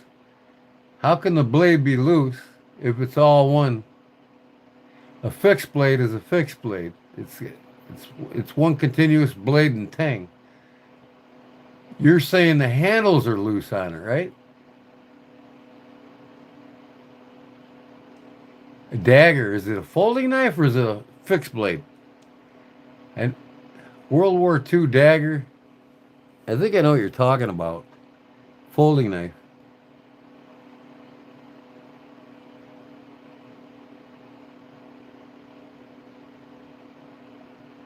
A little bit of play when you pick it up. You mean when you pull it out of the body?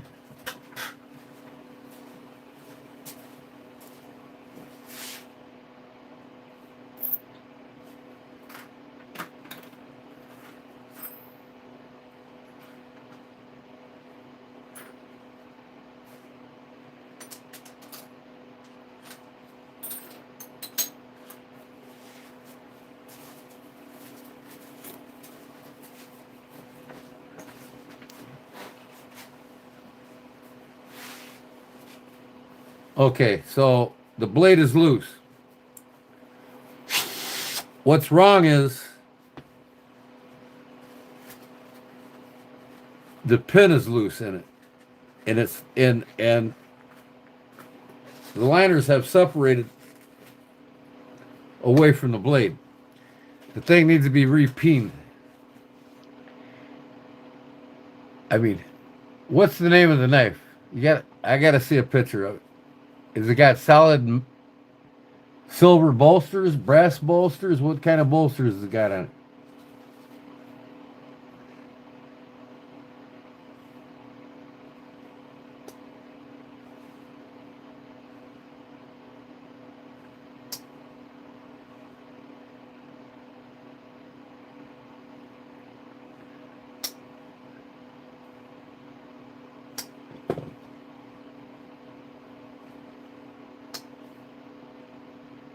It's fixed straight out. What do you got? A folding knife or a fixed blade?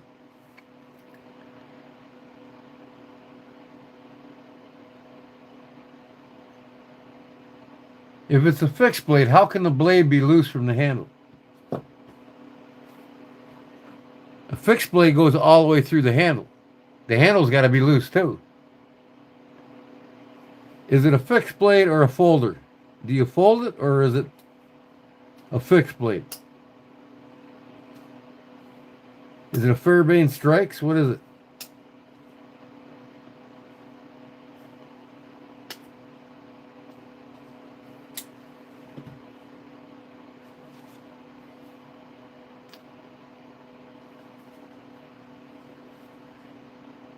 Yeah, I mean, you can email me a picture of it right now. I'll tell you exactly what to do.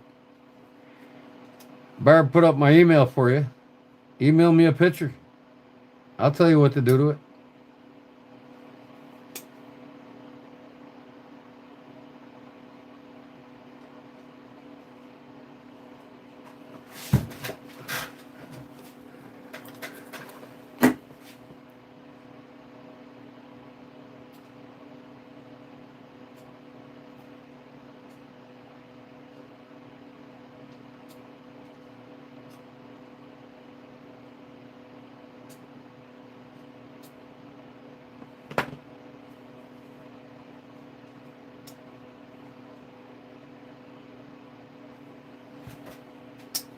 Here's my email. Go ahead and email me a picture of it right now, and then I'll tell you exactly what to do. I really got to see what kind of knife it is. I can't visualize what you're trying to tell me.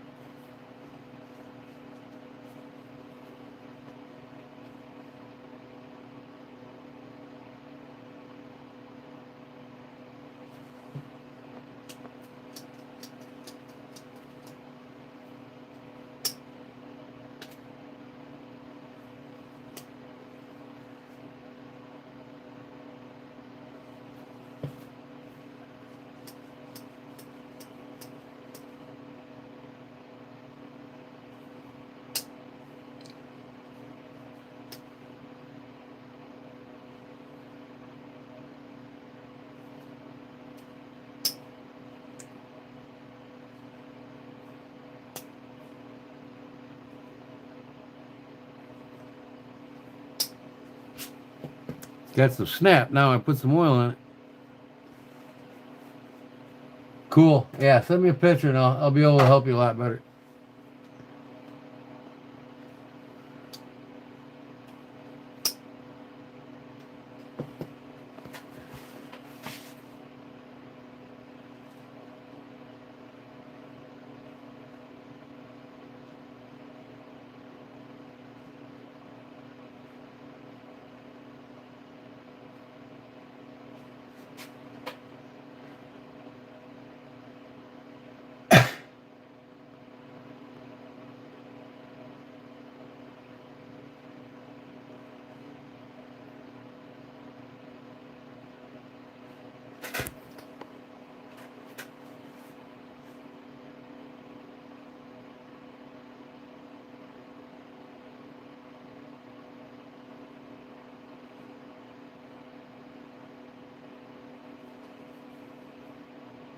Thanks, Worm. I just got done taking this one completely apart, putting a new blade in it, and I just got it back together. Here's the original pen blade. I put a new main blade in it because the main blade was broke.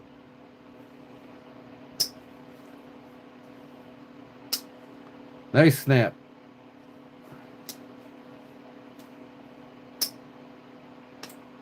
Even the original blade's got some good snap to it. I was just showing people the difference between solid bolsters and clamshell bolsters. These three are clamshell.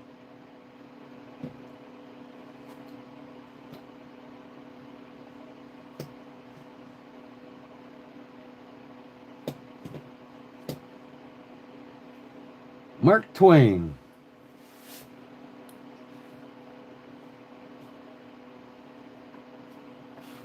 Oh, I know what I was doing.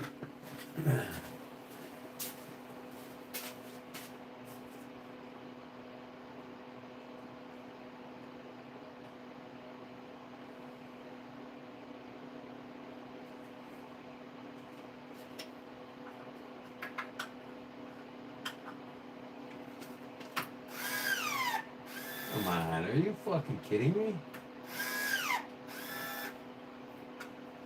Get the fuck out of here already. Wow.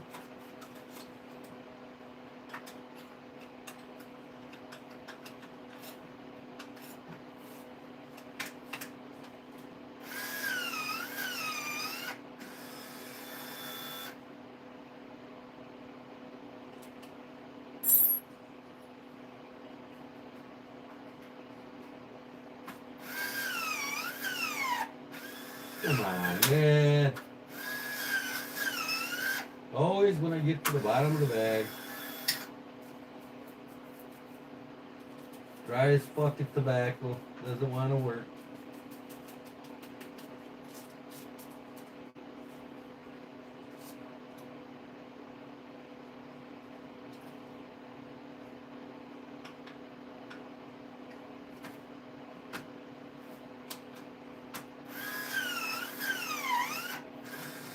Damn.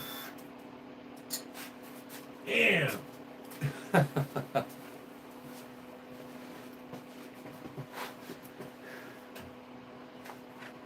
Okay. Google account. Come on, why ain't I in my Google account? Let's go here. Mail.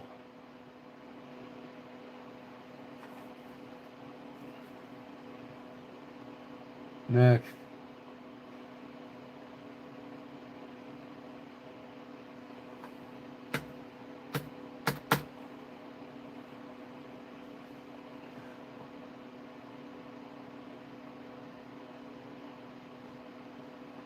Wow.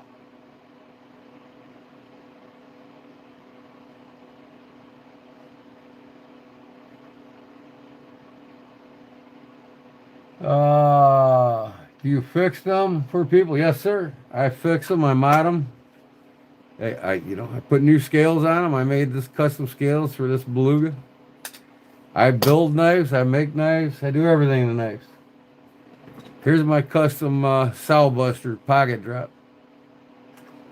I make them. I fix them. I repair them. I do everything to them. I even make the sheaths for them. Here's my buck ranger that I just made scales for. Carved this rocker lock bar with a vine pattern. This is the one I carry every day. So I do everything to them. Anything you need done, you can email me and get a hold of me and we'll talk about whatever you want done. My pleasure.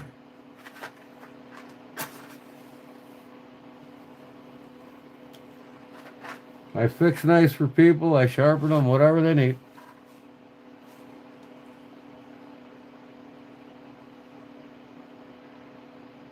Yeah, if you scroll up, Barb posted it. Kodiak Edge 402 at gmail.com.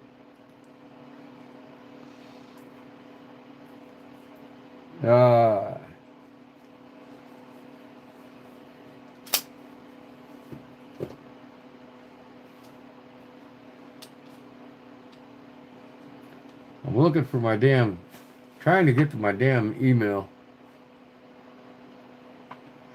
Come on, Gmail, where you at?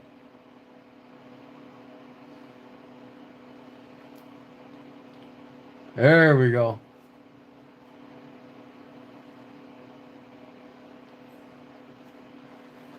All right, that last guy was supposed to send me a picture of his knife. I didn't get it yet.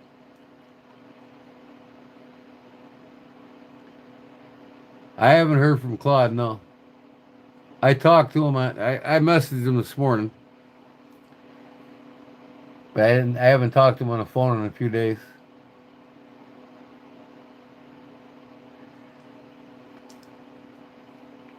Double Strawberry said hi. Look at who wakes up finally. Look who the cat drug out of bed. Howdy, Big Jim. Your sheath is done. Horizontal carry. Stick your belt right through that son bitch. You got 3/4 apart holes all the way around this thing. That's compatible with a tech lock. You can put a tech lock on here on the back side and put it any direction you want.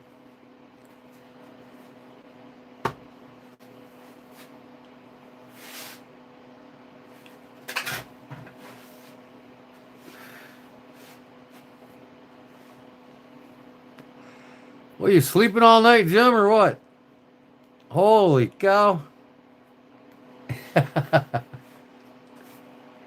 You just missed it. You're going to have to go back and watch this live, Jim.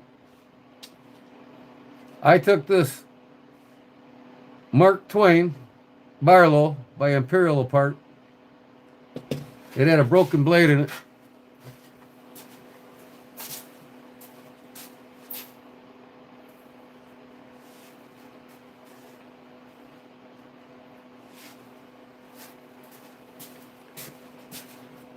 So I couldn't use the new pen blade, but here's the old blade that I took out of it, broke off.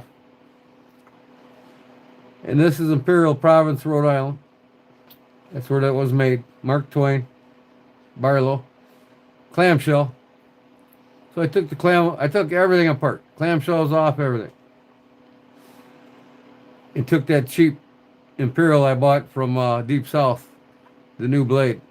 I couldn't use the pen blade because the kick wasn't far enough down to grab the nail nick. So I had to put the original pen blade back in.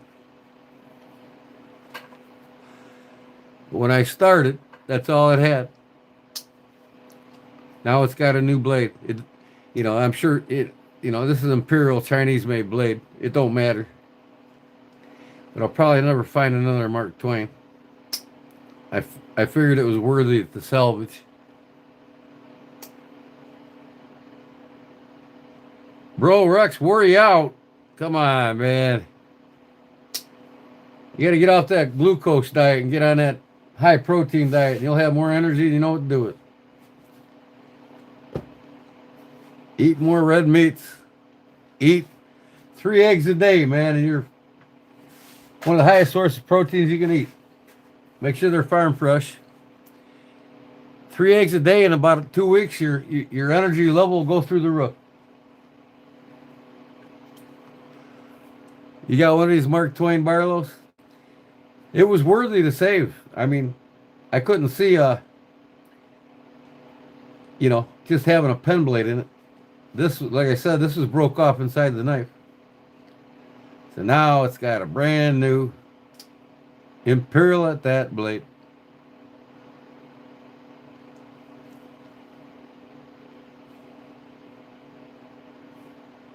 Clamshell Delrin. But hey, it's more of a novelty knife than anything, but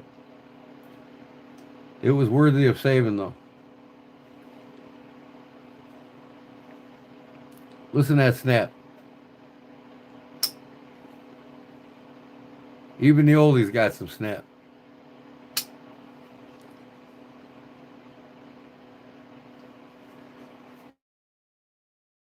I gotta put these a little tighter. These clamshell clamps.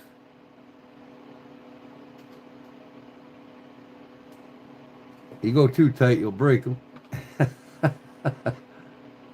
All right. Didn't break it.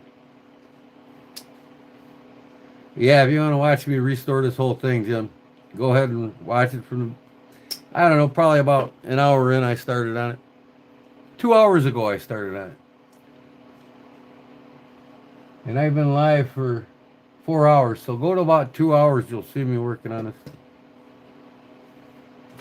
So how do you like your sheet, Chip? I'll make a lanyard for it. I'm going to send you this in a hat. And then when I get that carving done next week, I'll probably wait till I get my pension check on the 1st, send you that carving. I'm going to go ahead and send this tomorrow. I'm going to put a lanyard on it for you. And finish up these screw heads, and she'll be on her way with the hat.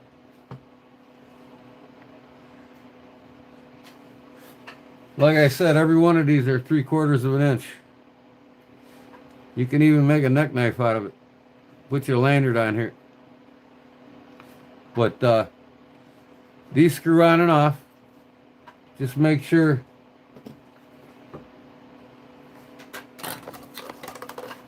they're tight enough.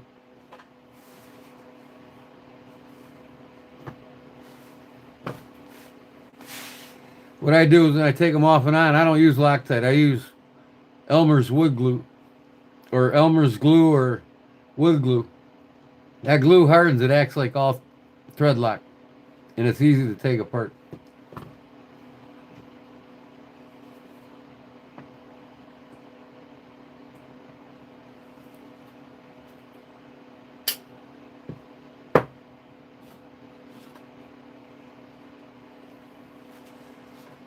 So I got a couple out just to compare it. These 3 here are clamshells. These 2 here are solid bolster.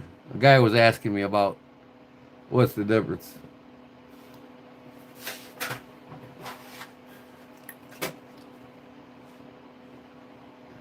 Add emotes, eat G-Man. What? Ate sausage from supper.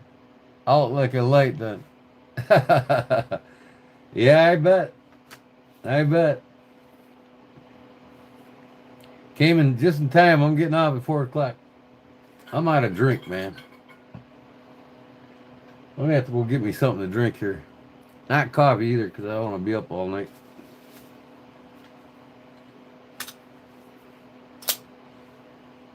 These 2 are become my permanent fixes in my pockets. I love carrying these 2 knives.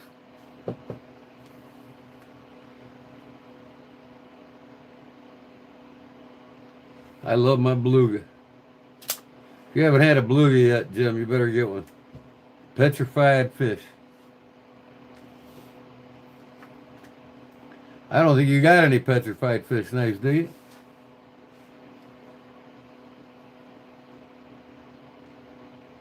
If not, you're missing out.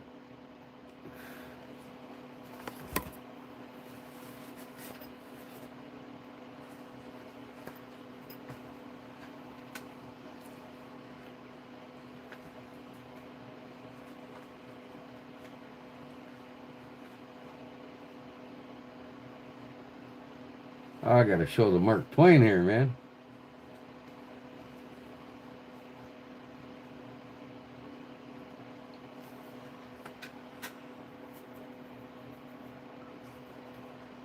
Been looking at them. I'm telling you, man, get you some. I got 3 of them. I gotta start buying more myself.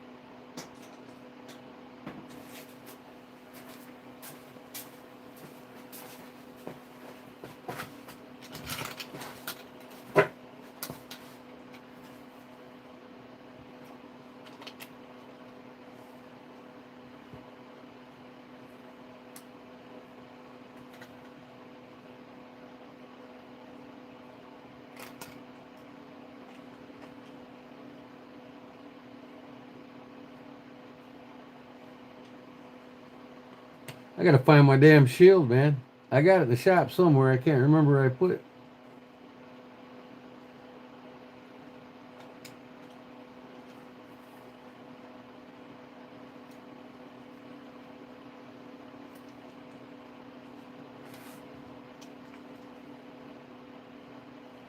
That's a beauty there, man. Ain't that a beauty, Jim? Baron Son. 7 out of 600.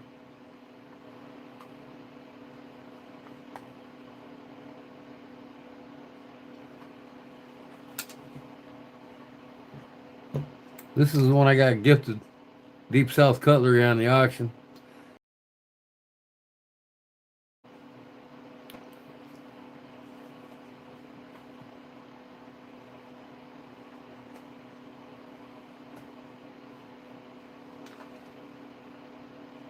Barlow Madness.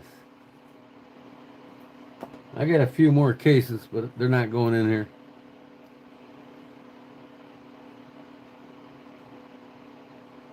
They're in my case display.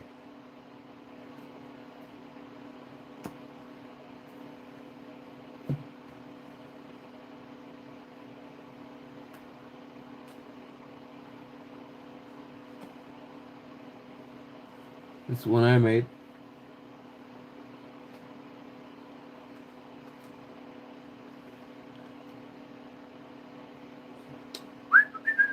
Look familiar?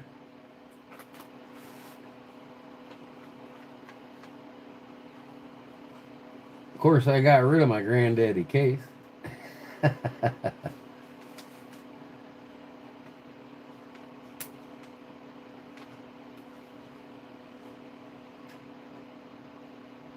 One missing.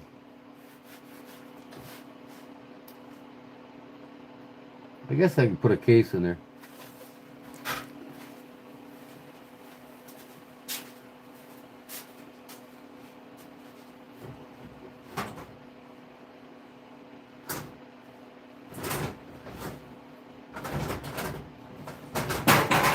Come on, you fucking tear it off.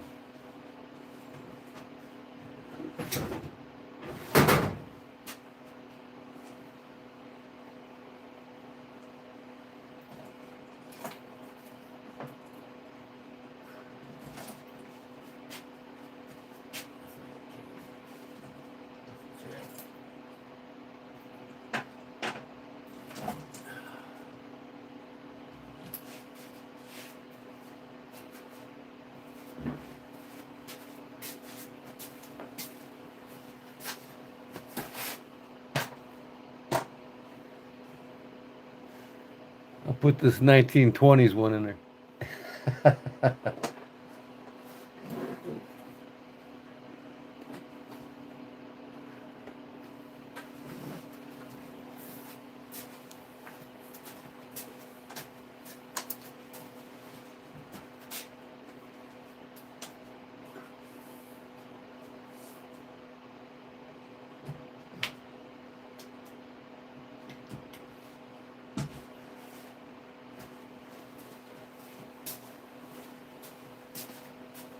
There, I filled it up.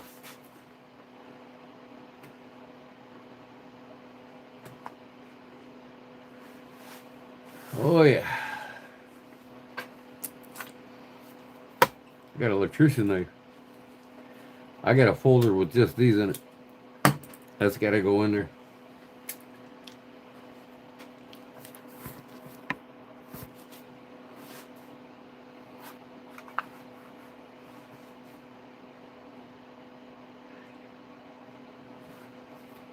Yep, I'm glad I fixed this thing, man.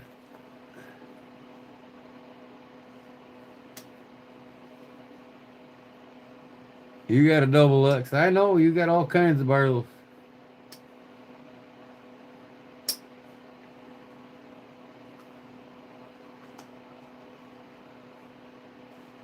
That's the first barlows made right there, buddy. You can tell this thing's pocket worn. But that bone, there ain't a crack on it. It's an oldie but goodie. Somebody used it well.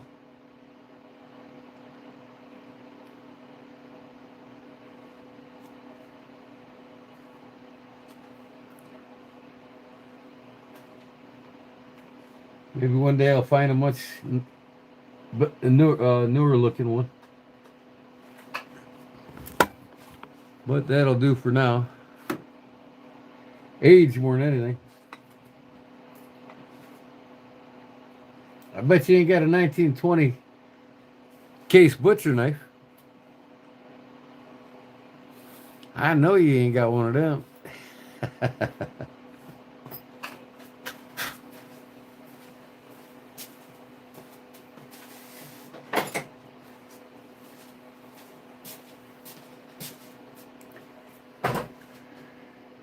Case says tested double X. 1920.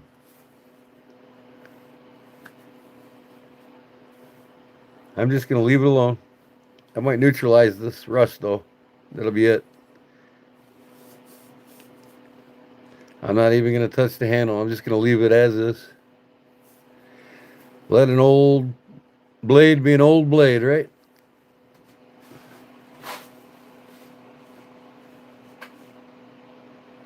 You got one of these? Email me a picture of it right now. That's going to be hard to believe. I was lucky to come across this myself. You don't find these on eBay. I don't even want to close this. I just want to look at them.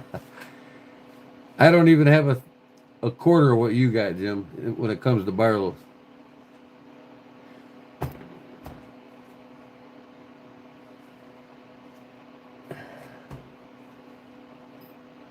But if I didn't buy such a wide variety of knives, I'd have a lot more Barlow. Amazing Grace, how sweet thy sound. I think I got that at Deep South. And I got the trapper to match it. Not a cleaver.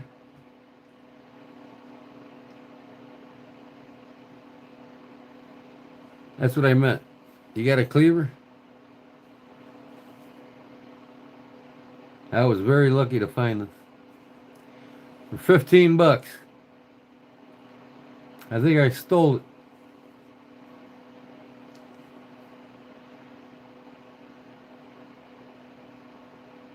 Reading the adventures of Tom Sawyer when I was a kid, it's mentioned in that book. It sure is.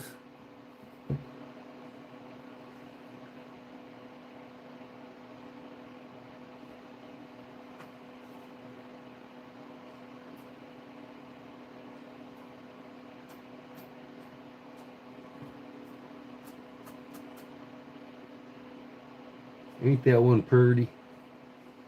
They're all purty, man. I love the Sheffield one too. Chris Johnson. Still got his name on it. On the blade. Chris Johnson. Cutlery. Sheffield, England. Got one of them, Jim? CJ.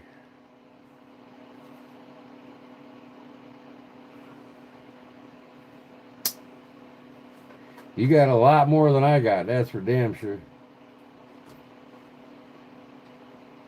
I'm not even scratching the surface to you.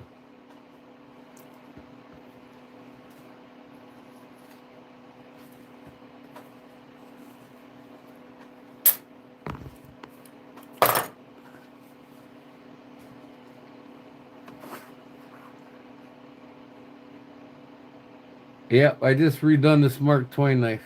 Took it completely apart, put a new blade in it because the blade was broken. Here's the old blade that come out of it. The main blade was broken, so I put a new one in it. Left the original pen blade in it.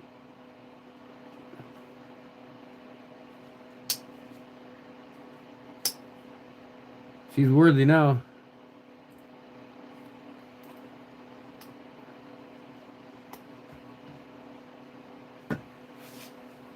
This one I took completely apart. This Boker German Barlow. I wanted to put new scales on it. And I messed the scales up. I'm like, well, I guess the old bone's going back on. That's actually Delrin. That ain't bone. This is an oldie here. Old 495. Jim's got a bunch of these.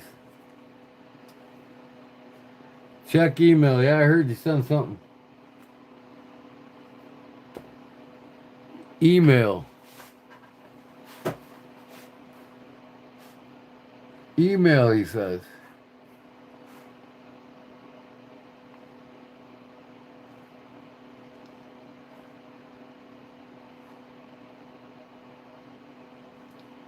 Case double X USA. Oh, that's the old butcher knife. Yeah, yeah.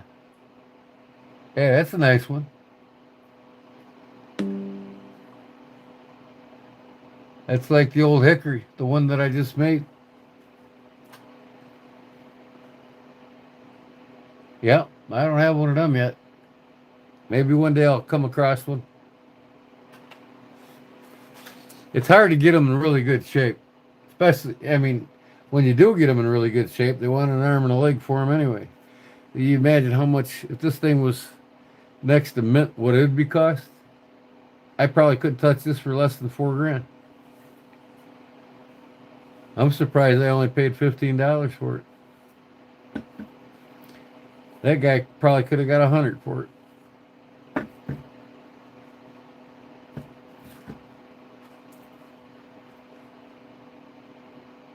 Yep, that's a good looking double X case there, Jim. Yep, I got the email. That's a good looking butcher knife. Good shape.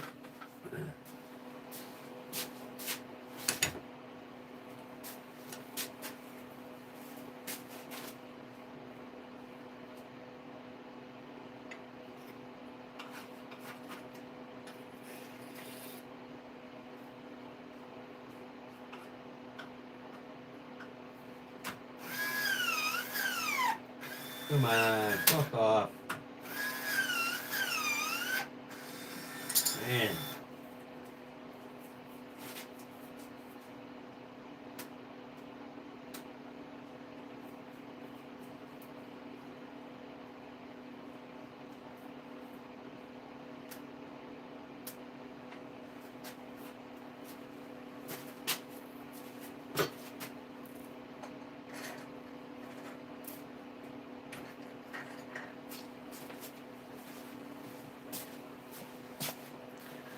Well, this thing's hard enough. I could take it out of the clamps.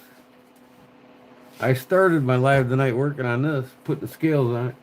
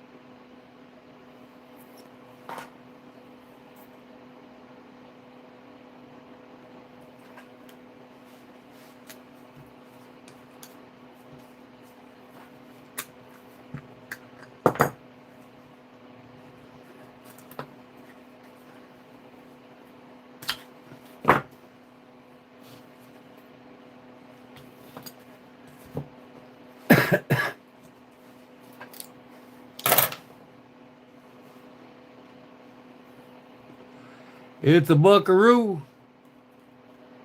with them beautiful turquoise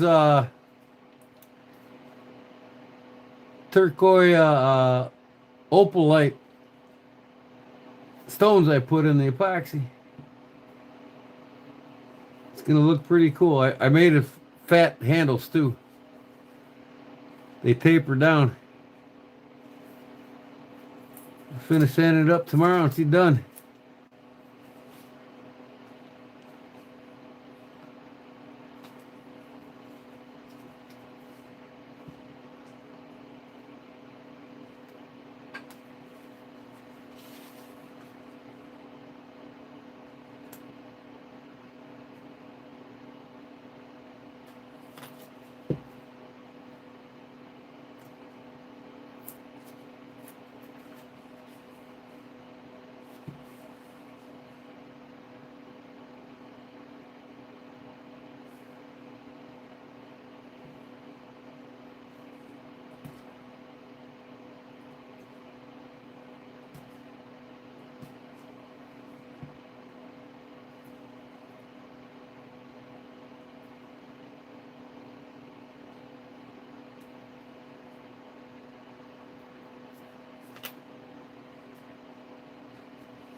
Come on, damn it. I started to go fund me for my Bic lighter needs. Ah, I like the old school, Jim. I don't need a Bic lighter.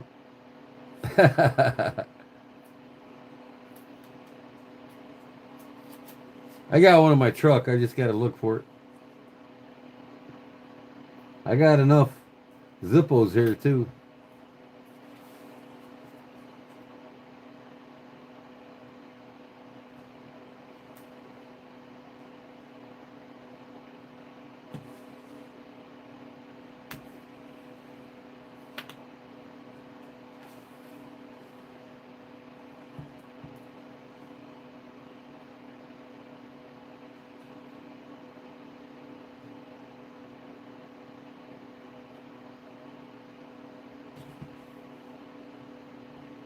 Man, this some bitchin' thing here being a pain in the butt.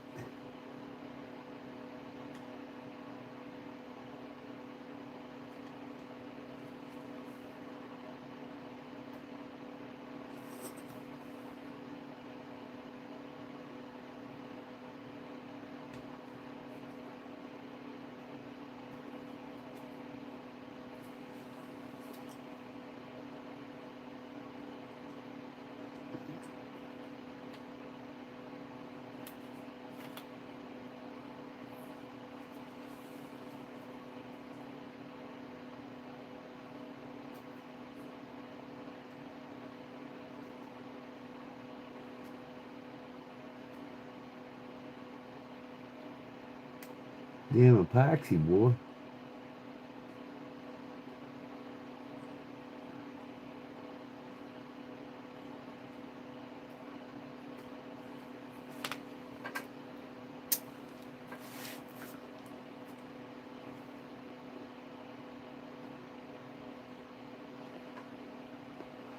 I'm a leather guy. You know I need a Bic. I got one in my truck. I almost grabbed it today and I forgot. I'll have it tomorrow. I go to the post office to mail off your knife.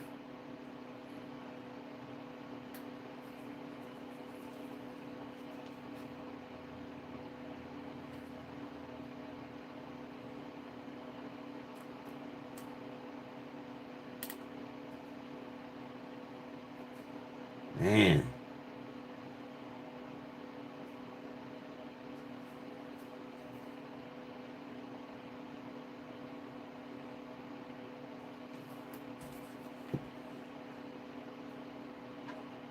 Should have cleaned this a little more. Clean the epoxy off of it a little more.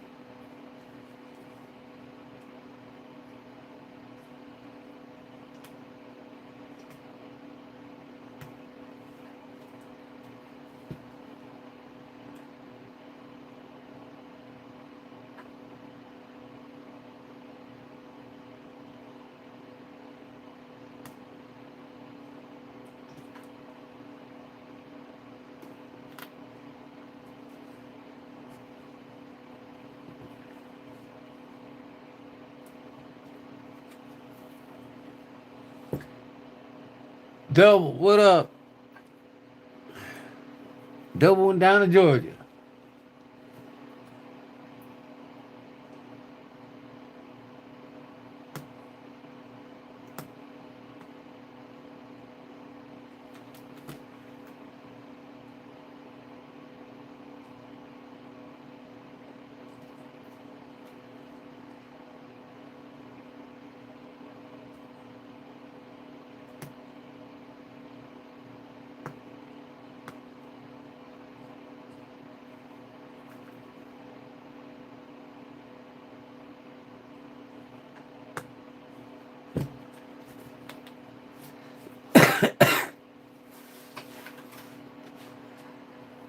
You're calling tonight? All right, Byron. Me too. I was supposed to get out at 4 o'clock. I'm gonna get off any minute here myself. God bless you, girl. We'll see you in the next one. Thanks for everything.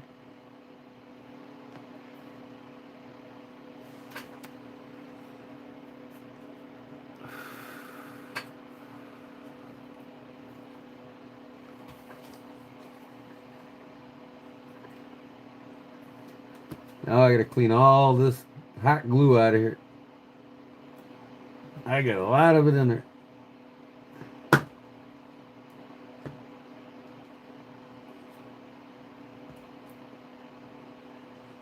I plugged them rivet holes with hot glue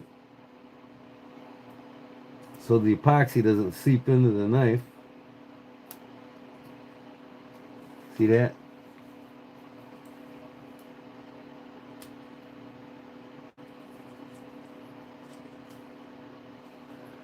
I'll get a honker here with a big booger.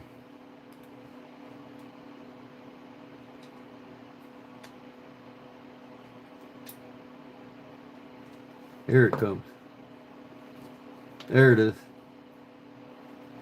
Hot glue is out. Should be able to close it now.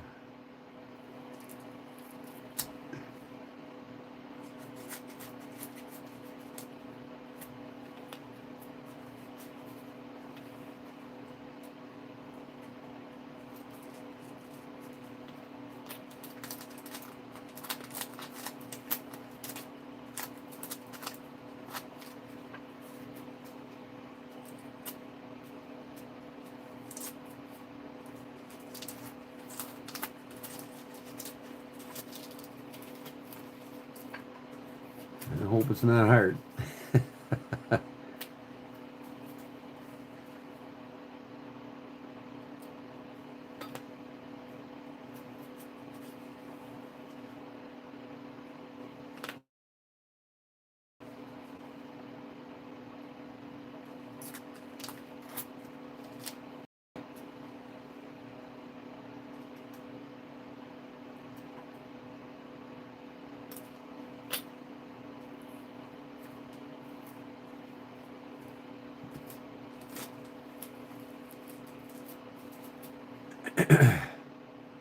Ooh, it's hard.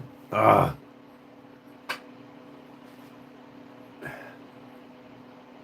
Oh, it's harder than a motherfucker.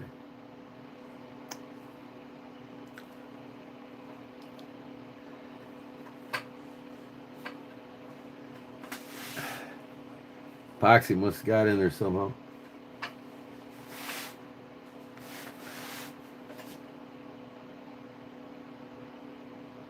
What in the hell?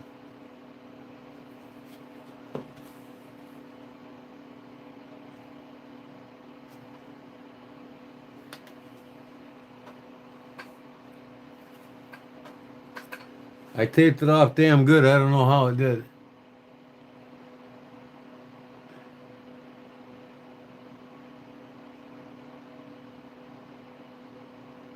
Fill it with cardboard. No, I gotta use metal. I stick metal in it, the thickness of the liner, so it doesn't collapse when I clamp it.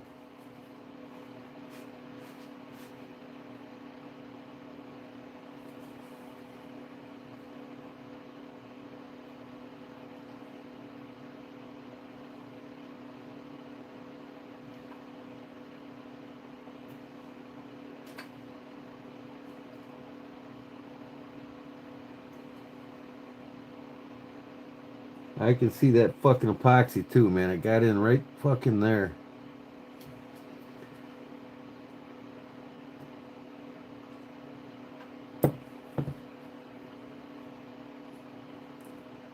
All along this fucking spring right here. The inside. I'll get it out.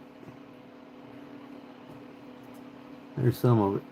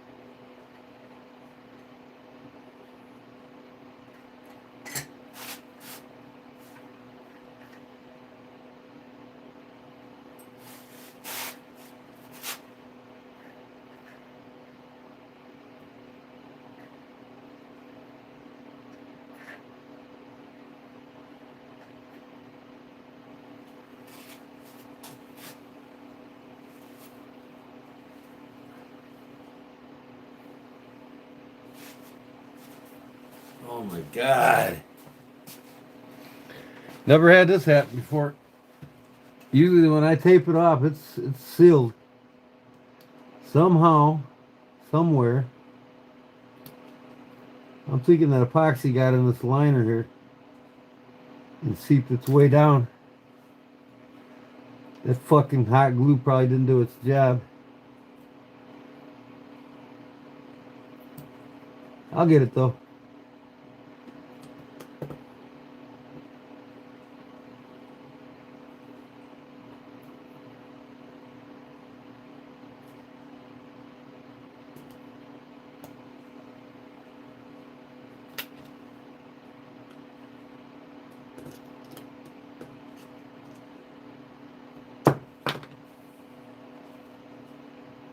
I will get it.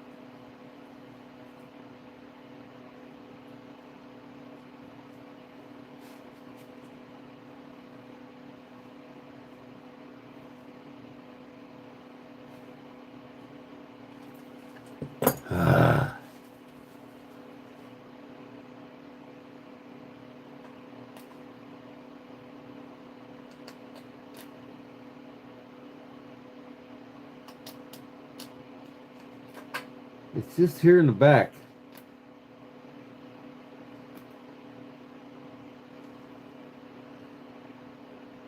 I know it didn't enter from the top. That tape doesn't leak. It had to have been from the fucking wax or the hot glue,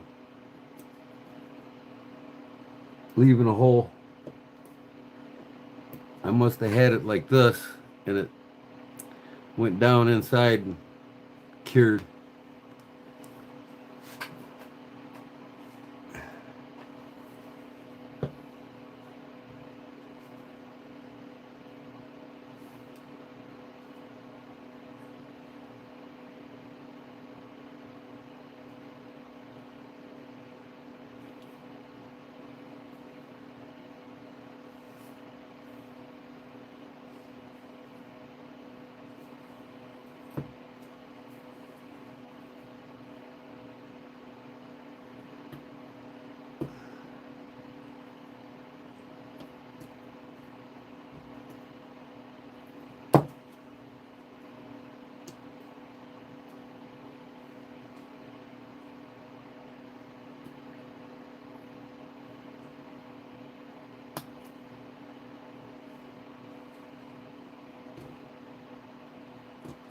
Sure feels like epoxy in there.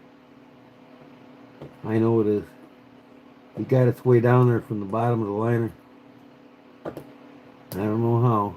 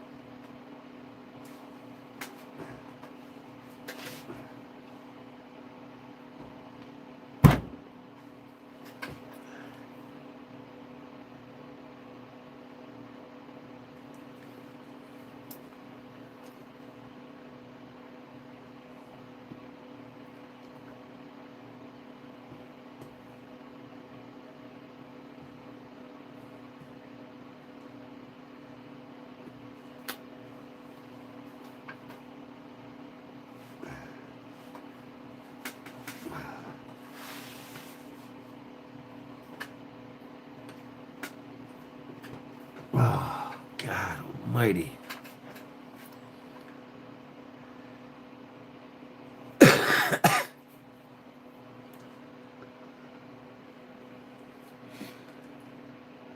Cindy, what's going on?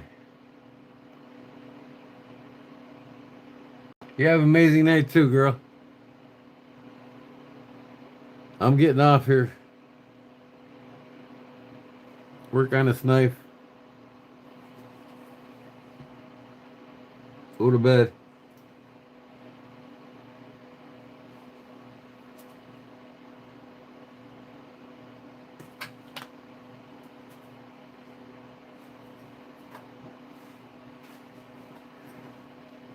Yeah, see that epoxy got down in here.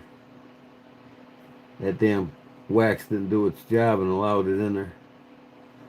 I should have had the knife like this instead of like this when it was hardening. That way it would have stayed down here instead of going up in the side of the thing, but I'll get it out of there. It'll take me a while. Now's the time though before it's 100% hard. I can feel it.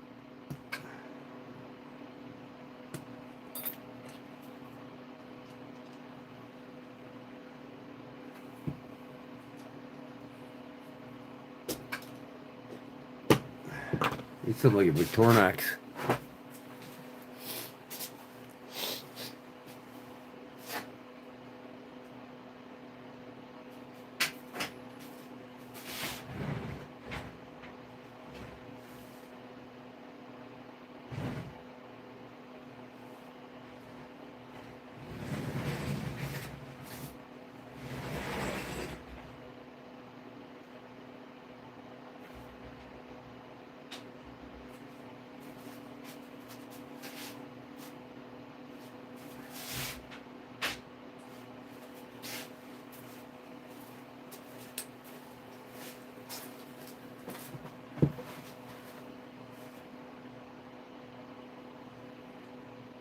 There we go.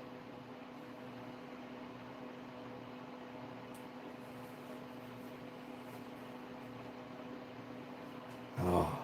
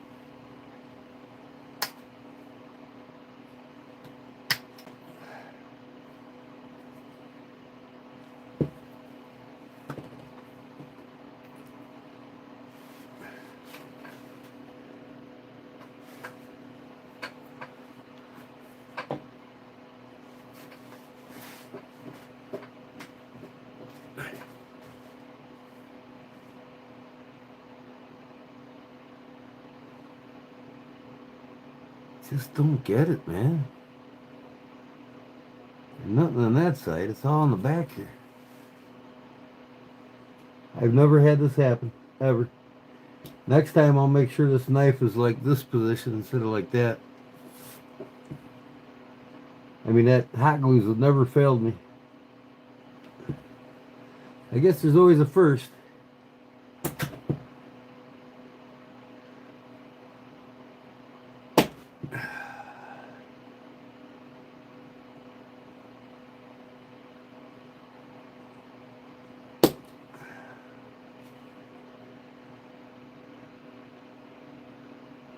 Wow.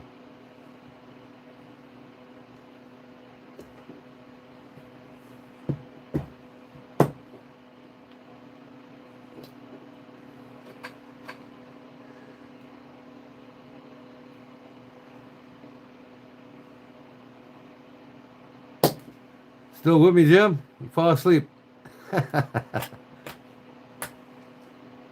Lurking.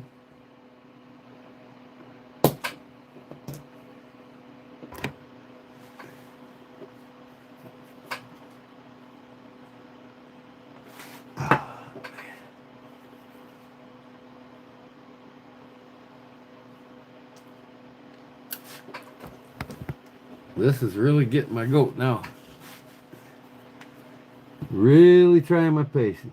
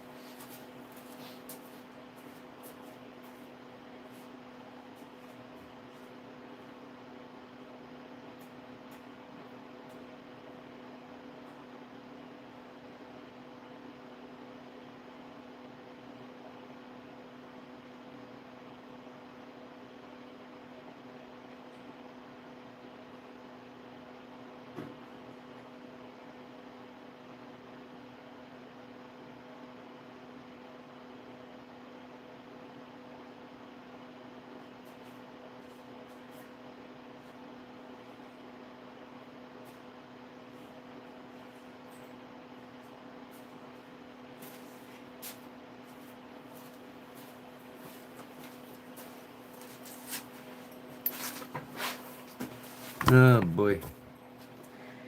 You guys weren't watching anything, were you?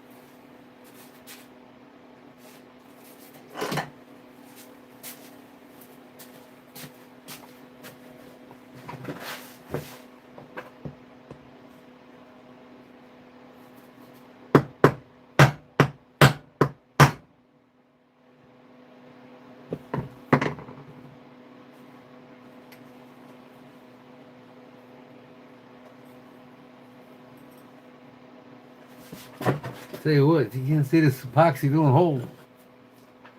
If anybody's listening to me. Nobody's talking, so I'm just gonna get off here. So, all right, everybody, have a good night. God bless y'all. I'll see you in the next one.